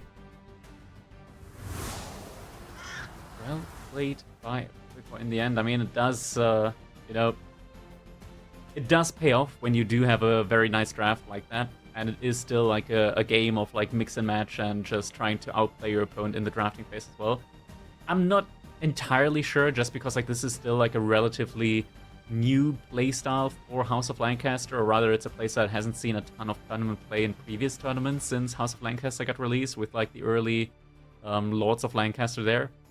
And it's one that has just recently been continuously improved on and on and on. So I'm not sure like how many exact counters there are. I personally have felt this to be like a really, really strong strategy at the moment, and I do feel like a lot of civilizations will struggle up against this, because it's just one of those situations where we're in a meta at the moment where a lot of civilizations can't like muster up enough of a force to dive the opponent's base or like really punish a fast castle age. The House of Lancaster with the Lords of Lancaster, suddenly they're able to do it. They're like the one civilization that's able to punish a fast castle age at the moment with their units, and it's something that will need to be figured out as the meta evolves more and more. 100% on the Malian versus Zhuji game. That is one there where I think, okay, this is just incredibly tough for Zhuji, especially on coastal cliffs where you can't really like evade your opponent, and you just have to somehow play into an economy, like long-term economy game, which isn't necessarily the strong suit of Zhuji's Legacy. Byzantines versus French, I'm not sure. I think that's like still like a relatively even matchup. Like Byzantines is just pretty great baseline overall. And DeMu did do a great job of just holding early on, and I feel like even after the after the Castle Age transition, DeMu did a great job of fighting off against those Castle Age knights and archers. Like maybe if he had like a second barracks, he would have been able to hold there as well up against those knights with enough Limitani production. Overall, like this, some super tough matchup in there as well, especially how it played out with the House of Lancaster there. But this does mean in the end that PuppyPawn is going to be able to advance to the group stage. So congratulations to him there, and I do believe that we should be getting an interview with PuppyPawn in just a moment. There he is. All right, ladies and gentlemen, give it up for PuppyPawn. All right, congratulations, PuppyPawn beating out DeMu 3-0 here now and advancing into the group stage. How are you feeling after this rather clean set, I want to say? I mean, I'm feeling good, yeah. To win 3-0 after yesterday, it's nice, yeah. Feeling good. How are you feeling at the moment when it comes to like your own performance in the tournament? Obviously, you didn't have the, I want to say, easiest day yesterday. But overall, how are you feeling about your own performance, about your practice? Is it all like still going according to plan? I'm not really sure how I'm feeling. Like, I feel like my practice is decent, but I still haven't been playing as much as I wanted to, and I think I only practice with like 2 to 3 people, which I think is a bit small. Yesterday versus Vortex, I learned a lot from playing him, let's just say that. He has a very different playstyle than the people that I practice with, and he executed it really well as well, yeah. Yeah, I remember Marine Lord yesterday said as well that he thinks the current meta definitely fits Vortex's playstyle quite well at the moment. What do you make of the current meta? Do you think that your playstyle is fine into it, or did you feel like you had to adapt a good bit with the current meta and how you had to play your games from how you previously played them? I mean, I think, well, everyone has to adapt to the meta, like, but, you know, it's some people more than others, yeah. I think, I mean, it's an aggressive meta, so I think in that regards, like, it kind of fits my playstyle, but also you can be very passive and raid a lot. I think Vortex mentioned that yesterday, which is very strong in this meta as well. I think it's okay for me. It's not perfect. It's like maybe a bit more macro in the mid game, but it's okay. Talk to me a little bit about your first game against DeMu here. That was the Malian against Zhuji game. I feel like it's a very interesting matchup because it's one of those few matchups where Zhuji's Legacy kind of like has to adapt their game plan. As Malians, just with the cow boom, they eventually scale way ahead when it comes to the economy. How did you feel throughout the game, even when you saw like DeMu getting that 5th relic right in front of your base? Were you still feeling okay, or were you like, okay, maybe I gotta be like a little bit worried now about my opponent getting a little bit too much passive income as well? Nah, I wasn't really worried. I mean, I don't think I think out of 3 games there, I played that one the worst. Maybe it's because it's the opening game or whatever, but I mean, he didn't really do any damage through the entire game, and I think Zushi has to do something. Like, even getting the relics is nice, but ultimately, like, I'm up like 20 villagers pretty much, right, going into the mid game, because he's going to run out of his first carrots, and I'm going to have 20 cows, so. Even with the relics, I thought, you know, I'm just going to keep the pressure on, make sure that he can't get a farm transition. I should be good. One last question there. In the last game, we did have the Japanese against the House of Lancaster, and we've seen it time and time again at the moment with the meta, with the Abbey of Kings just emerging more and more. What is your own personal take on the Abbey of Kings build at the moment? Because we did hear that a lot of people find that it's like really, really strong in Feudal Age. Do you think that it's like starting to evolve into a situation where players, when there isn't like a KT prior ban, might opt into banning House of Lancaster first instead? Maybe. I mean, yeah, maybe. It's even the topos. I mean, I think are a bit. They don't know what's peak Civ in every draft and every map, but House of Lancaster is also a Civ that's very easy to play, and I think the Lords are very, very strong at the moment. It's very difficult for a lot of Civs to deal with it. Even the best Civs have trouble. Particularly like Civs that, take deer have trouble as well because they have to deal with the Lords of Lancaster and pick up the deer. And the units just have a lot of HP on them. So I think it's it's an easy Civ to play. It's very strong. So yeah, maybe people will ban it. I don't know. But it definitely seems to be a prior pick in a lot of these drafts for sure. Absolutely. All right, PuppyPawn, thank you so much for your insights. Congratulations once again on winning 3-0 here today and advancing into the group stage. And with that, thank you so much for being here, and we'll see plenty more of you in the next couple of weeks. Thank you so much, man. Yeah, thank you guys. See you then.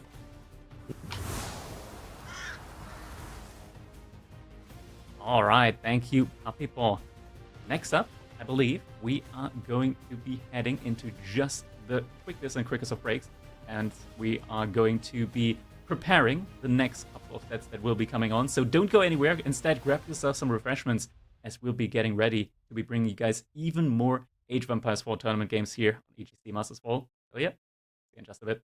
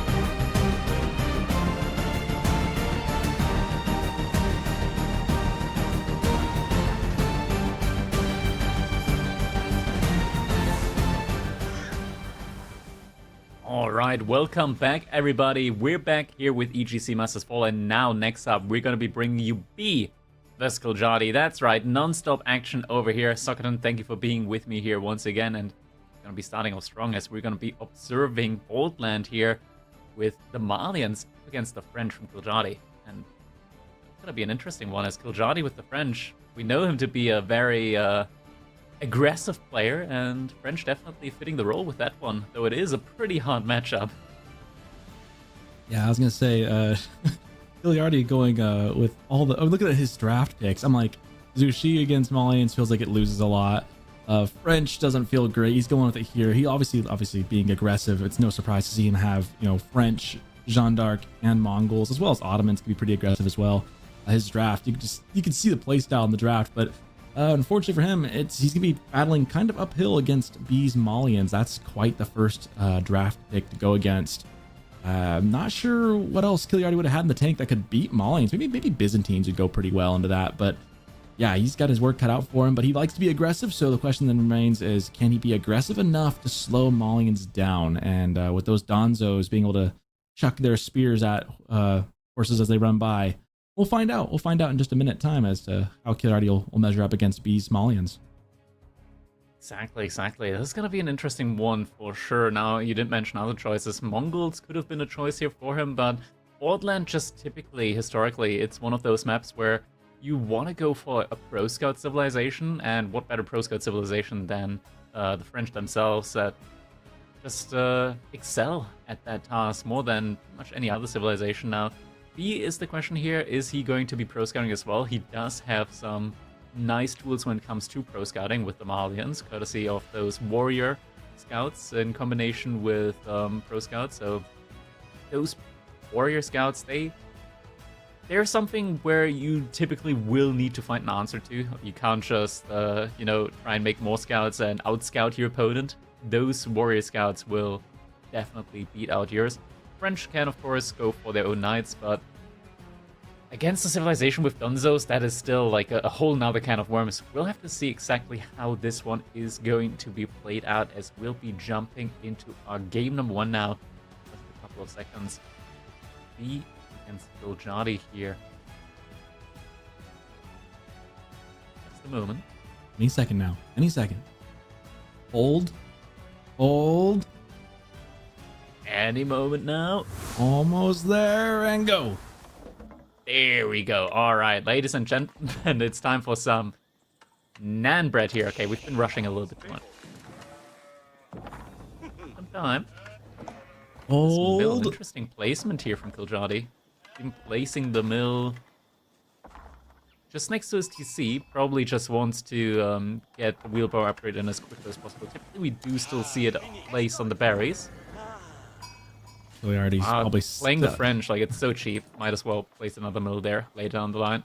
I imagine he's thinking, berries? I don't need berries here. We're not going for the berries. We got our eyes set on deer for sure, as we see that wheelbarrow immediately getting set up. So obviously he is planning on getting the most value out of that as he can.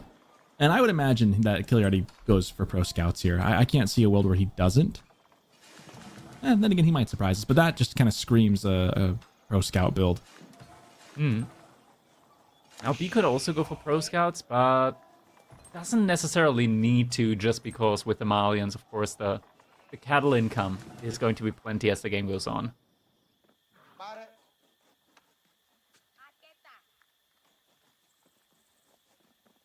Okay, I'm glad the overlay is getting adjusted there. I was really looking at it going, man, the colors aren't matching what I feel like I'm saying, but I know that Kiljardi was the one who had French. Okay. Shout out to the production team for fixing that out. I was looking at it feeling like I was having a stroke. I was just very confused for a second, being like, wait, it was Kiljardi with the French last I looked. Sure. We're also back now to our nice professional overlay here as well, telling us all the information at a glance, so we can always check out just how many cattle he has invested into at any given point in time. Looking at the spawns here, that gold being kind of forward is a bit rough for B. You imagine he probably like that maybe back to the side. He obviously has that gold way in the back pocket corner, but it's kind of far away. That's a very nice one.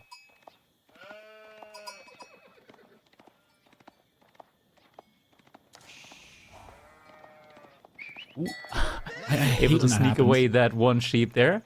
Few things feel Unlucky. worse than when you're thinking you're gonna get the sheep and then yoink, it goes the other color. And you're just like, wait a minute, what? I was right there. I was clicking. I swear it comes down to who clicks harder. He's gonna get those two there at least.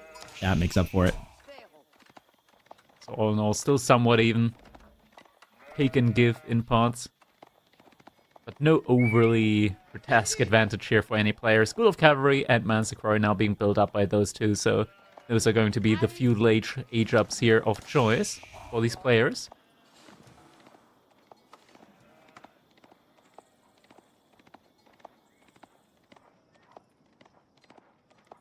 Still a little bit early here to get a grasp of the exact game plan that these players are going to be going for. Kiljardi did just send a couple more villagers over to Wood. He's going to be going for that pro scout. We also see an early mill coming in for B, so it might be that we are actually going to be getting that pro scout versus pro scout play here. Yeah, definitely something viable that we can't forget that Malians can do. They definitely have the option to go for pro scouts as well. It feels like it's difficult to do against French, given that the knights are just so much more powerful. But if you get a couple Donzos out with it, you can get your fair share of deer as well.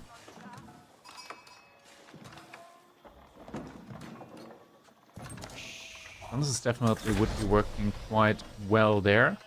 B now having reached the age up.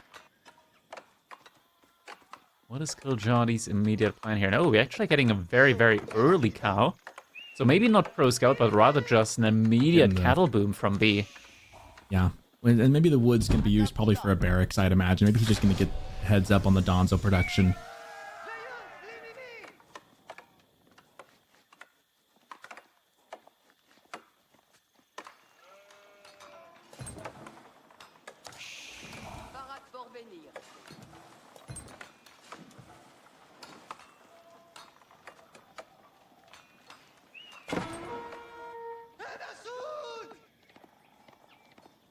First knight now in queue for Kiljardi. And we do indeed have that first barracks now coming in for B. There's still a couple of sheep out on the map that could be found by the players. I do believe they're probably in the bottom corner of the map. I think that's where players haven't been at so far. No, actually, it must be in the mid-map over here. Well, there must be sheep somewhere. There gotta be somewhere. Where are they? Oh, there's one. Oh, there's one in the woods. One is Wow, hiding look there at in the that. wood line. Ooh. Ah, okay, that's one of them. Sneaky sheep. So sneaky, yeah. Does get found eventually.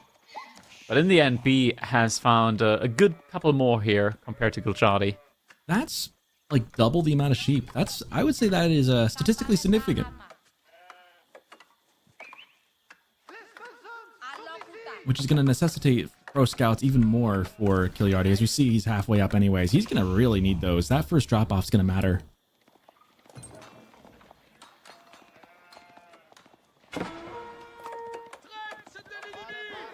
There's the first knight. He should be able to take care of that. He's going to be able to kill at least one of the Donzo. Isn't quite going to get it, but Donzo is now low on health. Knight doesn't take too much damage here as well. And Donzos, this is one of those matchups that as French, it just feels kind of rough because they just have the exact units to counter what you want to make. You know, they make the Donzos, which are really good in the Knights, of course. And then they've also got the Javelin throwers. So when you want to add in archers, it just doesn't feel good because they've got the counter. The tricky thing is that Malians don't have a lot of mobility early. So that is the one thing French does have. But eventually when Sofa get added in, they can raid with that as well. It's not a super comfortable matchup for French. You really got to find a way to get a lot of value done, as we see right here. Kiljardi getting first blood of the match and of the series with a villager killed right on the woodline. Probably important to win these couple of early little trades here. When you're up against the Maldians with their pretty rapidly scaling economy, we do already have 3 cattle in at this point in time. Oh, one of the knights does get picked off now, though, by the Donzos. Well, Kiljardi is actually ferrying the steer back. And that scout's a little low health too. With the warrior scout upgrades, Kiljardi B able to do quite a bit of damage to Kiljardi's scouts, making it hard And this is what you got to do as your Malians, right? You just got to slow this down a lot. The more you delay it, the more time you give yourself to get those cows rolling. And the delay, you can't really deny it outright, but the delay is so crucial here. And we do see B is making Sofa behind this in Feudal Age.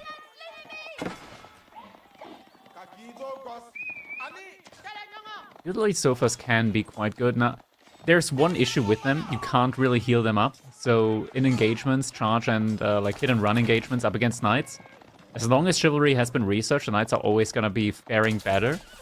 But the Sofas are a good bit cheaper. And nowadays, with recent buffs, also a very, very solid unit just overall to make up against the French.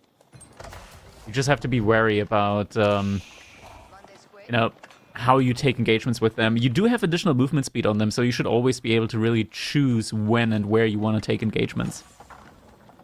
Yeah, and we do now have Kiljardi now has professional scouts of his own, so suddenly that delay matters all the more, and that now you can deny pro scouts a little bit by just yoinking them yourself. And we see Kiljardi does have quite a couple of scouts out and about, and they are warrior scouts, so they deal extra damage. These guys are not pushovers. Yeah, B with the warrior scouts now able to deny them from Kiljardi is quite nice. Also with the added mobility here with the Sofas, is going to be able to really keep Kiljardi on his toes. Same time though, the archers, this is one of the weaknesses of the Sofa.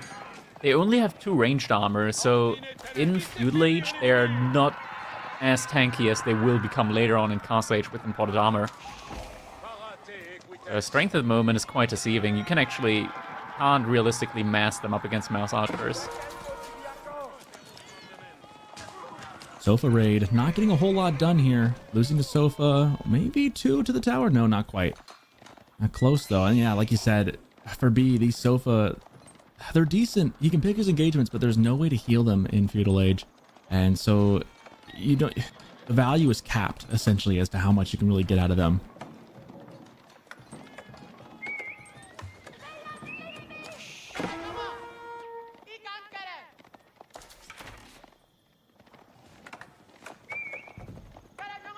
Still just chasing past those couple of Sofa. We're up to 6 cattle now. Kiljardi's also 5 villagers ahead. Not the biggest difference at the moment between them. I mean, you calculate, like, with a full cow boom, that's like plus 20 villagers, right? So, you get that. If you can start getting the relics, you're in a pretty good spot as Malians if you're B, if you can do that in Castle Age.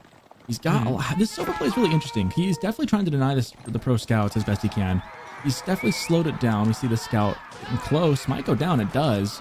And even that knight can't really hang out too long. Gonna be able to kill one of the war. Oh, never mind. Isn't gonna be able to kill one of the scouts there. Okay, just a little bit too early. Knight has to be careful. If he's not getting pulled back, he is gonna lose his life and will lose his life indeed. Moment destruction value does favor B quite a fair bit. B, he is still very actively trying to deny these deer from getting ferried over. It does pay a lot of attention to that. Military mass is starting to really weigh heavily here in B's favor.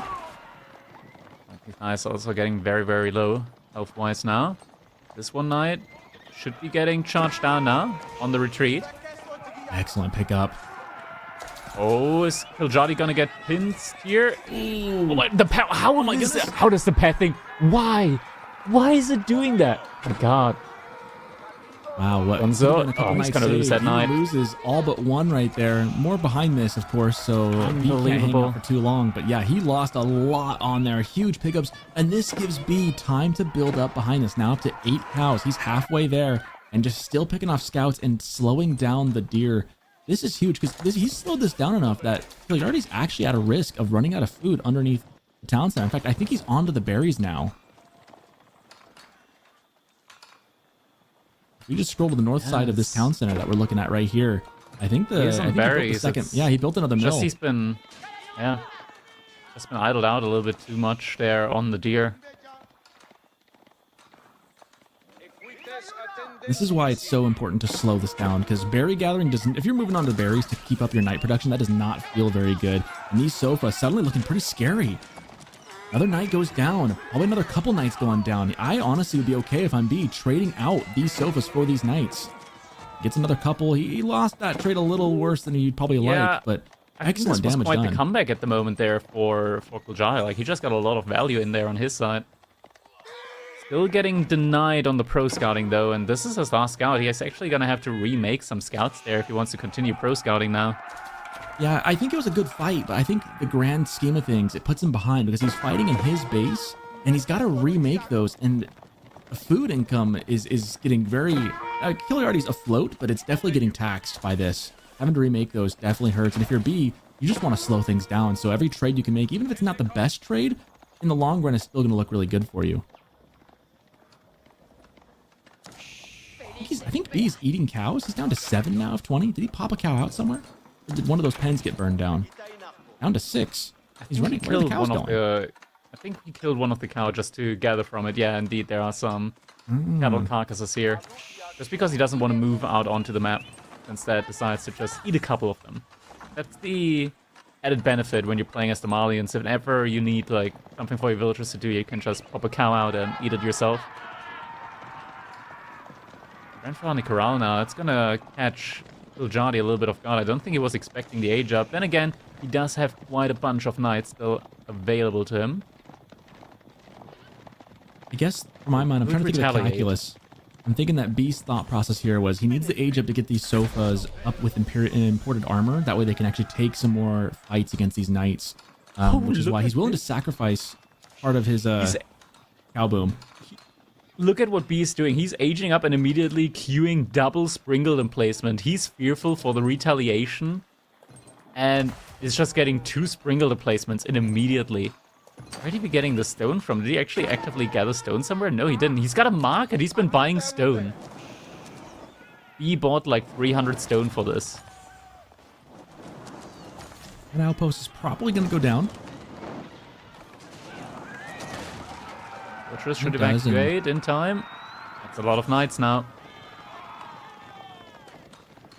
Imported armor just seconds away from clicking up. However, I don't think B quite has the numbers yet to want to contest those knights. Sofa upgraded with imported armor actually do really well against French feudal knights. The tricky thing is there's the guild hall. He's going to have a fairly narrow window where that's the case. Where before those knights for the French side for Kiljardi end up being castle age. And then you just kind of feel like you want to give the edge back to that. Yeah, even then with the charge and the healing, it's... not really something that you're gonna want to go for. Yeah, it's not a winning play, especially when they're all the same age. But even up in age, it's you can win the fights, but gotta be mindful. You don't want to lose too much as those villagers getting me off the berries, running away from the sofa. Or sorry, yeah, that's from the sofa.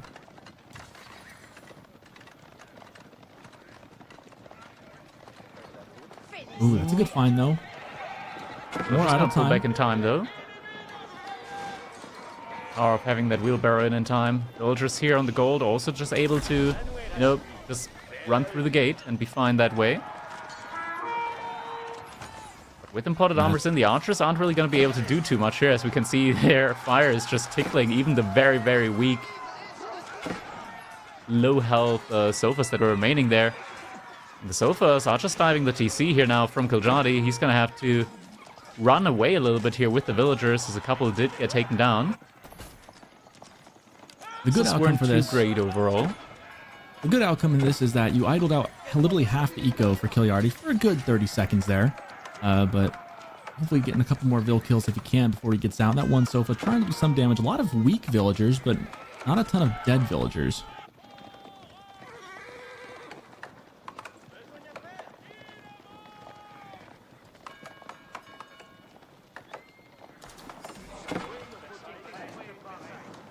You know, the one thing I'm getting nervous about here.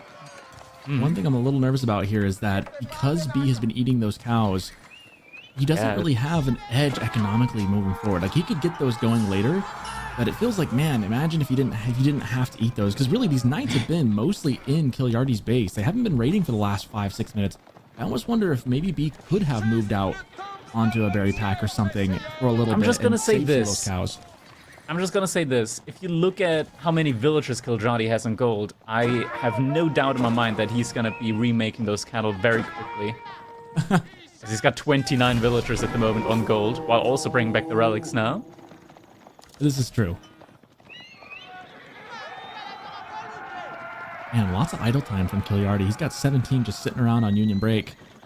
24-17. He's trying to keep him up, but at the same time, dealing with these Sofa, very pesky, and finding more Vil kills here. Nice little surround, getting a couple more picked up there. Actually, that's a lot going down. Another 4 or 5 right there. Yeah, now the villager count is not looking too hot here for Kiljardi. 51 to 56, and the cattle numbers have started to increase yet again. It's just reacting here on all sides. We're also getting a couple of Arbaletria in. The archers haven't been upgraded yet. Looks like Kiljardi just doesn't really see the reason in upgrading them anymore, as they're mostly just going to be used up against the Dunzos, where you don't really need the veterancy upgrade in order to be able to one-shot with the amount of archers that Kiljardi has at the moment. So No, I said just it. giving him the runaround with a couple of these Sofas time and time again. I said it earlier in a different match, but best way to deal with French or JD, bop him on the nose. If you can hit French's economy, like they want to be raiding you, but if you can flip the script on them and raid them, it just works so well. And obviously it's probably true of every civ that if you could raid them instead of being raided, obviously you're going to be up a lot. But I feel like French doesn't like being on the back foot. If you make French being a defenders, that really says a lot about where you are in the game. And fight is being taken here. He doesn't have that many, Kiljardi rather, he doesn't have that many knights remaining at the moment. The Arbaletria are doing a solid job up against the Sofas though. I don't think that they've got the Gambesons upgraded, and they are being cleaned up in the end now. Barely any knights remaining. The archers aren't really doing too well here. And the issue is, even if you like trade evenly here, it's not an even trade because he's now back up to 12 cattle, and it's a lot of passive income for him. This is where it gets scary for Kiljardi. And his guild hall is nowhere close to maybe giving him an immediate age up. He wouldn't have the gold either way. So now it's a matter of, can he hold? Can Kiljardi hold? He's got to keep inside of his base, so with that he is definitely going to be able to hold. He's also getting a sizable discount on his military units. Now the issue is some of these villagers here that have been left behind, it's unlikely that they'll be brought back to safety. Some other villagers here that are a little bit overzealous when it comes to, you know, going back out to work. Yeah, at this point, maybe now Kiljardi can find the moment to send the villagers back to safety. That's a difficult one. He can't really get anywhere else than the keep reaches, and behind this B, he has collected every single relic on the map and is now also taking up the sacred sites. Still eating some of the cows, man. He is really just making the most of that. And now up to 20, almost 20 cattle. There we go. There's the number 2019. With a full food economy behind this. Kiljardi at this point, Kiljardi's just waiting for Imperial Age. He's got the food. The guild hall is going to be ticking up. He's going to try and stabilize. We see farms around his base already. If he can hold long enough and then maybe springboard into Imperial Age, there's a window where he could get a lot better. Of course, French has a much better Imperial Age, I believe, than Malians does. The question is, can you get there? Right now, B, with an overwhelming military lead, all that Kiljardi has is basically those 8 Arbaletria. Thankfully, though, for him, he's got the keep right there, like you mentioned earlier, the production speed, and adding in a second town center, really looking for some economic advantage here. I actually kind of like this. This is sneaky.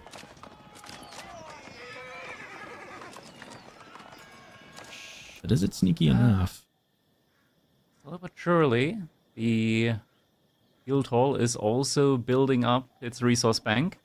And this is a way for Kiljardi to potentially come back in this game. If maybe now he can find it in him to get the age up in somehow. Already halfway there with the resources if we count the guild hall as well. He's pumping out just so many Sofa at the moment. It's really a ludicrous amount at this point in time. He's at 2,000 food per minute. Kiljardi could only dream of those numbers at the moment. Not far being, you know.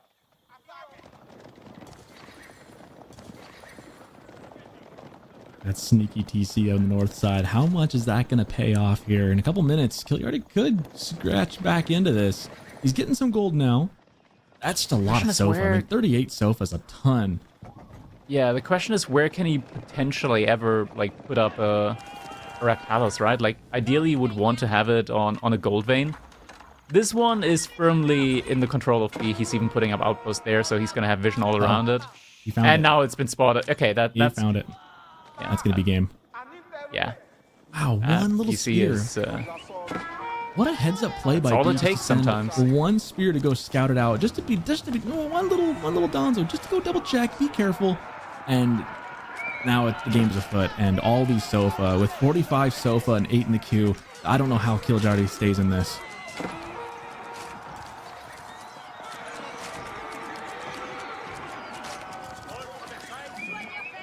Those Sofas now collapse onto the Arbaletria. Not able to get the full surround in. It's so few Arbaletria compared to so many Sofa at this point.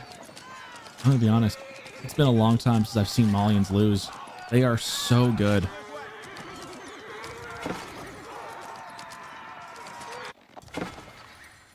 Wow. There we just go. deleted. Sofa did manage to clean up. And the keep, I mean, it's trying, but there's just not enough left. GG comes in.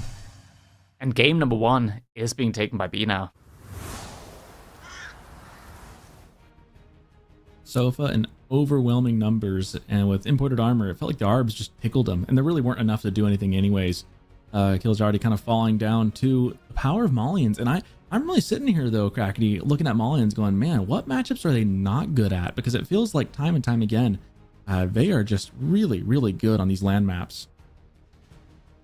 They are. I mean, it's you're never gonna see Malians really picked on water maps anyways, but No. in general, on these maps where food as a resource is incredibly important, or like where you might not want to pro scout, but your opponent's going to be pro scouting, having the ability to just boom up with cattle yourself, it's incredibly valuable because so many resources in the end that you're able to get that way. Just like that, I do believe that we're gonna be most likely. There it is. We're going to be looking at the next game. It's going to be Holy Island with Japan versus Jushi's Legacy. You know, I don't think of Jushi's Legacy as a water civ very often. Hmm.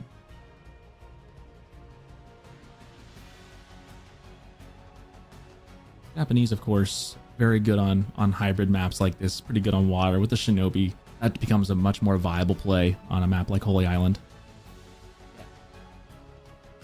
Japan, it's one of those civilizations where they are really good on these water/hybrid maps, mainly because you have the capability of just pumping out a whole lot of fishing ships very quickly. The issue is that in Imperial Age Japan, their Imperial Age ship isn't good. It's not good. Yeah. Don't make it. The Atakabuna, it is not a competitor at all. Don't make it. Don't get trapped into thinking that you can make it work. You can't make it work. It's just cost-wise and performance-wise, it is so much worse than a normal cannon ship. Just don't do it. Especially when it's up against a Bao-chan with potential Nest of Bees emplacement in Imperial Age. This is truly like a matchup, or in general, when you're playing Japan on a water map, you want the game to finish off in Castle Age at the latest. Yeah, if it gets to Imperial Age and you don't have full water control already, chances are you're going to lose water control. Yeah, well, I imagine that's what Japanese want to do, and I imagine that's what B is going to be vying for. And in Castle Age, Japanese really can do that, because with Mounted Samurai being as good as they are, you can do a lot with that. And as long with the food economy on the water behind it, you can do a lot. Now that said, I'm curious how Kiljardi wants to play with the Zushi here. I feel like Zushi's not a civ I see a bunch on water, especially on this map. I don't think I've seen them played here on Holy Island this tournament yet. On Holy Island? No. Sushi is for sure like one of the most picked civilizations on water on Holy Island in general, because Jushi's Legacy, you get the Meditation Garden, and you have a lot of, you get the best ship in Imperial Age, you get Jugunu without needing to go Song Dynasty, so you have a really strong land unit right off the bat. Get the Meditation Garden, you get a discount on your age ups. Like, Jushi's Legacy is one of the most vied for civilizations in general at the moment in the current meta, and especially on water as well, it is one of the top contenders. I think if you're gonna make a tier list for water civilizations, there's like its own tier for Knights Templar, and right below that is Jushi's Legacy first. Really? You'd put it right at first, huh? Yeah, absolutely. Kao even says Jushi beats KT on water, no cap. Trust for sure. But Knights Templar is still more valuable. Like, even if Shuji beats Knight Templar on water, Knights Templar still overall has way stronger matchups on water, like if you count them all. So even if that was the case, Knights Templar is still like the better civilization overall. And I don't trust that take in the first place, so that's that. I guess maybe the thought is I just feel like we've seen Zhu Shi picked so often against other maps for other matchups because it's also so good in other spots. I just feel like I haven't seen it a whole lot on Hoi An, but I'll take your word for it as we dive in here to game number 2. Here we go, Kiljardi playing as the Zhu's Legacy.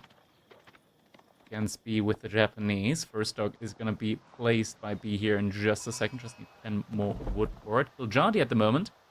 Ooh, the village play. Okay, the village play does kind of tell us that Kiljardi is going to be going for a fast feudal age play. Now, this is something that Annotant has popularized quite a bit. It's that on water, on hybrid map with Zhu's Legacy, like you don't even build a mining camp. Instead, what you do is use a mechanic called tax evasion, where you just drop off a whole lot of food time and time again with your villagers to accrue tax inside of your mill.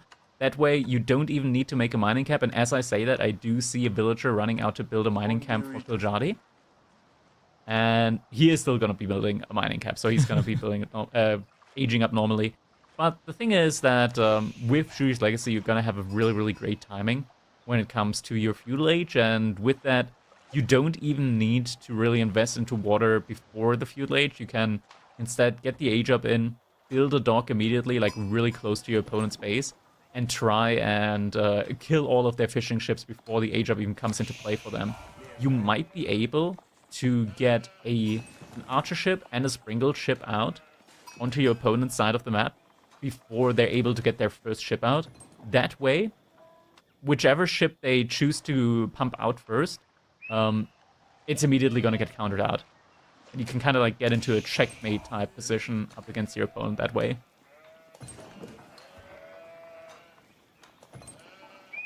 I love how many sheep are on this map as well. Feels like there's a lot of food to be had. As we see our sheep counter, 21-14. Wow. A great haul for Kiljardi there.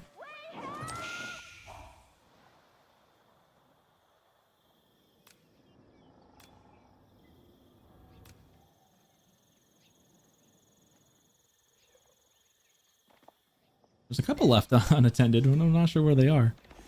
Looks like maybe 2 more out there. Oh, is that a good one? Is it actually in range of like the other stone as well? That would be kind of massive. I don't think if it actually reaches all 3 stone veins, and that's kind of incredible, because with that you can actually like afford a naval emplacement every 2 minutes. That's kind of huge. He does see it, so maybe it's in range. Like, this is a really, really strong meditation garden here from Kiljardi.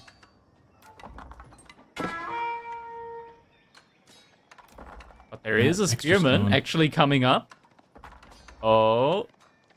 Wait, where's that spearman? Okay, never mind. It's still quite a bit away. I don't think it's going to be in range. By the scout. No. Yeah, that's the issue. And one is like orange and the other one is red. Hard to tell. We already have a colorblind observer, so that doesn't make it better. I'm not even colorblind, and sometimes it can be kind of hard to tell. Kiljardi sending another villager out now. That's a difficult one. The landmark gonna go up. He's gonna have to pull another villager back. Villager, he's committed. He's committed. It's dead. That villager is gonna go down, and this one is also gonna go down. It's quite some heavy losses here now. He even blocking the villager on the retreat. That's 2 vills down now for Kiljardi. But he did get like a great meditation garden up, but definitely not worth it. And the main issue here as well behind this is that this play with the Dark Age Spearman has actually denied Kiljardi from dropping a dock. Like, the fast feudal age into the dock play has been completely denied now. Man, that feels really, really rough. B with the excellent micro too. Can we talk about that scout body blocking, man? That's not easy to do correctly. Manages to get that off, kills the 2 villagers, and he's going for the fun factor. I mean, actually, this actually makes a lot of sense on this map, on the water map. But Koga Township, we are going to get ourselves some shinobi. Get ready for your ninjas. It's going to be a fun one here, as B is looking really good. about 5 minutes into this game, and which sometimes it's hard to tell if you're going to be up a lot in 5 minutes. I would say B is in a very comfortable position right now, though.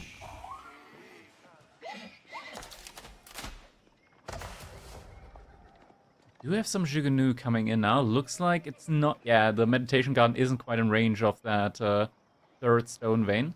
I think it could have actually been placed in range of it.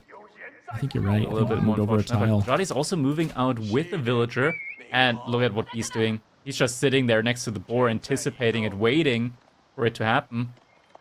And the Jugunu is gonna suffer the wrath of the boar now. Insult no, to the injury. villager. Kiljardi, what? He's got to react to this. And that boar almost got the Jug, too. That's actually really close. And he's already got Samurai. He's getting Shinobi out on the field. And is the villager just going to die? It might be. One hit and it's dead. Oh, Doesn't get it off. But now there's the Samurai. Away. Oh, what a horrible game for Kiljardi. It always feels bad when you get not what you behind like to see. on a game like this, where it's like a checkmate position and you just got like 1 or 2 units making the difference. It feels so bad. And here is the junk coming in, the archership, not gonna let anything come up here anymore. And now Kiljardi in a really difficult position. I'm starting to think this could be checkmate.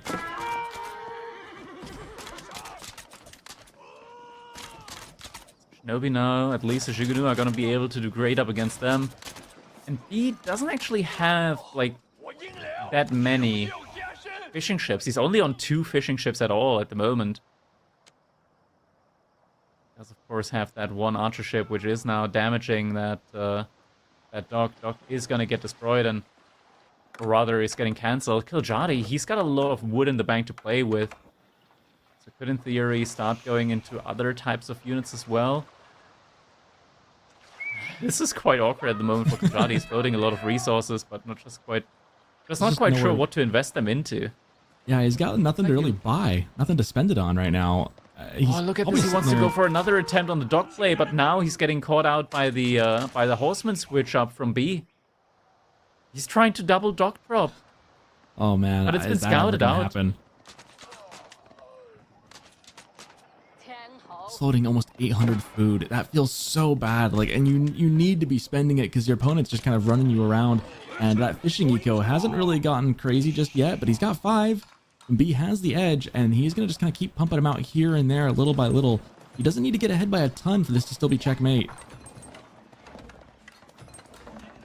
Well, the horsemen arrive. We do have double barracks at the moment in the base from Kiljardi, so he's gonna have the answer to that. Nobi is getting the kill up against that Jugunu there. Will get taken down by the ships. Him. Yeah, they're not having anything of him. They're sick of those ninjas.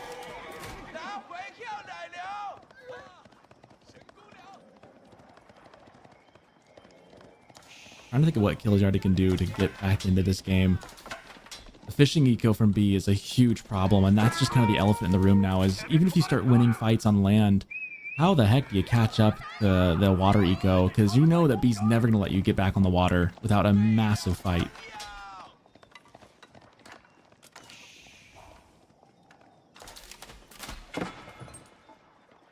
At the moment, massing up Jugunus and Spirin. To be fair, that's the only thing that he can really do at the moment behind this B.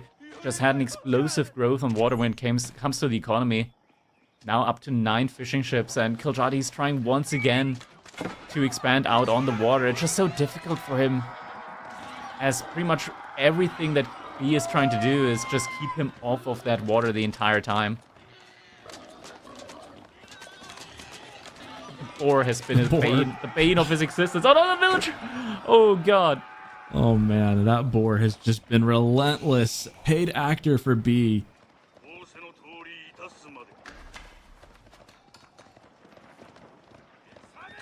Yeah, I'd be willing to bet a couple dollars that doesn't go up. Yeah. Plus maybe. He's got some spears there. I'm going for an outpost rush instead. I mean, he does have a lot of stone, but the villagers Oh man. are going to stay alive, and he is actually going to get some good kills instead on them. Oh, one villager is still there. One remains. Can one villager alone do it? Maybe that outpost will go up, but man, it was not easy. And Kiljardi's Losing another aging vill. up. Kiljardi's aging up behind this. The Mount Luke Academy is coming in. I mean, he kind of The has to, outpost right? going up, though. Age up's been reached. I'm surprised that he went Mount Lu instead of the Charlotte Monastery. At least that way he could have gotten in the relics, but now at least he's going to be able to use all the stone that he's gotten for a sprinkled emplacement, so he's going to get like an extra strong emplacement in. Be a way. Yeah, and he is getting the sprinkled emplacement. I guess the thought is Kiljardi's thinking he has to win soon here. He's got to get those units pumping out. He's got to just really scale as fast as he can. There's one knight out here now. He's gonna have to evacuate. Ooh, the knight's surrounded. He's gonna get out though. That feels really fortunate. Being able to wiggle free. You do not want to lose their first of your knights. It's just, you're so far behind. You get your first castle age unit. You got to let it stay alive to mass up and do something. Losing it on a raid like that would have been brutal. Kiljardi hasn't gotten the fortification upgrade yet in on this outpost, so better do that soon. This outpost is good. It's kind of squishy still. It does a lot of damage here at the front line. Needs to reinforce it a little bit more. B at the moment doesn't actually have any real gold access here at the moment working for him. He's mass gathering stone at the moment as a means of getting in gold income. I mean, if he wanted to, he could just start making trade ships. If he really wanted to. Is he going for the outpost? Yes, he's just gonna burn it down. Not enough here. Fortification was just too late. He could have gotten it way earlier. Ah, poor Kiljardi is gonna lose the outpost that he invested so much into. Get that up. And bad break after bad break. Kiljardi just can't get anything to go his way. B is just kind of running him all over the map ragged. There's not much that he can do, and he's just not getting lucky either. You know, there's a little bit element of like getting lucky and timing things right, because they don't know as much as we know, seeing the whole picture. But man, nothing has really gone Kiljardi's way in this series so far. It's been Even the boar quite an hates him. unfortunate turn of events here so far.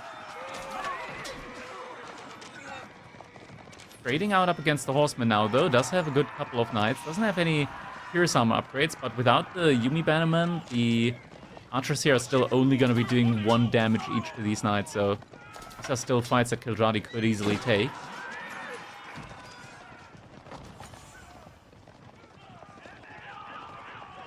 Only a couple of spearmen, so overall still not the worst position here for Kiljardi. The issue is that he still needs to protect his gold villagers as well at the same time, though. Oh man, there's nobody home. Become a bit awkward. Nobody home, and all those vills have to run for the hills. Well, they're walking for the hills. No wheelbarrow yet. I'm not going to be going out to the deer now from the looks of it. Kiljardi is going to have to evacuate them here now inside of the base. Luckily, he does have the villagers working for him, so he is going to be able to have all of them safe and sound. Behind that, he is trying to go for some raids as well. Economy count not looking too hot, though, as B is still on that 12 fishing ship count at the moment. There's a lot of spears now. Not to mention all the idle time that Kiljardi's been suffering back and forth here. He's been raided a lot by B, and a lot of villagers walk into the docks, trying to build the docks, getting killed while building the docks. It's been real rough for the economy of Kiljardi, and here comes another raid. Thankfully, some lances to deal with that, but this is a pretty good mass from B. More vills getting picked and off. spearmen in there as well now. Couple of these spearmen. Oh, the Imperial official going down. That hurts a lot. Only 1 Imperial official left now for Kiljardi. And that one's exposed too. It's just sitting right there. More villagers gonna have to run. I think I'm ready to call this one. I think this one's over. I don't see how he gets back into this at this point. This is just too much. It has been over for a while. There were some death throws here, and Kiljardi actually, like, kudos to him. He made a couple of really, really solid attempts here. It's just B was on top of it the whole time, and expertly like maneuvered his units to intercept whenever Kiljardi tried to go for like a move out onto the map. It's just one of those situations where you're behind and then every other move that you want to make from there on out gets intercepted in time. So the comeback choice, or rather the comeback chance, just has been completely annulled this game. Man, B just inflicting maximum damage with these Yumi. Goodness, I think he just picked off 3 Vills in the space of a couple seconds, and there's still Yumi running. They're still running after more Vills. This is just getting ridiculous. I mean, what can man do against so much hate? Like, what can you do? You're just getting overwhelmed at this point, and goodness, it just feels like B has just been putting on a bit of a clinic here.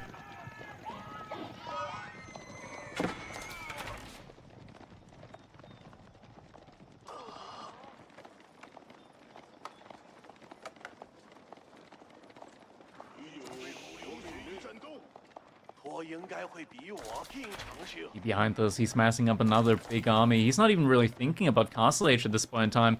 He's almost doubling the economy at the moment from Kiljardi.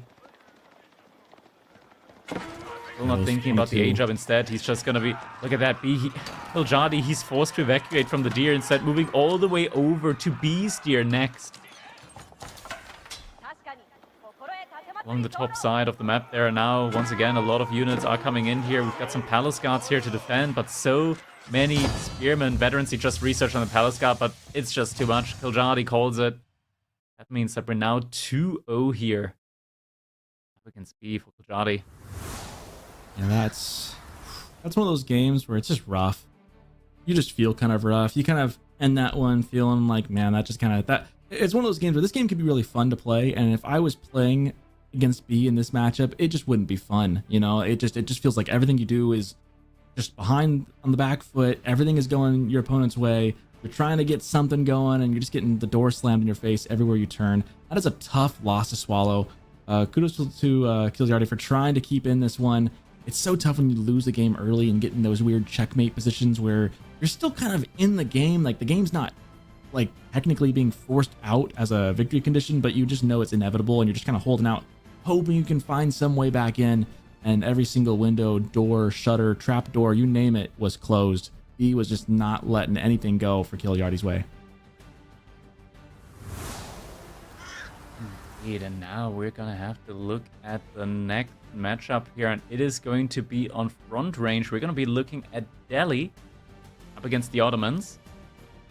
That is going to be a potential match point now for B, so Kiljardi is gonna have to give it his all if he wants to get at least 1 point on the scoreboard here against B, but it is a tough one. It is a tough situation for him, to say the least. Gosh, losing 2 on that meditation gardens, it just feels so bad. So bad. And then the idle time between trying to swap villagers out as well. It just felt like from the get-go, this was just not Kiljardi's game. And it's tough against a player as high-leveled as B. I mean, I don't think anyone would say that Kiljardi was favored in this series, in this matchup. B is just that good of a player. But man, when things go that badly for you, you just gotta kind of shake your head and go, ouch, that sucks, and try to regroup for the next game. Yeah, it's definitely a situation where you need to reset the mental now a little bit, as this is definitely like an uphill situation to try and come back from. To say the least, it's one of those moments where like pretty much everything that could have gone wrong for you in that last game did end up going wrong. Yeah. And that does, of course, like affect the mental. It does affect the way that you think about the next game to a certain degree. But now we're seeing Ottomans up against the Delhi here, and I think that's actually a pretty decent matchup for the Ottomans. We typically look at the Delhi, look at their like really strong Ghazi raiders. But the Ottoman with the Spa, he definitely do have a really good counter unit to that, and on top of that, with a Vizier point, they can also dip into the healing capabilities and be able to just heal up their units after a fight. So that is one of those situations where Ottomans, they do have a really nice like combat kit when it comes to dealing with what the Delhi have to offer. I think in this matchup, I've seen this matchup on this map, and I think we've seen a Kinji be played by Ottomans on this as well. There's a number of things Ottomans can really do that are maybe not the standard meta that would work on this map against Delhi. Delhi has to be really mindful of their food on this one, because the 2 sacred sites you're going for, there's 2, not 3, and one of them's right in front of your opponent, the other one's way off and up on the top of the mountains in the Rockies. That's a long walk to get there. But then food around your base, you got that back corner that you can rely on. But with Sipahi out and about, it just feels like it'd be kind of dangerous. I think Delhi has to be careful here in their defense. If they can get into Castle Age and get some elephants rolling and get some things going, they could be in a good spot. But I definitely think this could be a chance for Kiljardi to maybe put some pressure to B and see if he can get something to maybe break his way for once. If he can get a little lucky here and get some things going, maybe he can kind of back a B into a corner. But with B being B, it's not ever that simple. Kiljardi is also a player that really synergizes with the spirit of the Ottomans. Like, the Ottomans is just like a really, really aggressive civilization, straight up. And Kiljardi, he likes to play aggressive as well. He's the manifestation of all inning from time to time. Like, he does manifest that kind of spirit. And the Ottomans definitely do feel like the civilization that can offer a lot of avenues into going for that kind of playstyle. I'm going to be interested to see how exactly he's going to be playing this one out. And with the Ottomans on a map like Front Range, where it might sometimes be difficult to secure food, having the option of, instead of securing food, you go for a little bit of wood, you go for a little bit of stone, you add in a military school instead and get units out that way. That could be an excellent way of scaling your military as the game progresses. Yeah, definitely. And Kiljardi, we've talked about his aggression, and it's shown clearly in his civilization draft and his civ choices. He hasn't had the chance to be very aggressive yet. He kind of like made a motion as if he wanted to be on Baldland and on Holy Island. Baldland just kind of blew up in his face, and then Holy Island, he just never got the chance to set up. It was checkmate from the get-go. So I imagine with Ottomans here, he really will want to ramp up the pressure. Of course, if anyone can play Feudal Age, it's going to be Delhi, though. They definitely have the capacity to match the unit production that Ottomans has. But I do agree. I think this is a much better matchup and map choice for Kiljardi. This might be his chance to maybe get a game off of B if he can play his cards right. But a lot to be seen. We got 35 seconds before we get to dive in and see how this pans out.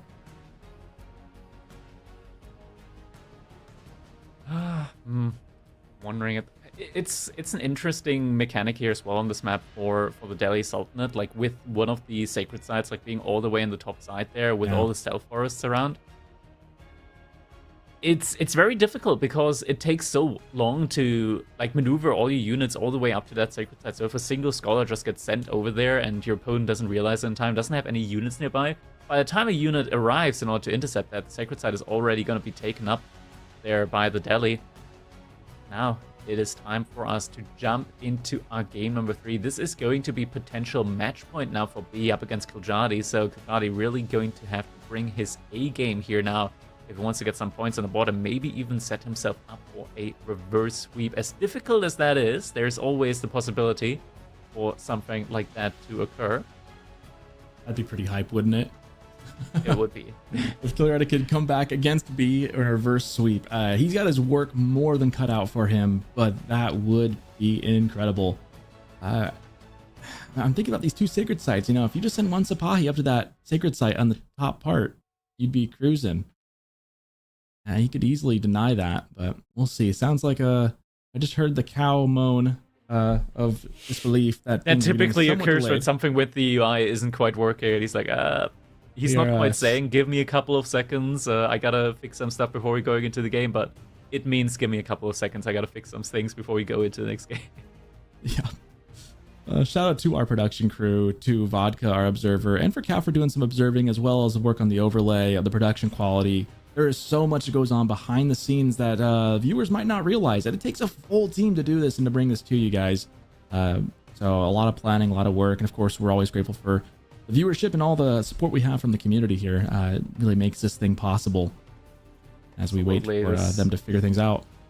Yeah, all of this wouldn't be possible without the support from the community. You guys are what makes Age of Empires 4 esports possible, and that is why we very much appreciate all of you being here and watching us cast these games for you.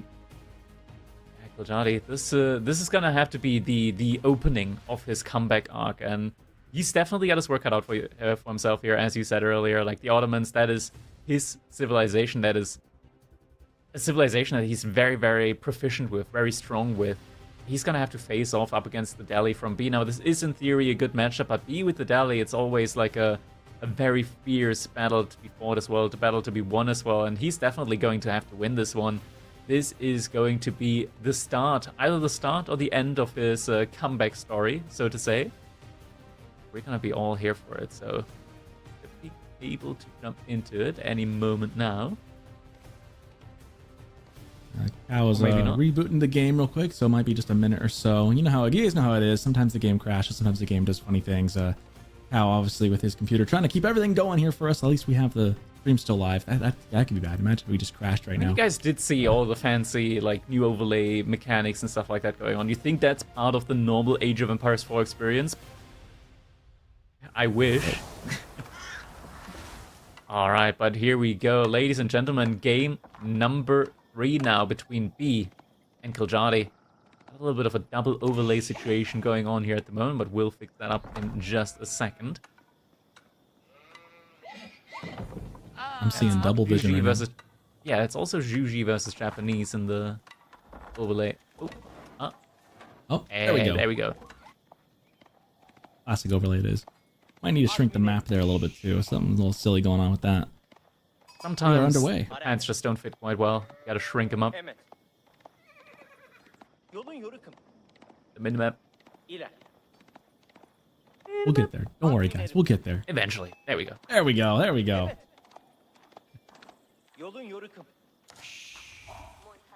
Alright, let's see what we are dealing with here so far. Spawn-wise, Kiljardi has a pretty nice spawn, back gold and back stone as well.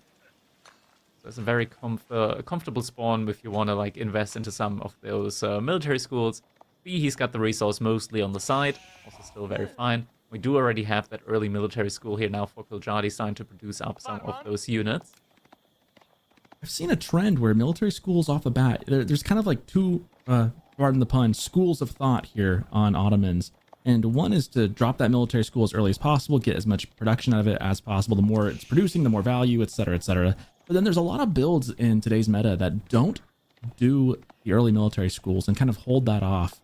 Interesting to see the Kiljardi going for the old standby, though. Getting right onto the stone, getting that military school right away, getting the first spear popping out as soon as possible. Crackety, what do you normally do? Are you a number one military school kind of guy, or do you like waiting a little bit? In theory, just the first military school, having that one out immediately, it makes so much sense because it immediately starts paying off for itself. And typically, by the time that you age up to the feudal age, by the time that you hit feudal age, you already have like 3 spearmen out. So at that point, the military school has already like pretty much paid off for itself. And especially against a civilization like the Dala, you're going to want to have at least some spearmen mixed in eventually anyway. So I'm a big fan, a big believer in the military school first opening in most matchups. Kiljardi making the most of that spear there, doing some deer pushing, lest anyone thought it was completely gone out of the game. We do have some pro spears for Kiljardi trying to push that close pack, which is admittedly already almost in the base. Trying to get that under his TC.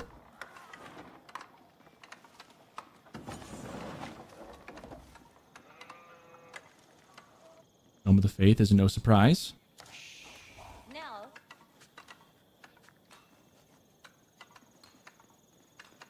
Yeah, see that? There we go. We'll push the deer a little bit. It just takes a little longer.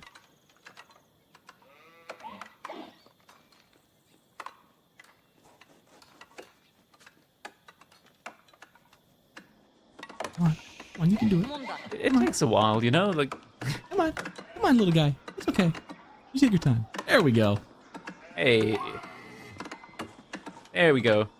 Nice and nestled next up to the TC. An arrow in his back. Oh, little guy. Some nice additional food income here, and very necessary since this map barely has any sheep to work with anyways. There you go. You can still push the deer. It just takes a lot longer. Looks like that nerf has worked for the most part. When they're already on the range of your PC fire, you can get them pushed a little, and that works. So far, it looks like it's a pretty standard opening from both civs. It's hard to say one way or another what's going to happen. Both of these very, very typical builds. This time we see Delhi being played with the mosque coming right away. The House of Wisdom right away. Not House of Wisdom, it's the mosque, right? Am I going crazy?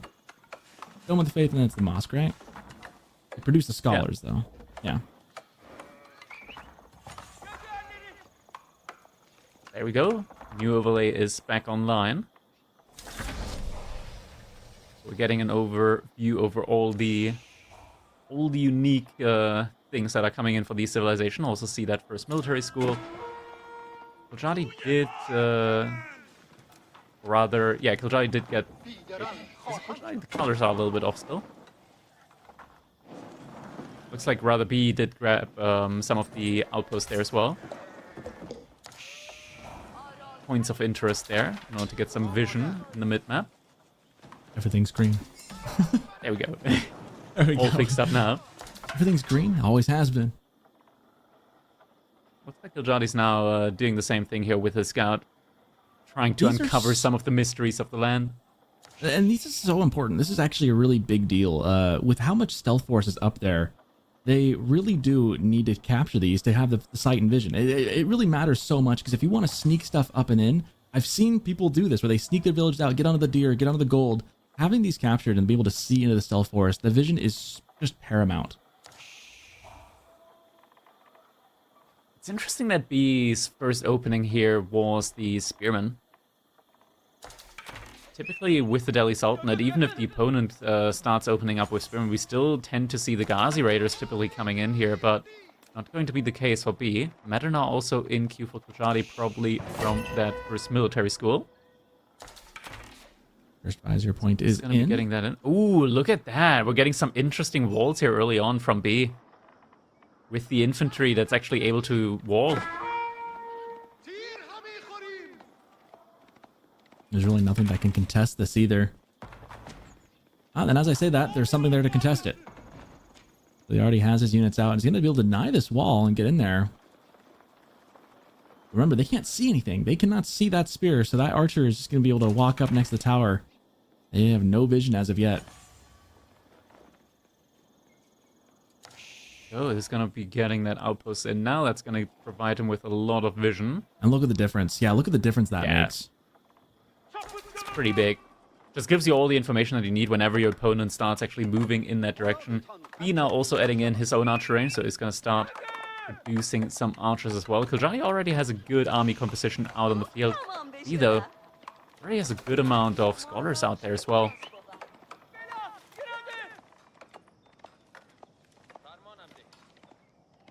Pro Scouts is in the mix for B. That'll actually be really helpful for him if he can get the food. And that's again, one of those things that Delhi really can struggle with in the early mid-game is running out of the food.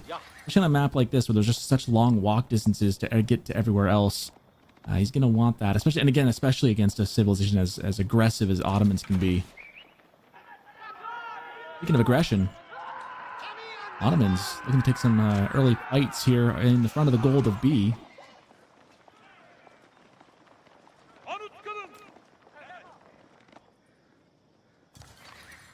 Ghazi Raider are also coming in. Supply count from Kiljardi also already building up. Kiljardi right now, because we always have to take into account that a lot of the military here from B is actually in the form of these scholars. So Kiljardi right now, he's got a really, really good military advantage at the moment. No sacred sites have been taken yet as well. When we're 8 minutes into the game, typically sacred sites start being captured up around the 7-minute mark. So Kiljardi, he's already delayed B by quite a bit and building up his own military here. This is working out quite well for him. He's also chasing after the scout there from B and is going to be able to pick that one off as well.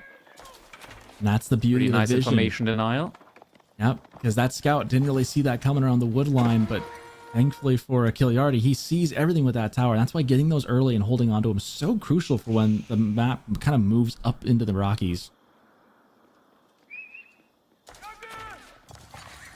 First visitor point was Anatolian Hills, which I think is a pretty good call on this map.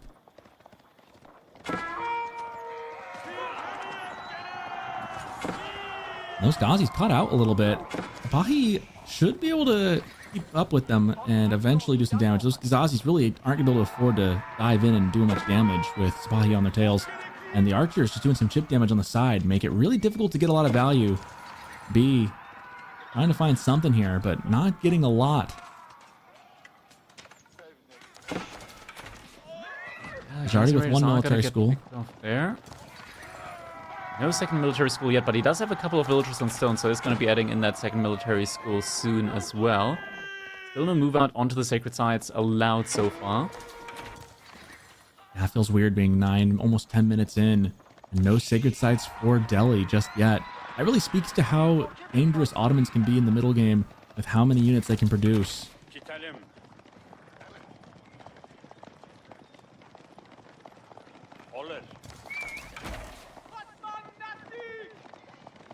There's a little gap in the wall I'm looking at because both players are trying to wall these mountains in. There's like a little gap towards Kiljardi's side that I kind of like. I kind of want to see that come into play later. We'll see if that matters or not.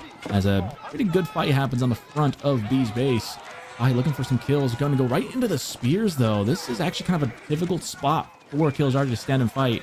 Scholar's doing some healing. Tapahi trying to get some damage. They're right on top of the spears. It's archer on archer mostly. It looks like the spy are going to start winning out. Once the spears are down, the spy are going to just consume. The last spearman not being focused down here yet at the moment.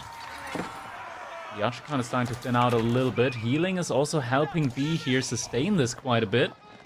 Kiljardi is actually going to be the one that's forced to retreat here now. Those scholars were huge in that fight, keeping the front line alive. That was getting kind of dicey, I feel like, but Scholar's able to heal up the front line, the DPS in the back with the archers for B kind of pulling through. Still no sacred sites taken so far, and as the game goes on, Kiljardi should be slightly favored here with the military school. He also just redeemed the Vizier point, so is now immediately adding in 2 additional military schools on his own side. That will also help him scale a lot better in the future. Comes to his own military, but he is falling behind a little bit when it comes to the overall military out on the field. That's true, but that's at the expense of B capturing the sacred sites. He has not been able to move out on those. He's mostly been just holed up into his base. I imagine that's going to change here soon as we see the Ghazi Raiders leaving the base, heading forward, looking like the riders of Rohan themselves in the nice, glorious green, heading towards, looks like the southeastern side of the map, but a big fight here on the walls. Those spears are looking pretty weak. They are going to get picked off now. They just tried to wall off the silo, but that's something that Kiljardi absolutely doesn't want to let happen. Some Ghazi Raiders over here trying to find some raiding opportunities. Are potentially going to be able to do so, but there's a backup army from Kiljardi here. Attack those villagers, and the outpost is going to buy him plenty of vision there as well. Yeah, looks like B was just on that a little bit late, had his vision elsewhere as they ran by.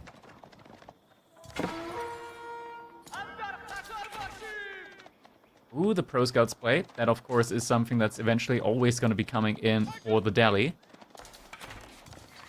This is where Ottomans start to really look good for Kiljardi, is that he's just able to get aggressive and deny things and be on the front foot and kind of put the pressure to B. Because that food insecurity is going to become more and more of a problem as the game goes on. There's what I was talking about earlier, that little gap in the mountains. I want to see that come into play. I always love when those little map features are there.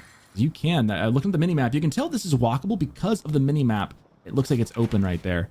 So that should be a walkable path. It's not quite that simple when it comes to the minimap. Sometimes it looks open, but it's still closed. So I'm not sure if this one's actually walkable or not. I have not seen that. I thought the minimap was usually true to that, so I have to go back to the drawing board and do some more practice on that then. Usually that's the case, although to be fair, that minimap spot is awfully close and narrow right there, so maybe you're right there.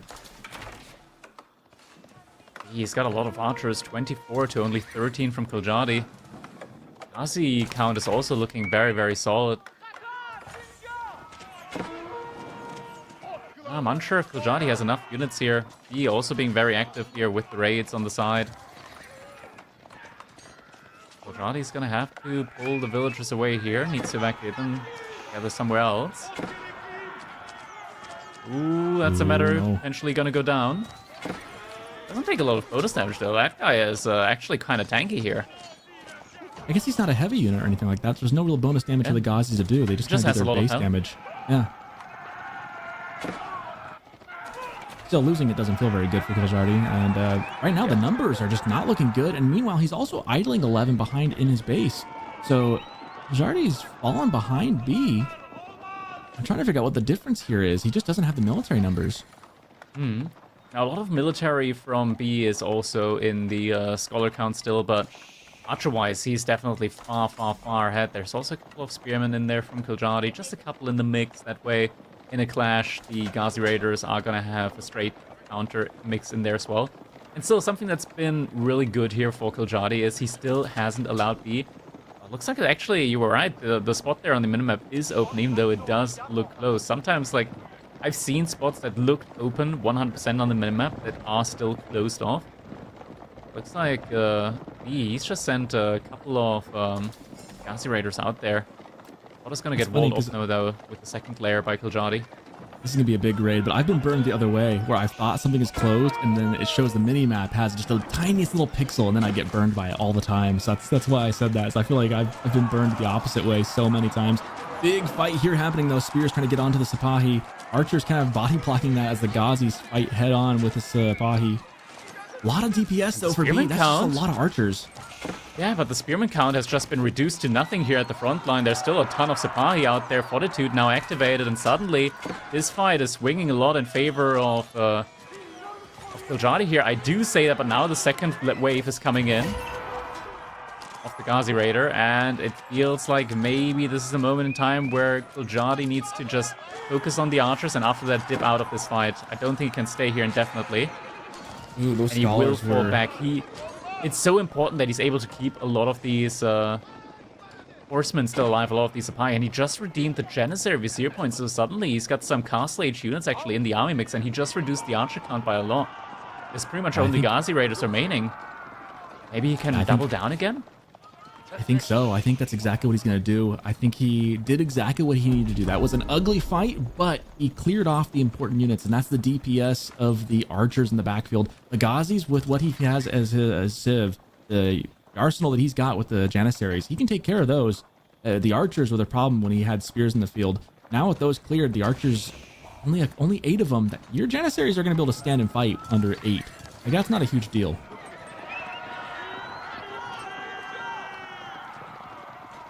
Meanwhile, also a Castle Age from Kiljardi. Oh. He is aging up behind this. That is huge. Meanwhile, also the Sacred Sites have now been captured for B. Or at least one of them is, and the other's on the way. Second one about to be captured. But this is a fine moment for Kiljardi to let these Sacred Sites slip. He killed a lot of villagers. He managed to go 17 minutes without letting a single Sacred Site get captured up. He's got a solid army. He's now about to take the tech lead as well. And he's already got 3 military schools. He's in a really good spot at the moment. Those military schools providing so much value. He's got 3 of 4. He's got a lot of villagers on gold, getting those upgrades that he can in. In a couple minutes, he can be in a really good spot. B is still just a long ways away from Castle Age. He's got he'll get the food and stuff in a minute, but at this point, that just gives Kiljardi time to bolster his military. Double wall there with the gap still wide. That gap is going to come into play more and more. It is still just wide open. I was hoping it would, and here it is. Sure enough, that is hilarious. Gap is now going to be coming in, though, on the middle sacred side. Kiljardi could definitely just leave 1 unit there in order to ensure that the decap is going to come through eventually. Outposts have been reinforced behind this, but the veterancy upgrades are about to be finishing up.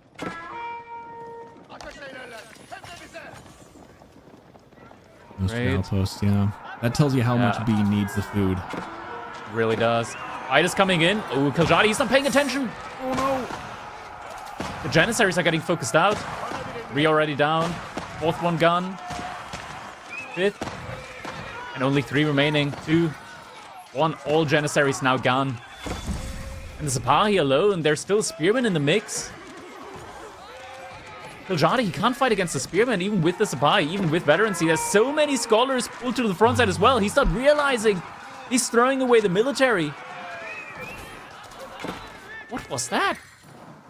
That was, he missed the look, didn't see it as they ran past, and then doubled down on the fight anyways.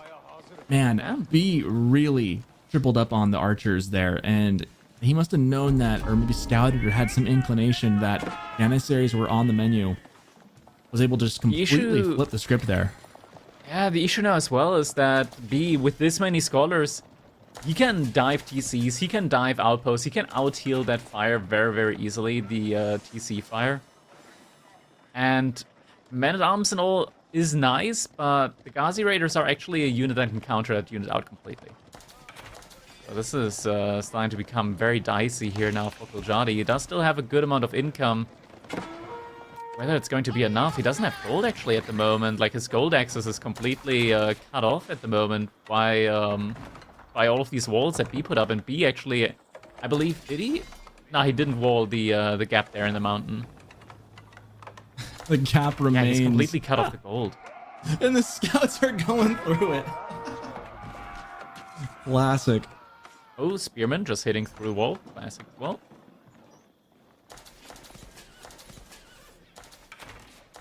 He's still trying to go for some raids. He does have most of the important upgrades in on his Sipahi, so at least does have some raiding capabilities here with that. The issue is B is now also going to be about to age up. I feel like Kiljardi needs a lot more siege. The archer mass needs to be taken down. He doesn't really have any gold but he needs access. them. Like, there's 0 gold access for him at the moment in at all, and now House of Learning is going to be coming up. Yep, all the gold is in them there hills up there. And unfortunately for Kiljardi, he's got no access to it right now. Well, technically he has access. There's a side door that we've been talking about. He can get up into the mountains for. But yeah, he needs more siege, and he can't afford it. He just doesn't currently have the gold, and it really is the kind of his way back in. Because if he can get, imagine 2 or 3 mangonels, just getting a great shot on those archers, that would even up the game real quick. Unfortunately, though, I don't see that happening here. The thing is, like, even with, if he was able to use that little mountain pass there to go through, it wouldn't really be enough for him, because there are still all of these points of interest that would tell the, oh, hey, there's villagers out there. And that's the importance of taking the hills, right? Taking the mountains, is that when you do this, you lock your opponent down without all the resources, and getting the vision and controlling the mountains when this game goes beyond 15 minutes is just so critical. As we see Sipahi just getting the runaround now, unable to do any raiding, but just getting chased to death by the Ghazi Raiders and archers. Kiljardi did manage to rebuild a lot of his military presence, though. Good couple of men-at-arms now in the mix as well. He, though, the first elephant now in production. And Kiljardi has no answer to the elephants, it feels like.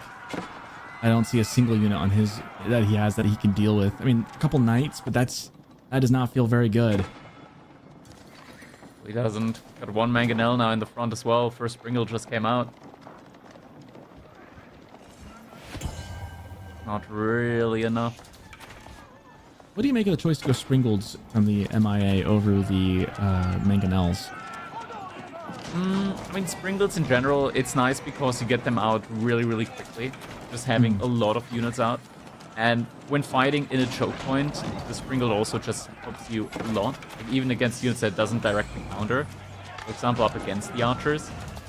It's not the best, but it's just a very nice thing to have a lot of. Like, you get them out really, really quickly. And if you have a composition like Kiljardi, which is mostly cavalry, being able to have a lot of Springles to counter out Spearmen in the front line as well is quite nice, especially since the Springle actually does have a lot of range still. So you're able to outrange the archers as well.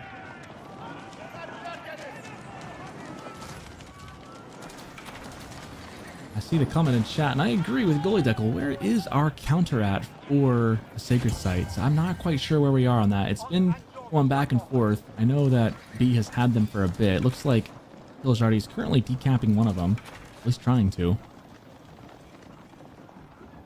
Be able to do so as well. We're up to 3 elephants now. And without gold, Kiljardi is kind of starved when it comes to an ability to take them down. Yeah, the elephants are going to spell his doom, and he's pop capped right now. Kiljardi's, sitting housed at 140. He cannot produce any more units if he wanted to. He really needs to get some houses down. There we go. Fight is being taken. Kiljardi. Not the Matters. No! The Matter's being taken down just before the fight. Oh, and the Springle mistake. goes down. Oh, he didn't pay attention. Again. There's like no hope here. Even with that Mango doing all it can, those elephants, The scholars. I mean, look how many. There's so many scholars. 19 of them. Yeah, Elephants it's just too much. are The just elephants, the AoE damage, the bonus damage up against the cavalry. Kiljardi is trying to step up, trying to snipe down any archers, but it doesn't feel like it's going to be enough. The Mangana, all the damage that it does is just getting out-healed so rapidly. At the end of the day, the elephants, they're still full health. They're pretty much all still full HP. Look at that, the healing comes in. Oh my goodness. And just like that, Gumbo's back up to full health. Reattach the torn off leg, and just like that, GG comes in. B able to win the set 3-0 against Kiljardi here, and able to move on into the playoff. Oof, tough series for Kiljardi, but you're going up against one of the world's best in B. Man, that was, and this one really came down to the map, I feel like, in a lot of ways. Just the control of the map that B exerted just made it so Kiljardi's position was frankly untenable going on beyond 15 minutes. And you can kind of see the graph agrees. After about 15 minutes, the wheels just start kind of falling off a little bit. Things just get difficult. He gets to Castle Age and then just can't do anything with it because he runs out of gold. And the presence of the military from B was just at its highest right there around 19 to 20 minutes. He was able to take a couple good fights, get up to Castle himself, and then once the elephants are on the field, and that's all she wrote. Honestly, it was just such a weird game as well. I feel like well, not a weird game, but like I think Kiljardi, he played it incredibly well. Like the early part, right? Like not letting B get any of these sacred sites for such a long time. He's had a really solid army. Just after the Castle Age transition, the first fight just got taken way too early. He should have instead like focused on raiding more, because B obviously like reinvested a lot into the feudal age military, and from there on out you just kind of want to respect that, maybe get a couple more upgrades in. The first fight being taken just a little bit too early kind of meant that from there on out Kiljardi, he just didn't have the presence anymore on the map after taking just great tactical engagements beforehand, and in the end means that B was able to close out the series there, 3-0. Yep, we were hoping maybe to see a bit of a comeback from Kiljardi. Instead, B once again slams the door. Tough game, and I agree. Kiljardi, the first 10, 11 minutes of that game, 12 minutes even, did pretty good, did what he needed to do. It came down to the map control that B had, and then the fact that he just had that feudal mass that Kiljardi just couldn't quite deal with. He did a good job where he kind of engaged and took out some of those archers. Then B just immediately pumping more of those archers out, and then once the Janissaries were swept off the field, it was just kind of over. That just kind of snowballed from there to the point where Kiljardi just couldn't get back into it. Exactly. In the end, that's how the cookie crumbled here for Kiljardi. Some really solid showings, I want to say. Especially the last game. I think that one was the closest out of all of them. But I do believe that we do have an interview ready here with 3DB, so we're going to be jumping right into that one. So ladies, further ado, here he is. B, congratulations on winning 3-0 here up against Kiljardi and being able to advance into the playoffs. How are you feeling, man? First of all, I'm glad to see you, Crackedy. You look awesome. I'm happy to hear you again. That's awesome because I have a sick with a COVID cough, and it was super difficult. I'm extremely happy that I still in the tournament. So I'm in playoff, and we have now second life, right? Because of loser bracket. So that's awesome for me. So, I mean, first of all, condolences on the COVID cough. I know that's always super tough. Like the cough, it just never goes away. It lasts for forever. It's something that I feel like we all have to deal with at the moment. Once a year. It's very annoying. But once again, congratulations, you played awesome. And also, like, it's great to have you here again, like in the interview desk. It's definitely been a while, and man, you played these games absolutely amazingly. I just want to say, like, it's always so cool to see you play Age of Empires 4 whenever you compete in these tournaments, and especially like watching that second game with Japan versus Shuji's Legacy. I feel like that was such an awesome read from you there, being able to just deny the dog play from Kiljardi time and time again, because I think like from playing with Anaton probably, because he was the one that I think or maybe you as well, sure, that did it quite early on with like the Juji fast feudal age and then trying to drop the dog. Those two spearmen completely ruined that gameplay move, and that was just incredible to see there. And I want to ask, like, that must have been something that you practiced, or at least something that you had in mind, right? So first of all, Kiljardi already showed that strategy in my first series against him, so that's why I was already prepared for that cheese. And yeah, I took that note with Barak from Annotant, and it, I think, saves my series. So that was very good. Yeah. I want to quickly get your input on that last game, because that one was, I want to say, like the closest game in the series here between the Ottomans and the Delhi there. I think it's always so difficult for me personally, I'm probably sure for quite a lot of other players as well, to judge like when you can really move out as Delhi and try and contest these sacred sites. And this one, I think at the earliest you went out like 16 minutes into the game to start contesting the sacred sites. How do you usually judge just exactly how you can move out? Because that was like just like the expert timing there when you were able to move out. I think problem that everyone just forget that Delhi OP because of no cost upgrades, and you don't need sacred sites to be the strongest Civ still. So you can wait like the whole game and it's still okay. Especially when now we have pro scouts, and at that map, if you saw, sometimes a lot of barrels in one place. So when Delhi just plays one mill and one tower, it's insane to boost the economy, which already is broken because of no cost. So I think if Delhi survives to Castle Age and get the first elephants, there is no problem to win. So I'm happy that Kiljardi did not fight with me at 15 minutes, I guess, because at that timer you have a lot of advantages with Mechtares, right? And Sipah is still better than Ghazi in huge fights, so it was a good experience for both of us, I guess. Absolutely. All right, B, once again, congratulations. You're now going to be able to advance into the playoffs. So life is now going to be a little bit easier with that second life chance that you'll be having there with the double elimination bracket. Once again, thank you so much, B. It's been a pleasure watching you play again today, and we'll be seeing plenty more of you in the playoffs. Until then, have a great evening. Yeah, bye-bye, Crackly. Thank you. See you, B. Right. Man, this was my first time actually talking to B. It's been so long seeing him like as well there in these tournaments. It's always awesome to see him play. Like I gotta say, like I've been one of the #1 B fanboys, I want to say, like ever since Age of Empires came out. Like the dude, like at the beginning with just his China gameplay, top notch.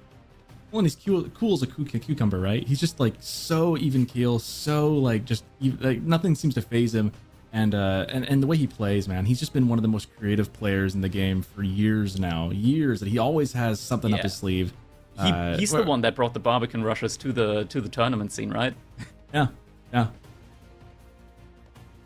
All right, but fellas, we're not done yet. We still have one last big set of the day that is waiting here, and honestly, I'm kind of fearful that this is potentially going to be the longest set of the tournament, but if it is, then so be it, because next up, we're going to be going into a set between Wham01 up against Numedan. And Numedan games tend to potentially be a little bit longer, but if that's the case, then so be it. But ladies and gentlemen, it is time for us to jump into our next last set of the day, and we're just going to keep on going here immediately. It is time for Wham01 up against Numedan. Here we go.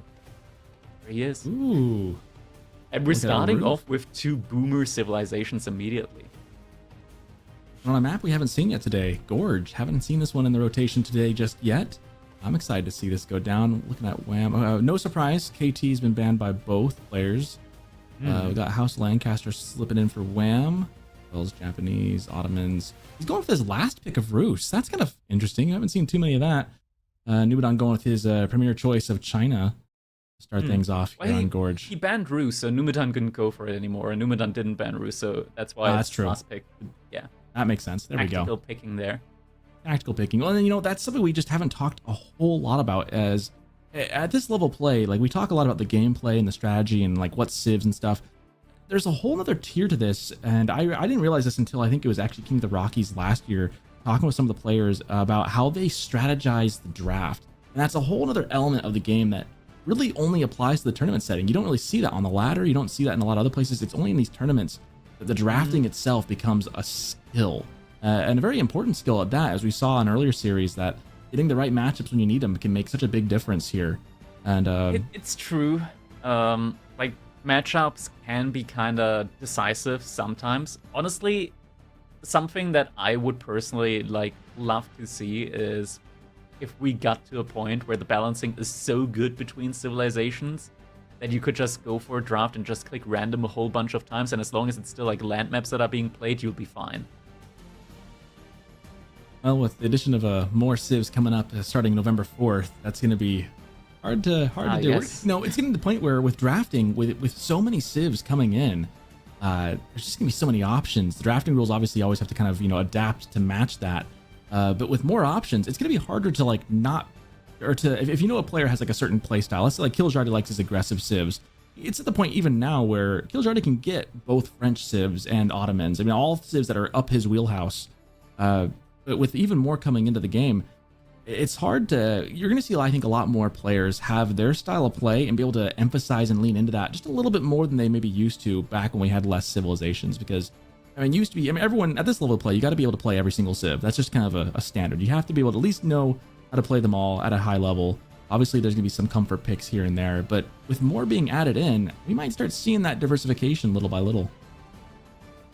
Yeah, I mean, that's always the thing with the more civilizations you have, the more different matchups you get, but also the more difficult balancing kind of becomes. We do sometimes have these situations where power creep can really like be a thing where sometimes a little like buff comes through, and for some reason there's like a second buff at the same time, and when something gets like double buff, yeah, it goes from like not viable to completely broken immediately.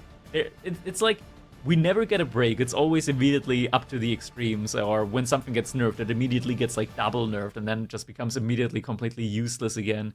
Pendulum swings very hard and very fast in this game, I agree. I kind of call it the countdown to Clown Town. You know, there's just kind of as more and more stuff comes in, you know, things can get pretty wacky pretty quickly. That said, I am very excited for the new additions coming in November 4th. What do you make of this draft? I like draft, them from a gameplay perspective. I don't like... yeah, they're going to be nice for gameplay, that much for sure. About this draft, looking at it so far, I feel like Numedon's kind of primed a little bit more for water maps like Holy Island. On the other hand side, like Holy Island and Kiljardi, I think Numedon has a really solid draft. Wham, Mongols probably on Kiljardi, Frisian Marshes, could be House of Lancaster or Ottomans, I want to say. Coastal Cliffs, I'm guessing Ayyubids. Ayyubids, I think, are pretty damn good on Coastal Cliffs. And then Holy Island, probably Japan. I think I'd agree with that assessment. Feels like, I feel like I'm going to make a prediction that he who wins this first match is going to be, I mean, obviously they're up 1-0, but I think that's going to determine a lot about how they play moving forward, because I think you're right. Numedon on the water maps, I think Kiljardi and Holy Island are going to be really, really good for him. I think Wham's going to have a better chance on Gorge, Coastal Cliffs, and Frisian Marshes in particular. Obviously, game one being on a land map with two really, really, really powerhouse civs in both Rus and Chinese. I feel like they're both sending their best to start this off. Yeah, their best, and their best is going to be, are you ready, Soccerton? Pro Scout versus Pro Scout. That's, you know, you can try and get it out of the meta, but you can take the Pro Scouts out of the meta, but you can't take the meta out of the Pro Scouts, right? It persists. Yeah, I mean, all it takes is one little patch, just, I don't know, get rid of it. Just get rid of it. It'd be gone forever. I do think it's in a pretty okay spot. It is, but at the same time, it's still so annoying to play around. And yeah. I miss the times. I miss the times where you were able to raid deer spawn. Right? Like nowadays, the deer are no longer out on the map. They're inside someone's base.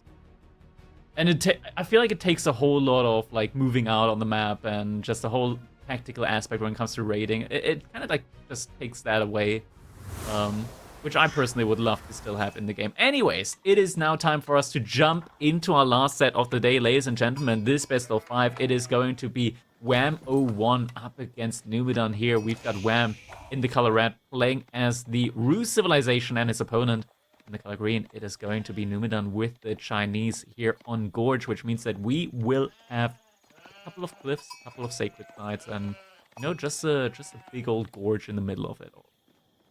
This is one of my favorite maps of all time. I love to play it, love to watch it.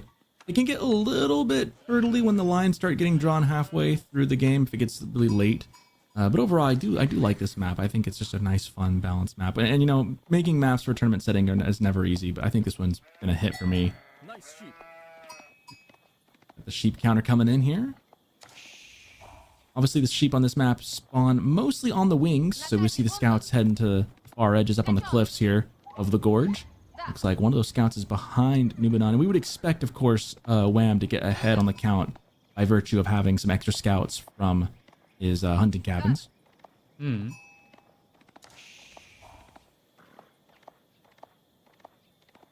Moment, yeah, Ram. He's already gotten a lot of these sheep in, which is unfortunate for Numidan because with the Chinese, you do have a lot more line of sight on your scouts, so you really shouldn't be too far behind. But the additional scouts that you get as the ruse kind of, you know, can make a pretty big difference there as well.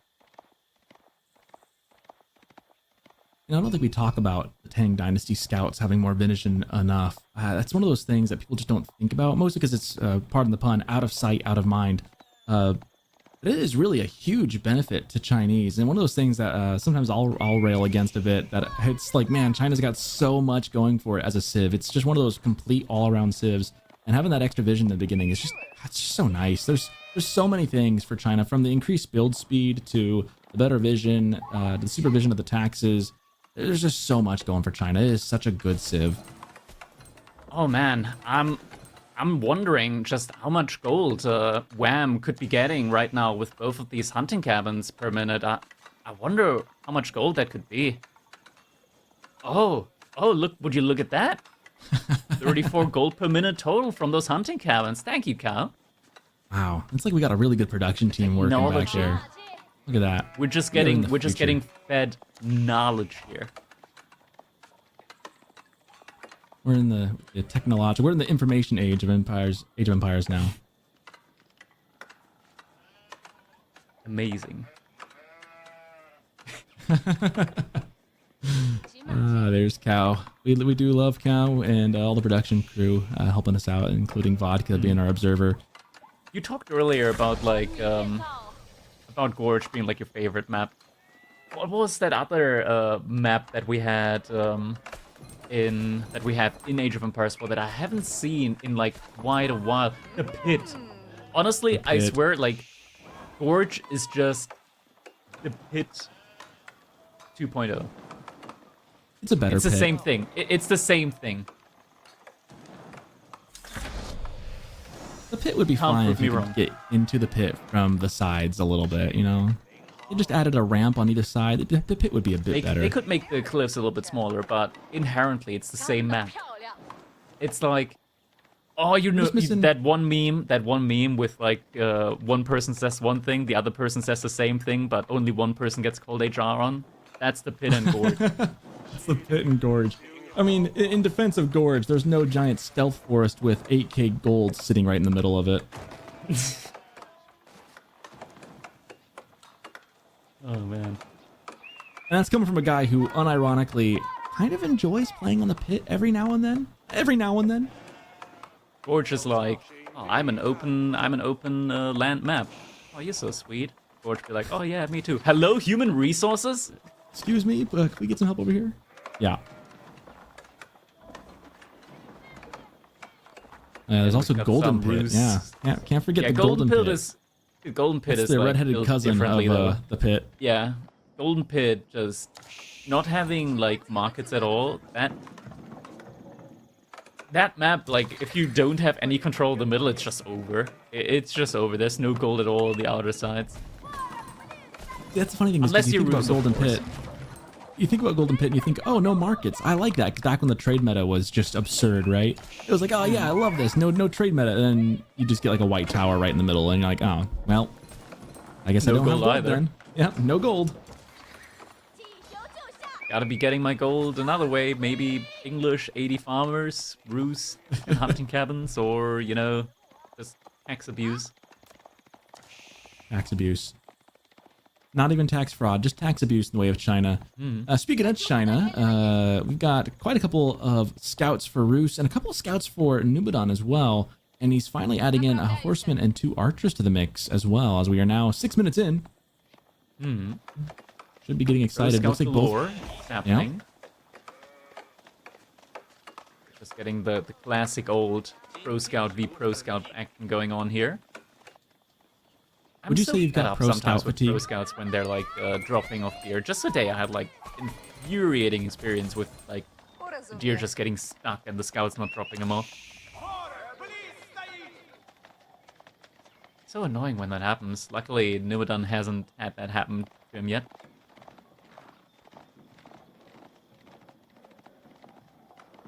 At the deer so far. I mean, Wham, he's got a lot more scouts, so the deer should be coming in quite quickly for him. Nubadan, that's a lot of archers he's sending out forward. Wham already reacting with a knight on his side, though. I'm a little worried about Nubadan's unit composition here, because the knights win this. I mean, there's a lot of archers, so Wham's got to be careful early on here. Once he gets like 3 knights, Nubadan's going to need something better than 10 archers and a horseman. I mean, without the blacksmith upgrades in, like the 10 archers can reasonably take down the knight in a reasonable amount of time. Should be fine overall, I want to say.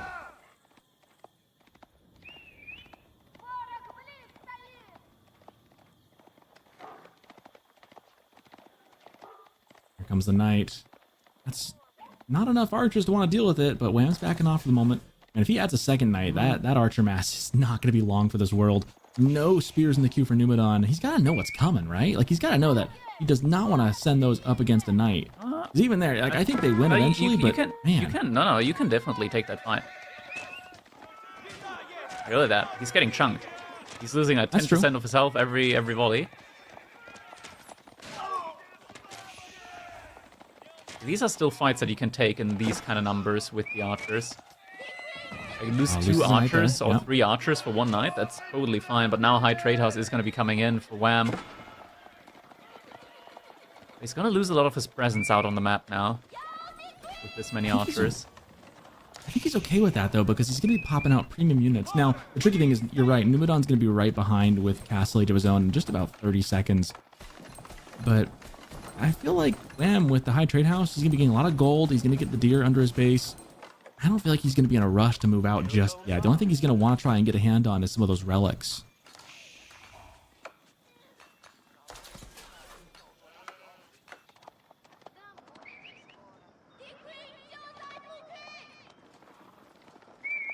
Right, now just about to be able to hit the field. Age up for Nubadan should be coming in now. There we go, Imperial Palace is going to be the choice here for Nubadan. But we talked about this plenty of times now, that the issue with China up against Rus, when it comes to just massing knights against knights, is that China tends to run out of food a good bit earlier. Look at that, Nubadan trying to take away some of the deer from Wham, and Wham vice versa also trying to do the same thing here.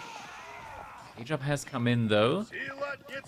Nubadan doesn't have enough units out here now in order to deal with these knights anymore. The remaining archers are going to be sent back actually here to deal with these knights. Just 1 archer. It's going to take a while to take down the scout. I'm just going to have a bit of a window here. He's going to get a couple more knights. He's going to have about 5 on the map here in just a second. And Castle H upgrade coming in right about now.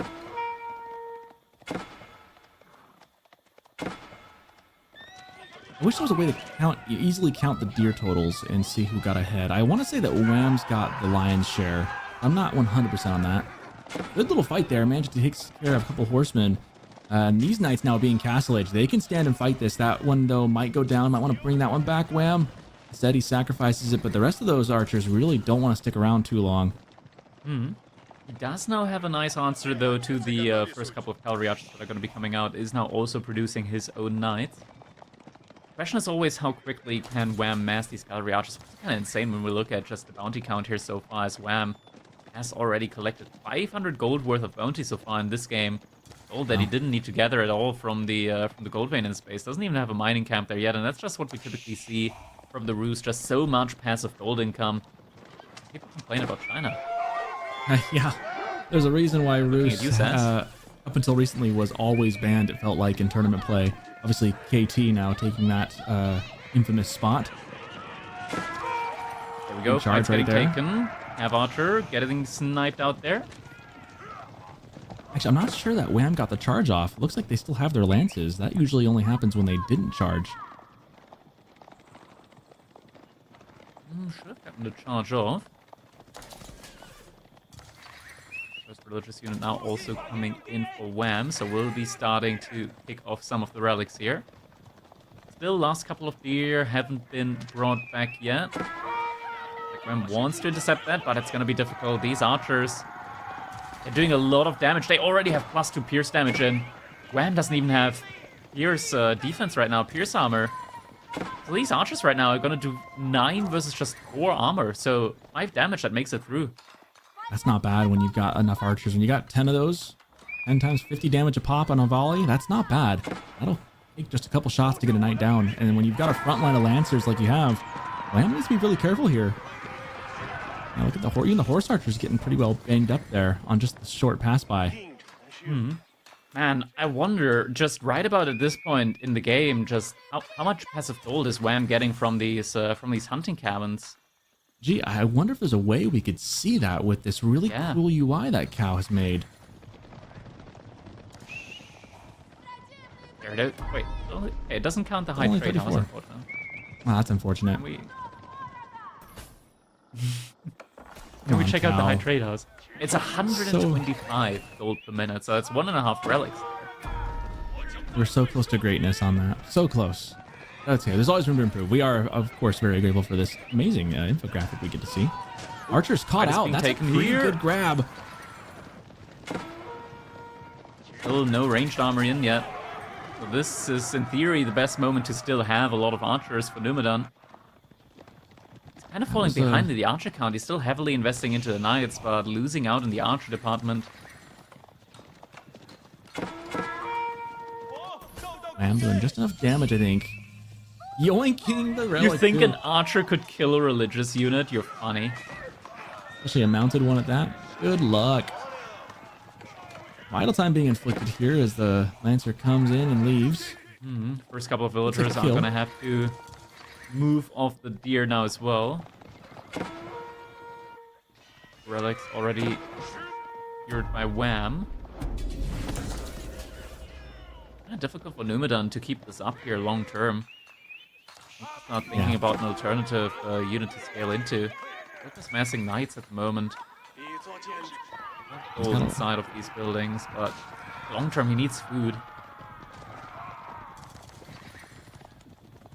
You know, these kind of games always start out very slow with pro scouts, where it feels like not a lot is happening, and then you get to Castle Age, and it just kind of ends up being just all hell breaking loose. Knights just running all among the map, but yeah, Wham's in a really good spot. Those horse archers are becoming a massive problem, and that's really not something Numedan wants to even send his archers against. He's only got 13. It's not enough. His army's kind of caught spread out a little bit here. Right, There's at so least Knights +1 armor trying now. to charge around from the other hand side. Is he going to be able to really get any pickoffs there? Not quite. Yeah, horse archer is just the mobility here from Wham's army composition. He's just able to run away. Now sitting at 1,000 bounty already. That's pretty ludicrous. Now, Numedan does have 4 Imperial officials. You'd think that some of those tax he's got, we saw quite a bit of tax revenue stuck away in some of those production buildings. We see the tickets here from the Golden Gate being used. So Wham, making the most out of the landmark. That's something low-level, like mid-ladder players might forget from time to time. They got to make the most out of that landmark, making the trades. Zico's looking really solid, though, overall. Actually, look at the food numbers for Numedan. He is starving right now. Yeah, Yeah, that's the issue, right? Like, once those deer run out, the berries aren't really going to be able to sustain full night production anymore. And Wham, he still has a lot of deer inside of his base. Oh man, starvation ensues for Nubodon as the Chinese. He's got a good mass right now, but he could not replace it if it all went to hell. And it just Let's might. get some walls up. Able to get them up. The boar is going to sustain him at least for a while longer. Tries to get the relic here.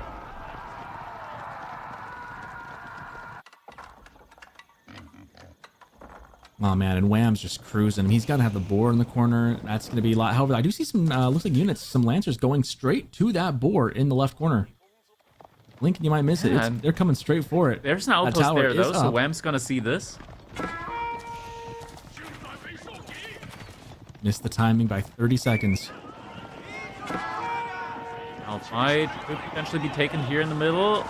Arch comes through. A couple of cavalry archers are going to be taken down. Good catch out there. Does Wham have Boyer's Fortitude yet, is the question that I'm asking myself. Don't think I've seen it come in yet for him. And it hasn't been researched yet. That would really help him take these big fights, because right now, I gotta hand to Nubodon, he's got the bigger military mass as of right now. The army value, pretty neck and neck as well. Knight is fending off here from the villagers. Some are still going down, though, from the looks of it. Not killing him quickly enough. Same time, another fight ensues here, this time even with the warrior monk buff coming as well. Still missing one of the Fierce Armor upgrades. So Knights are still taking a good amount of damage here from the archers from Numedon. They just have to be so careful on the retreat here. These cavalry archers are doing so much damage. Oh, and like more little groups of in. run-bys here from Wham. This is the difference right here, is Wham able to distract the main army and then just kind of get in here and sneak in some more damage. The army's getting trapped, kinda. Numedon's actually getting a pretty damn good trade in here on both sides from the looks of it. Actually, never mind, he's losing all of his knights here. Knights go down, and Wham now in the driver's seat. The numbers look skewed, but those archers dropping in droves. Here comes the reinforcements, and now this might be a bit much. Wham might need to back off, and he does. Down to, so 2 IOs have gone down. Wham has taken down 2 of the 4. Meanwhile, also 10 villagers killed as well, only to 1. So a little bit of damage inflicted by Wham. It does look like the food income is dropping once again for Numedon. He is starving once more. He was onto those berries and moving on to some boar, it looked like. But he is going to run out of all periphery resources, and then it's going to be time for a farm transition. And we see that Wham already kind of on that, but Numedon's going to be caught behind the 8 ball, not having any source of food once everything else dries up. But at the moment also still in Tang Dynasty, hasn't reached Song Dynasty yet. In order to be able to make a granary switch up here. Would also help him long term with villager creation. It's sort of like adding in a second TC almost, because you're getting an additional villager every minute. Great pull by Wham there, good vision. Cavalry archer mass is rebuilding up behind this. Numedon now getting a lot of resource in with the berries there. And investing everything into even more knights yet again. But this time Boyer's Fortitude is in, so the army from Ram, it just has so much more value. He's also getting that final ranged upgrade as well that we've been waiting for some time. So these archers now are just tickling the knights instead of doing the 4 damage they were. Now, Numedon had a lot of wood at one moment there. He was pushing close to 1,000. He spent a little bit. I wonder if he's thinking about maybe trying to get a farm transition going. The problem is he's going to need the food now. Like, the transition needs to be happening right now, and I'm worried that he doesn't make something happen soon. Those berries are just about completely consumed. He's going to get off as he was trying to capture up one of the sacred sites. The archers, they're running a little bit too far forward. Are now going to start focusing down the cavalry archers. They don't have enough firepower to one-shot them, though. And the knight count from Numedon, it's kind of going down a little bit too rapidly here. He's trying his best, but suddenly Wham has more knights remaining here compared to what Numedan has. It's all the boy has hoarded to 25 bonus health on every single cavalry unit is just too much here for him in order to be able to win this fight. The Saint's Blessing as well from the Warrior Monks. Yeah. Really adding a buff to the military as well. Really helping carry that with Villagers here Fortitude. What they're about to do. More knights coming in, but it's just not enough. Wham's also streaming in more knights. These cavalry archers just doing so much damage. They have way more DPS than these archers up against these armored units. Just courtesy of having much higher base damage. Numedan is forced all the way back, but he doesn't have the means to keep reproducing this army. He has Still in literally Tang no Dynasty. food. Yeah. It says 1,200 a minute, non-stop but producing. the moment it comes in, it's just produced. He's just It's on the doing last everything he berry can. pad. And Wham, he smells the weakness. He's just going for it. Meanwhile, he's like Wham is still just chilling on deer inside of his base. From the hunting cabin. From the great Hunting cabin, high trade house. Yeah. High Trade House just providing the extra deer, the extra food, on top of providing all the passive gold that it does. Wham is just cruising, and he's gotten onto that boar as well. He's really done a good job of diversifying his portfolio, if you would. He's doing great. The stonks are up for Wham, as those horse archers are just wreaking havoc in the base. 15 villagers killed so far now. Can Numedan find a way back into this? I wonder. This is the Farms difference. have been added in behind all of this Yep. as well. That's the difference right there. Is Wham, it wasn't a massive transition. It wasn't like a light switch being flipped on. It was more like a sunrise coming up, you know? Just a general gradual rise in farms, adding them in little by little by little, making it a real transition and not just a change, not just a swap, which just makes that continuous production so much easier.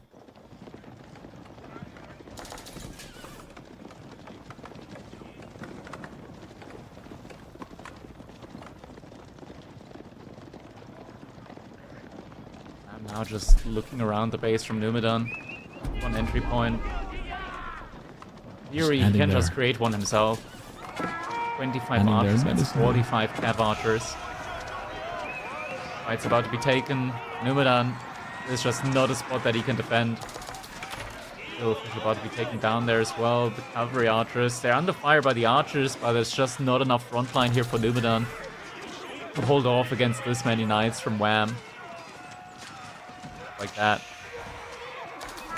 The army from Numedan vanishes, and so do his chances in this game, number one.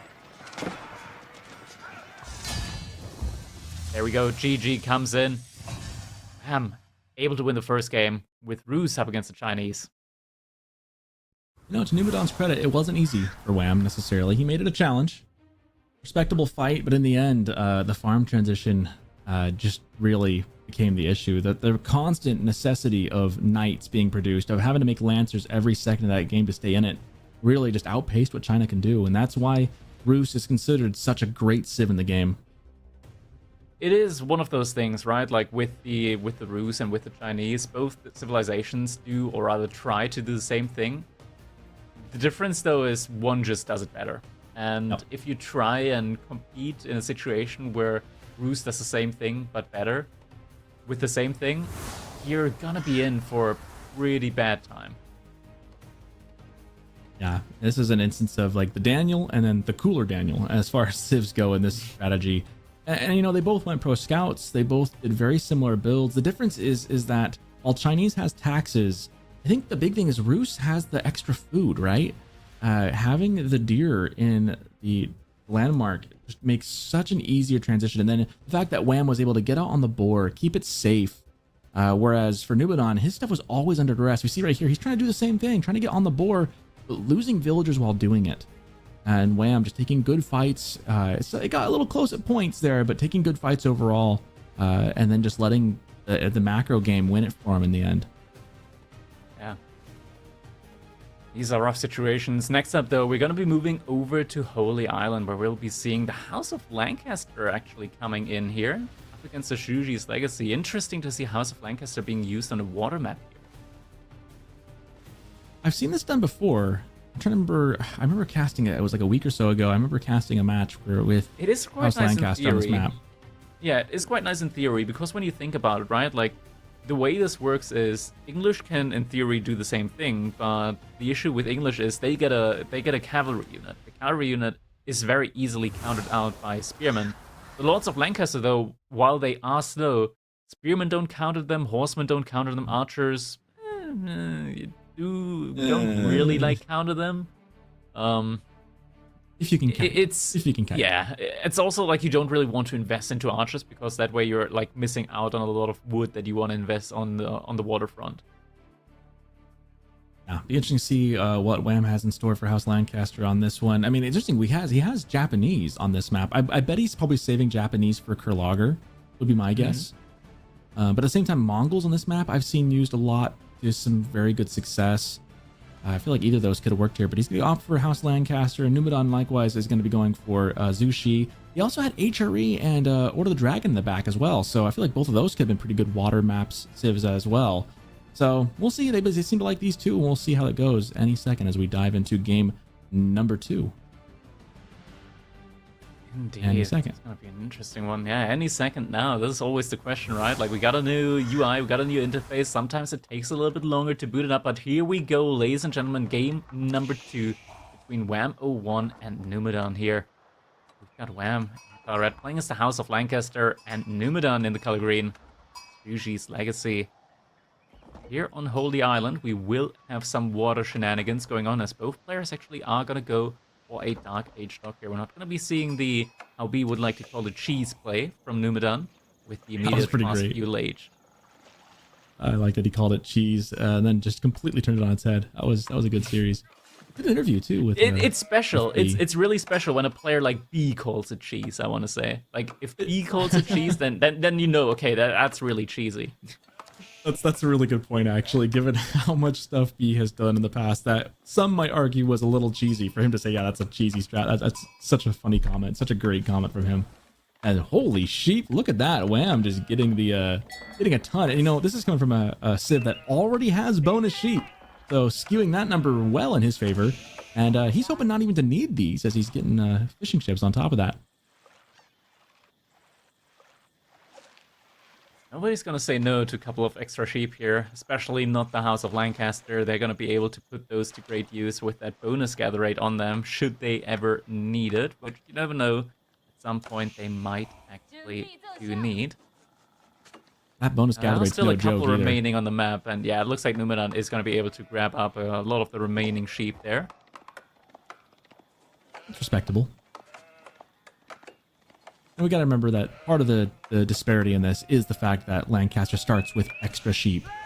Something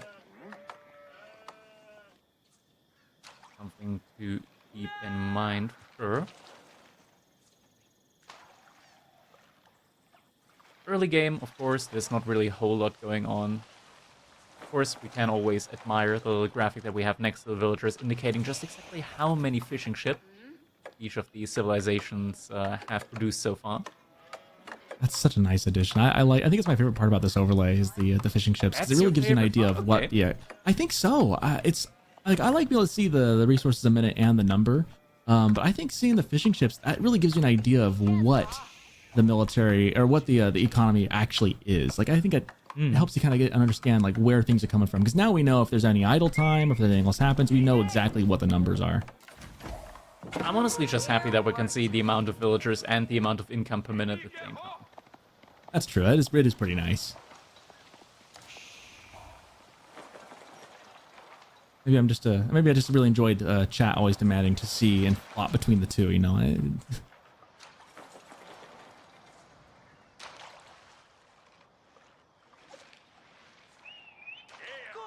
Well, not much. Like you said, not much to talk about here. If you were to Moment at least. pick a civ in Stuff this, is just building up.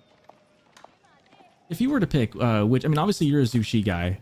Which civ do you think is objectively better, though? Taking your love of Zushi aside. It always depends on the spawn here that we are getting, right? Like, Numadon, in the middle of the map, there is a disgustingly good spawn for Meditation Garden.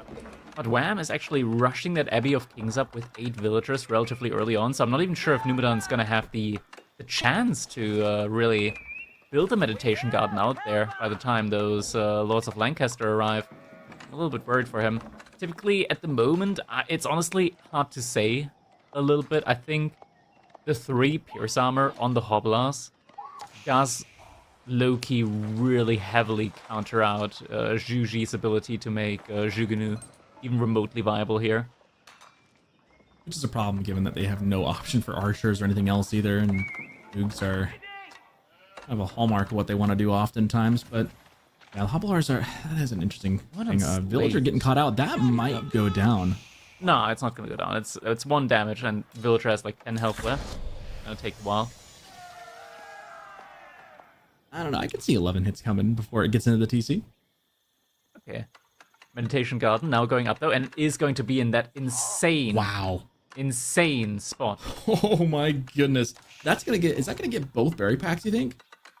No, it's not gonna get both berry packs. It might get like 1 or 2 bushes from the other berry pack. So we're gonna be looking at the large berry pack here. That's gonna be 48 food. We're gonna be looking at a gold vein. We're gonna be looking at 2 additional berry patches. That's gonna be an additional 12 food per minute. So like 60 food per minute, 75 stone per minute, 25 gold per minute, and give or take 6-7 wood per minute.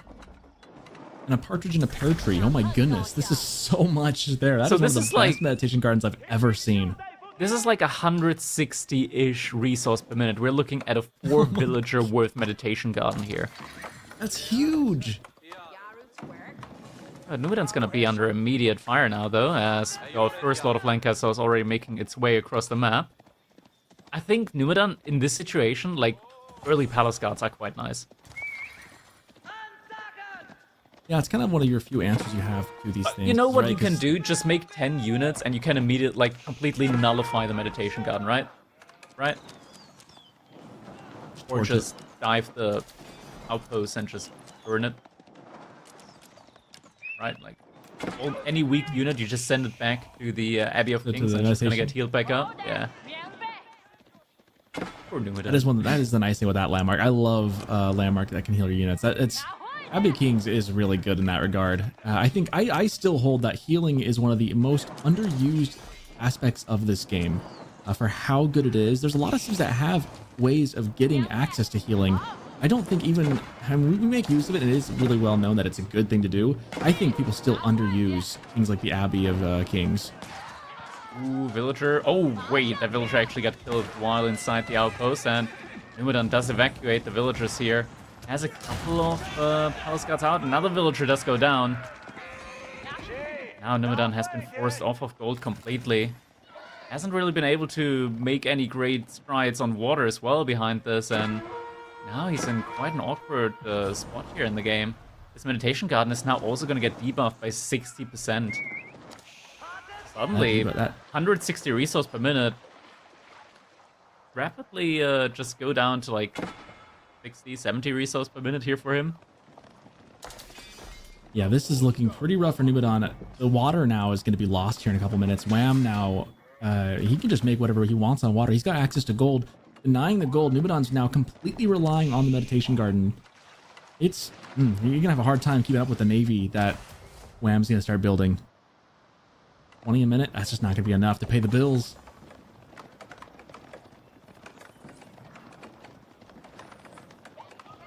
Yeah, Wham's still looking for potential entry points here into the base of Numidan. Numidan does have a couple of additional fishing ships, so he's made up a little bit in the department of economy in that way that he's lost so far.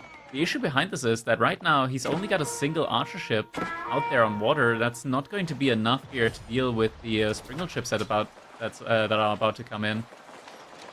He is soon going to have enough stone for an emplacement, for naval emplacement. Yeah, now he's going to be struggling a little bit. This isn't going to be coming in time. And he's got so much on fishing, 15 fishing boats. And he does have some taxes from the he can get in, but even with taxes and meditation garden, that's just not enough to supply a naval force necessary to keep your control on water. Wham now just being pesky here. And he's just going to keep ramping up the pressure in a little bit. I imagine as he just keeps getting more wood, he's going to keep producing more fishing ships. Eventually, he could win water here with what he's done. It's just going to get burnt down. How far is the meditation garden? I think it's already burning at this point in time. Not quite. There's one tanky landmark. Stay up for the longest time. a couple of spearmen now with the army from Numedan, but the issue is that the Lords of Lancaster, not only are they really tanky, but they're also just, they have a lot of base damage as well, so even the armor, the 3 armor on the Palace Guards doesn't mean that much. And Wham behind this, like, he doesn't need to invest much more. Like, Numedan's gonna have to do major investments to really deal with this, and Wham, he can just age up. Yeah, he could have maybe doubled down on the water and taken over water, but he's not even bothered. He's just not bothered because he knows Numedan can't produce any ships. So he's like, yeah, you might build 1 ship. Let me just go castle real quick and then really take over the game. This is a huge position of power and quite the statement by Wham, be able to put this down. He's just cruising right now. Absolutely is, and now Numedan, he's in a painful spot. He just reinvested a lot into the water on his side, and all of these investments now kind of fall flat as Wham's just aging up, and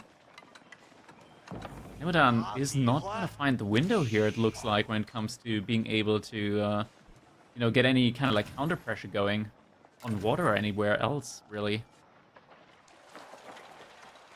Triple docks now for Wham. He is so very much in the driver's seat on this match. Numedan, I mean, if you look at the numbers, like, yeah, it's pretty close. 14 to 18, 50 to 49. The problem is that age up is just absolutely massive. It's like, what did Wham really need to invest into, right? Like, he didn't need to make a barracks, or at least not until Castle Age. He just had the Lords of Lancaster come out from the landmark. Then he made like 5 Hobbler, something like that. None of them ever really died. Numedan had to invest into double barracks. The Palace Guards are quite expensive. Well, Wham hasn't made a single manor, as Observer is pointing out at the moment. But you don't typically make manors that early on. Yeah, on water maps especially. With the water control he has. And yeah, Numedan's gotten a couple boats on the field. He's making more, trying to make as much as he can to reclaim water. Bit too early. This is a little bit too early. There's still a hand cannon placement, which does do a fair amount of damage. Oh, that's a raid at the same time. The Hobbler is actually able to pick off the Imperial Fisher, and the wall isn't really closed up as well. What is with this map and open walls? It's not just this map, apparently.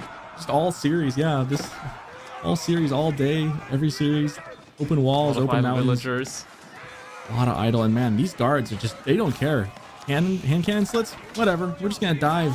Wham, just showing no care at all here. Honestly, at this point in time, like, Numedan needs like an additional 2 or 3 outposts in his base with hand cannon placements. Because there's just so many more Earl's Guards coming in after this. And the Lords of Lancaster just aren't going down. They're taking so long to kill. Behind this, Wham now also rebuilt up a navy on land, on water rather.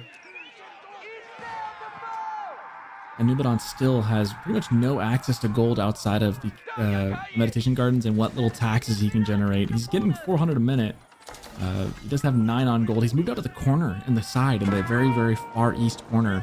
So he does have some gold access, and that's how he's been able to make some ships. The problem is, though, he's back in age, and he is nowhere near aging up. Actually, wait, take that back. He's aging up right now. I didn't see that. I'll rephrase this. He's nowhere near having a big enough military to deal with this, even in Castle Age. There we go. The Earl's Guards are now going to dive deep into the base here from Wham. From Numedan. Wham's completely ignoring the military. He's just going for the economy kill, and 2 demo ships looking for a snipe on the economy. And they're gonna find a couple of ships there, and Numedan, he calls it right there. A little anticlimactic without the big boom, but I think we knew the writing was on the wall on that one. That was a classic castle into GG for Numedan, putting everything he could into that. Just getting too far behind the 8 ball with Wham, with the easy age up and the aggression early. And that's a rough one, man. Lancaster looks really good right now. And you know, PuppyPawn, Wham's brother himself, was saying that it's a really easy civ to play. It's really good. The lords are just really powerful, and we're seeing that on full display here. House of Lancaster. This Wham really made it look easy, and I mean, as an easy civilization, this was just a brutal, man. The Lords of Lancaster, a couple of Obla, they forced so much of a reaction here, and Nimodon was not able to really feel the army in time. As insane as the Meditation Garden placement here truly was, it couldn't make up for the difference there. Yeah, well, it's tricky when it's right smack dab in front of where your enemy's troops are walking to get to your base, right? Like, it's super far forward. It's not like it's off to the side or anything like that. And wham, just, you know, immediately with the pressure. I mean, what can you do against this? Up though, we are going to be moving over to Coastal Cliffs, where we're going to be seeing the Iubids matching up against the Malian civilization here. It's also like quite an interesting one, because I feel like we've seen it time and time again with the Iubids, right? Like, they're one of those civilizations with a very unique unit, granted the Manjanique, where many civilizations struggle when it comes to like really diving or pressuring the base of an opponent. The Manjanique kind of like does it all. It's an anti-unit, anti-building, anti-everything sort of siege unit that you can invest into as the Iubids, like on the field as well, far forward. It's so good. It's so good. And I, as a guy who really loves playing as Iubids, I like don't want to say it's overpowered, but and the trick is you have to invest a lot of money to get it. You have to invest a lot to build them. So the answer is just don't let your opponent build them, right? Don't let your opponent invest in all that. It's a huge investment. But once they get them on the field, once you get 4 of those suckers going, like, good luck. It's game over almost every time. Wham. You know, and this is one of those few civs. I think Iubids actually has a pretty good matchup into Malians. We've been talking about how Malians is one of probably the best civs in the game, I think, in this tournament setting. We've seen it win time and time and time again. This might be the chance where we see Malians finally put back into its place a little bit, because those Manjanique are just built to destroy what Malians want to do. What was that A-tier victim blaming there, being like, oh yeah, you're about to tell like a burn victim, yeah, maybe just don't go near fire, man. Maybe just don't let your opponent build up these medieval like fire siege weapons. They're so good. They are so good, and they're cool as heck. I mean, they're so fun to watch too. They're so fun. It just gets a little bit broke when there's like 5 of them, and suddenly the spread damage just suddenly kills like units in spread formation. That's what makes them so good, right? Is because most people know that like the fire damage doesn't actually do that much damage to units. It just doesn't. It's meant to destroy buildings. So you can have your archers and take a full volley of 4 shots. The tricky thing is you can't avoid the shots because it's spread. But yeah, they can take a couple hits. The problem is when you take 2 hits, 3 hits, and then 4 hits, you're dead. Like, you can't run away from it. It does take a while to get there. But once they get that 4th volley, 3rd, 4th volley on it, your whole military is getting just decimated. Here we are now in game number 3 between Nimodon and Wham01. This is now match point here for Wham, as he is sitting at 2-0 at the moment in the series up against Nimodon. And we are on Coastal Cliffs this time around, as Nimodon in the color green is going to be playing as the Malians up against the Iubids in the color blue here, being played by Wham01. First couple of houses already being put up around the pit mine, as one does, as the Malians, of course. Wham, he's just gonna be busy collecting sheep, gathering berries, and thinking about what kind of age-up wing he's gonna be going for with the Iubids. Is it going to be an early Dervish wing? Is it going to be growth wing? Probably growth wing, I would personally say. When you're up against the Malians, like the early Dervishes, feel like typically you're able to keep the Dervishes alive quite easily. But the Malian Donzo just kind of means that you might not want to risk getting the Dervishes out early. Yeah, I definitely agree. I feel like going for the extra 3 vills, get that bonus, take the Dervish and Castle. Usually with the Iubids, it's the same couple ones. You just kind of alternate which one you want to use, when I think in this instance it would make a lot of sense, like you say, take the 3 vills and then grab the Dervish when you castle up. Wisdom now being built by Wham, so is soon going to be able to click that age up. Now being returned to work after finishing up those houses on the pit mine. We'll soon be able to see exactly which wing Wham is going to decide to go for here. As the He's got his vills spread out, so he definitely could be going for the economic, growth wing. So usually you see the vills spread out methodically on the berries like that. They want to spread out so they don't eat up the whole bush. That way it gets the bonus food once you hit the age up for the growth wing, adding, I think, 50 food a bush. Or is it 100? It's 50 or 100 on each bush.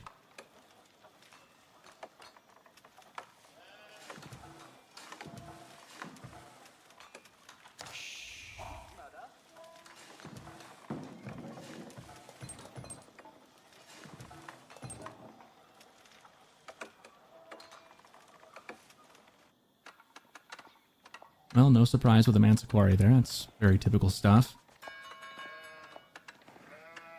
Worth about 2 villagers there in income with the Manticore. Makes a lot of sense.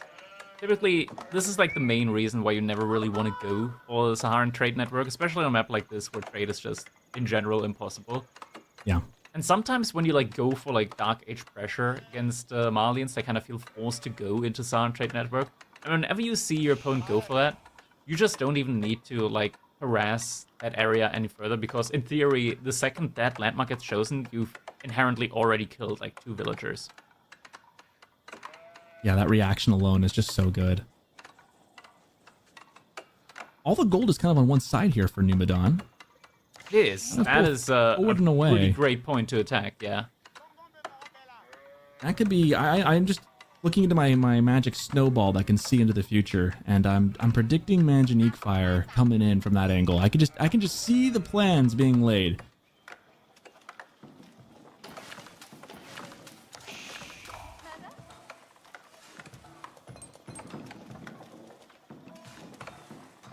Now just about complete. Typically the game plan for IU bits when you're up in this matchup against the Malians is you kind of want to like skirt the line a little bit. You want to like make some units, and we do see the stable coming in here, but you don't want to take a fight until you hit Castle Age. You just want to force your opponent, the Malian player, to make units throughout Feudal Age. That way they can't easily like go for the cattle transition, the cattle cow boom.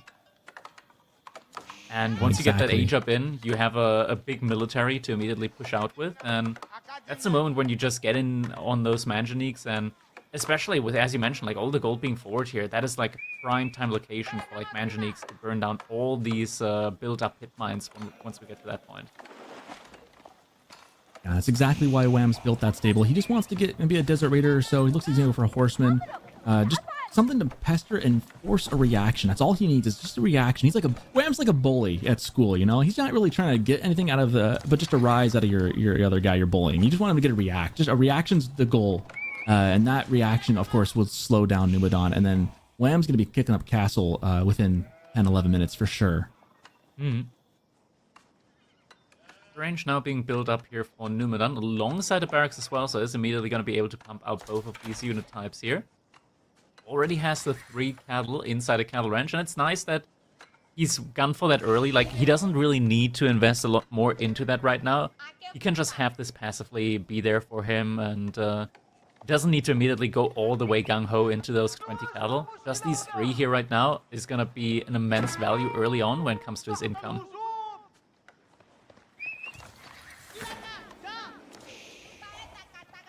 A benefit, as weird as it sounds, with like having all the golds on the same side is also, like, especially for a civilization like the Malians, which are making mostly infantry at this point in time, is you don't really need the mobility. That's true. He can just stand and fight and be a prickly porcupine. Just say, hey, come at me. And usually when you see that, you want to go around. That's going to force Wham to be a little bit creative. But again, the tricky thing is that prickly porcupine is going to have a hard time catching up to a bunch of mangonels right in front of their base. Or sorry, Manjanique. So, and that really is like the win condition here, is Wham's going to try and get some raids in, try to be pesky, be annoying, and start targeting those pit mines. But once the siege gets on the floor, I'm really curious how Numadon's going to respond. If he can find a way to snipe it, and this is the tricky thing with the siege, right? The siege is a huge investment. If you can get that investment swept off the floor, and you can somehow get on top of those, maybe with some Sofa, maybe with some, I mean, you can even use the Invisible Boys and go for some Musafati and maybe surprise it. If you can find a way to get on top of the siege and pop it all and get it out of there, then Wham will be really, really behind, and then the cow boom can maybe get going. But the tricky thing is that's a player like Wham's not going to just let you have a freebie. So you have to be really careful with when that happens and have some kind of a plan, because now with with the siege changes being what we are in 2025, you can't just snipe the siege with a Springle anymore. You got to get on top of it with some kind of cav or find some way to get there.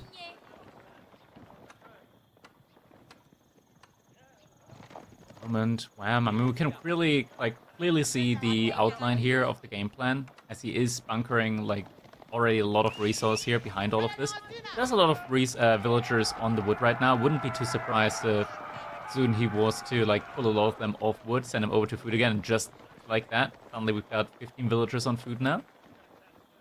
Guess there was a lot of villagers that were building a mill or an outpost in the forward berries there as well. Manifesting that one there. Yep, there we go. While he's still actively investing into military at the moment, the game plan for him 100% is to eventually click up to that castle age. He has gotten that reaction as well. The archers are now going to be able to find some villager kills here on the left-hand side. That's going to force the entire army from Numidan back. Great vision by Spots it Numidan. in time. Great movement here from him. The formation shuffling really helping him out there. Those villagers moving at lightning speed. That was really fortunate that he had vision. Now, if Wham had a scout with those archers, they would have shot over the forest, and that would have been a much different story. But good on Numidan for catching that, not losing a single vill. It's so important. If you lose a villager or two, that could set you behind a solid amount. Behind this, Numidan is now just investing a lot into the cattle, but he needs to be so careful here because Wham is about to be able to click for that age up, and Numidan, he's got nothing in the bank. He's non-stop investing into military units at the moment and still behind in military count to what Wham has. With 7 cattle on the field at the moment, this is the moment where Numidan really has to think about, okay, I gotta stop making more cattle. Now is the moment where I gotta age up because Wham is about to, with Master Smiths actually. Okay. Interesting one. I did not see that one coming. He does already have a blacksmith, so he's immediately going to be getting all the tier 2 upgrades in. That's a lot of value that he's getting out immediately. This is a spicy choice. I mean, usually you go for the Dervish Wing because the healing is super good, but also snatching like all 5 relics right as you get into Castle Age feels really good long term. Wham knows that. I think I'm imagining just that Wham's time zone wise, he's a little bit tired at this point in the game. He's not gonna make this one a long game. He doesn't care about getting in the relics. He just wants to like immediately like manjanique and kill. I mean, he's just in Canada, right? It's only like 3 in the afternoon where he's at, isn't it? It is 3 in the afternoon, but the thing is that he had to wake up early for this, right? That's true. That's true.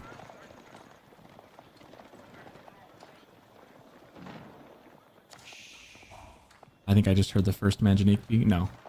Sounded like it for a second. Well, I heard the noise. Maybe I was hallucinating a little bit. Oh, there it is. Okay, I did hear it. I was like, I thought I heard it. Battering ram. This? Not what I would do, but you know what? You do you, Wham. You do you. You know, you're going for Master Smiths. You're building rams. I think manjanique are better. Maybe even OP. I'm sure he'll add some eventually.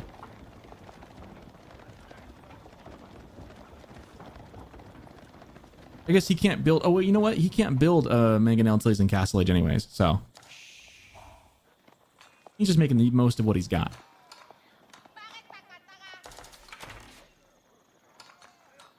I'm at 14 cattle at the moment for Numidan. He's halfway up to the next age, resource-wise. Yeah, this age up from Wham, I feel like it's gonna hit him hard once that comes in.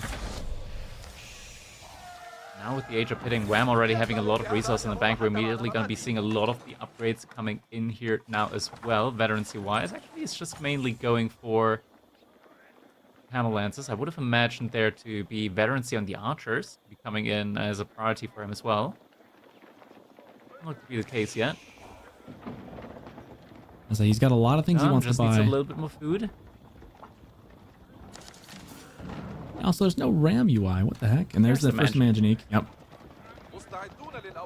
Just in time for the Grand Fulani Corral to come up. Man, this push is going to come in right when Numidan is going to be aging up.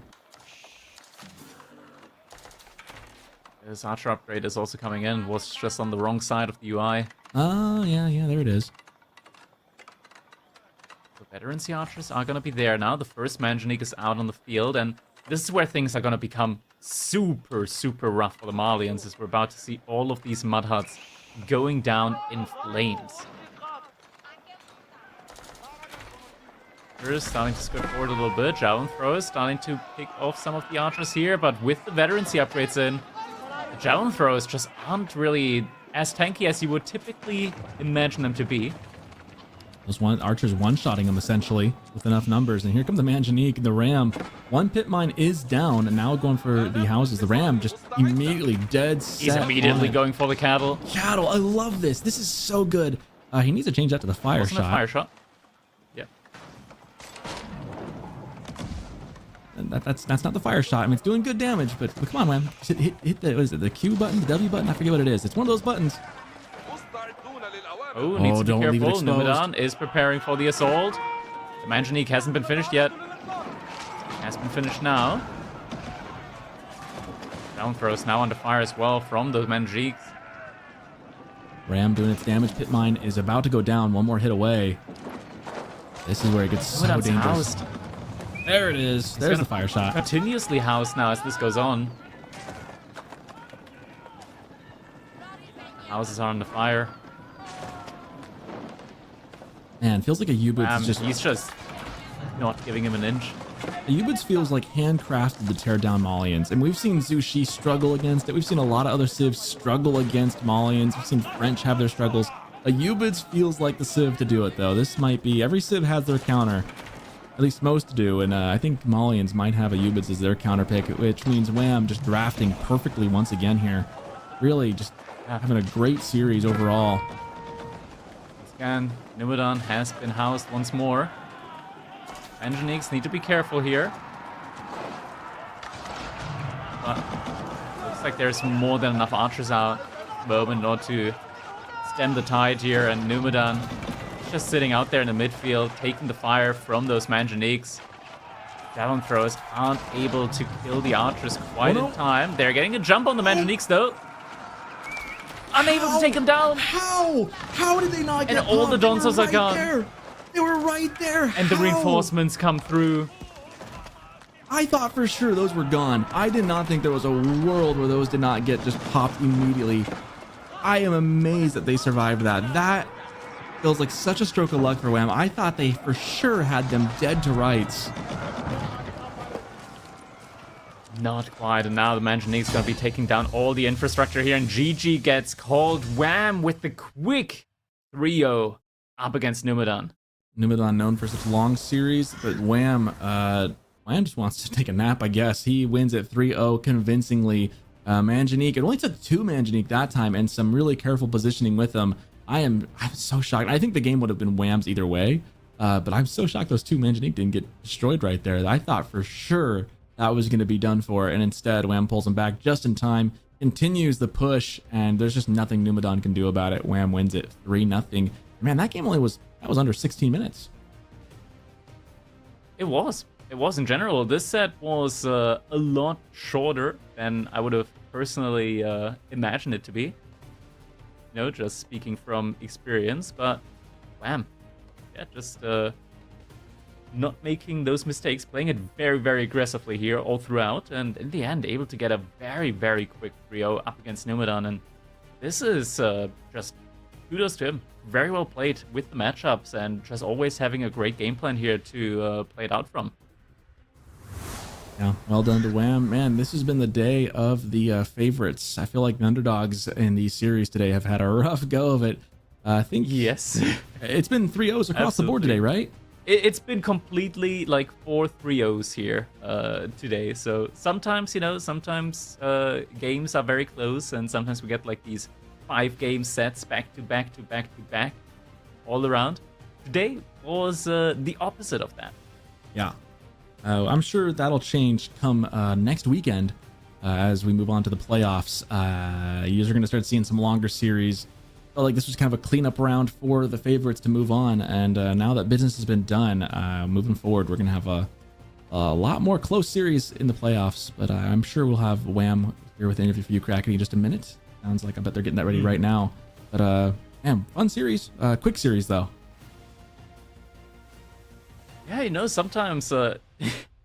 sometimes the best things don't don't last forever, right? Blink and it's gone. All right, I believe it is time. Wham01 is here for us now with the winners interview. So let's just jump right in over here, ladies and gentlemen. Give it up for Wham01. Wham, congratulations, beating out Numedan 3-0 here today. Means that you have qualified for the playoffs for the EGC Masters Fall. How you doing, Demene, man? I'm doing good, thanks. Thank you. I'm happy to qualify. It's always tough, you know. There's a lot of good players in the game right now. Definitely. I feel like at the moment the pro meta is, well, pro meta. I feel like the pro scene in general, there's just so many like really high profile players at the moment that like compete at such a high level. Like we got players like Mia, for example, or CSO players that I feel like sometimes have like really mixed performance. Like on one day you feel like, oh my god, this player is so good, they're like in the top 5 for sure. Then the other day it's like more of like the normal, what you would expect from them. But it's like these up and down performances where at the moment it feels like in the current meta, anybody can really like take a game of anyone. And I think that's really where Age of Empires 4 is at its greatest at the moment as well. Yeah, I agree. I think there's a lot of really strong players. I think Numedan included. I think he could have, like, anyone in you know, there were 4 3-0s, but I think, you know, someone has a good day, someone has a bad day, that can switch up fast. And I agree with you. I think Mio, Micah, CSO, there's just a lot of people who are making unexpected runs more and more, I think.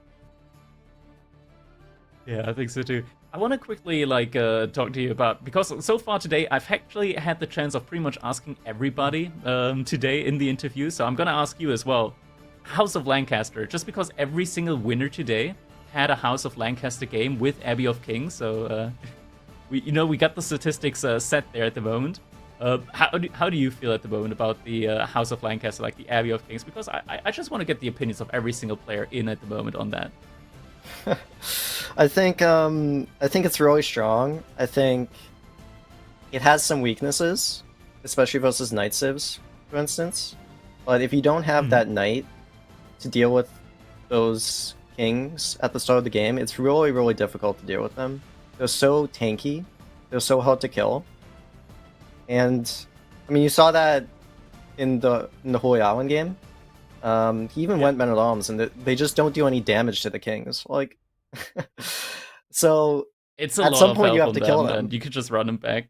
Yeah, and you can heal them. So it's quite difficult. Like it forces a massive investment against them. Yeah, and typically you wouldn't think as House of Lancaster as like a Holy Island kind of civ, but you just get so much value from the Kings that it kind of is, right? Just because of that landmark in particular. Yeah. It is pretty strong, but I mean, you had some, like, I want to say, like, drafting-wise, I think you also drafted really well, right? Like, getting Ruse into China, I think that's, like, one of the best matchups that you could probably have against China or Zhuji in most situations, right? Like, just the being able to outlast your opponent food-wise with the high trade house, it is just a ton of value that you get there. How were you feeling, like, when you saw, like, the massive archers there? Were you like, okay, he's playing directly, like, into my game plan here? Or were you, like, worried there for the archers potentially, like, doing better against your knights? I saw, like, you had, like, we're missing out the armor upgrades on those knights for quite a while. And, like, for a while it looked like, oh, those archers are actually going to be trading out fairly well. How were you feeling there during that time? I want to talk about that. I just want to first say that, yeah, I was really happy with the draft. All of the matchups that I got were matchups I wanted. And, you know, that doesn't always happen, right? Like, sometimes you don't expect what your opponent picks. Anatan, for instance, I wasn't expecting Delhi at all on Coastal Cliffs. So I was really happy with the way that I drafted versus Numedan, and not so happy the way I drafted versus Anatan, or the result that I got from there. Yeah. But I learned from that series and kind of corrected my mistakes. But with the Archers, I wasn't too worried about it because I kind of, as long as I get most of my Dira, I'm happy because he can't attack my base, right? And if he does, I'll upgrade the Spring Emplacement or something, and then he's trapped in Feudal Age for a little bit longer. So as soon as I got most of my Dira, I was content with going Castle Age, playing more defensive, and trying to get the relics. Hmm. Definitely worked out for you there. I want to quickly get your information on one thing, because PuppyPawn mentioned, it probably is similar for you, I'm guessing, practice-wise. How are you feeling practice-wise, like overall at the moment? I know PuppyPawn, he said that he thinks that he's practicing with little, like, too few players. Do you think that you have the same issue? Maybe it's time to, like, bench Magic for a while, or how are you feeling about that? Yeah, I agree. I'm not practicing with as many people as I could be, but I think the issue is that who am I supposed to practice with, right? I think Anatan and B practice probably with each other, Vortex and Luciferon. You know, if you practice, like, there's only so many people you can practice with, especially if you're like top 8 to 10 consistently. And I agree, I'm not practicing with as many people, but I'm not like super unhappy with my practice currently. I think it's going fine as long as I feel comfortable within the matchups. And today I just felt really comfortable with all the matchups I had, and a game plan every single time. I think if that's the kind of draft I can get, then I can go really far in this tournament. But, you know, sometimes you don't get it, sometimes you do. I just hoping that I can kind of walk that way into the rest of the tournament here. So. So you feel like if you get like a draft, the same one as you would get today against Anatan, you definitely have like a lot better chances there as well. Yeah, I mean, obviously I wouldn't win, you know, but if I play well, I think I have a really good chance at doing well, right? Yeah. Yeah, I agree. All right, Wham, once again, congratulations. This means that you have now qualified for the playoffs in the EGC Masters Fall. It means that you now also have that second live with the second elimination bracket there. That's always going to be nice to have, that little bit of peace of mind that even if you do lose, you're not completely out. And yeah, with that, once again, thank you so much for playing for today, and we'll be seeing plenty more of you, because EGC Master Fall, this is truly where it only has just begun. So once again, congratulations, Wham, and we'll be seeing plenty more of you in the EGC Masters Fall playoffs. Yep, thank you so much. And all right, and with this, we are also kind of coming to a close now, aren't we? We've had a lot of games today, granted, a lot of quicker series than we've had in the past today, but sometimes, you know, sometimes the good things, they go by quickly, but it is not over. We still have a lot more things to go over, and by the way, we're gonna give you guys a quick little preview of what's gonna be coming up during the next weekends, as we are gonna be taking a look at our playoff bracket here. And as we're gonna be taking a look, and these are some very, very hot-looking fellas here, as we are starting off with Marine Lord up against PuppyPawn there at the top bracket. Louis MT up against Wham, Vortex versus B, and Anatan versus Luciferon. Oop. Well, sometimes things work, sometimes they don't. The important information's still there, right? Yeah, we still see everything that we need to see, right? Like, we've got Anatan there twice. One is with the new mugshot, one is with the old mugshot. It's always nice to, like, look at where you came from, right? We get the idea. Man, you know, you look at the quality of players coming up on the best of fives in the quarterfinals, and gosh, I'm looking at each of these. Marine Lord PuppyPawn, that's a premier matchup. Louis Wham, premier matchup. Yeah. Vortex B, Anatan Lucifer. I mean, goodness, these are going to be just absolutely insane games, and I'm very excited for next weekend to see these. This is going to be back to back to back. I mean, I think the 3-0s are going to probably be a little fewer and far between throughout these days. And I mean, next weekend's going to be just insane. Yeah, I'm looking at like Vortex versus B, Louis MT versus Wham. Like, Wham has been making like very, very good impressions so far, and like he's all around just like, I want to say, like, not just during this tournament, but like a couple of weeks before or months even before that in previous tournaments, he's been absolutely looking amazing. And I think like if he's got a chance at the moment to beat Louis MT, I think this is probably it. Like, this is really where he can pop off and be in his napalm era, so to say. Yeah, well, and to use his words, you know, if he gets lucky on the draft, if he gets the matchups he wants, then yeah, I think he really could go really far on this. You really, I mean, I don't know. It's hard to predict what's going to happen, but man, we could possibly see a PuppyPawn Wham in the semifinals, depending on how that goes. Of course, PuppyPawn's got his work cut out for him as well with Marine Lord going up. I mean, it could just as easily be Marine Lord and Louis. I mean, goodness, these matchups are just going to be absolutely insane coming up. It's Marine Lord. We know he's just going to make archers. Just make horsemen. And There we go. Easy 3-0. Yep. All right. Yeah, this is what's going to be coming to you guys in the EGC Masters Fall, starting with the playoffs next weekend.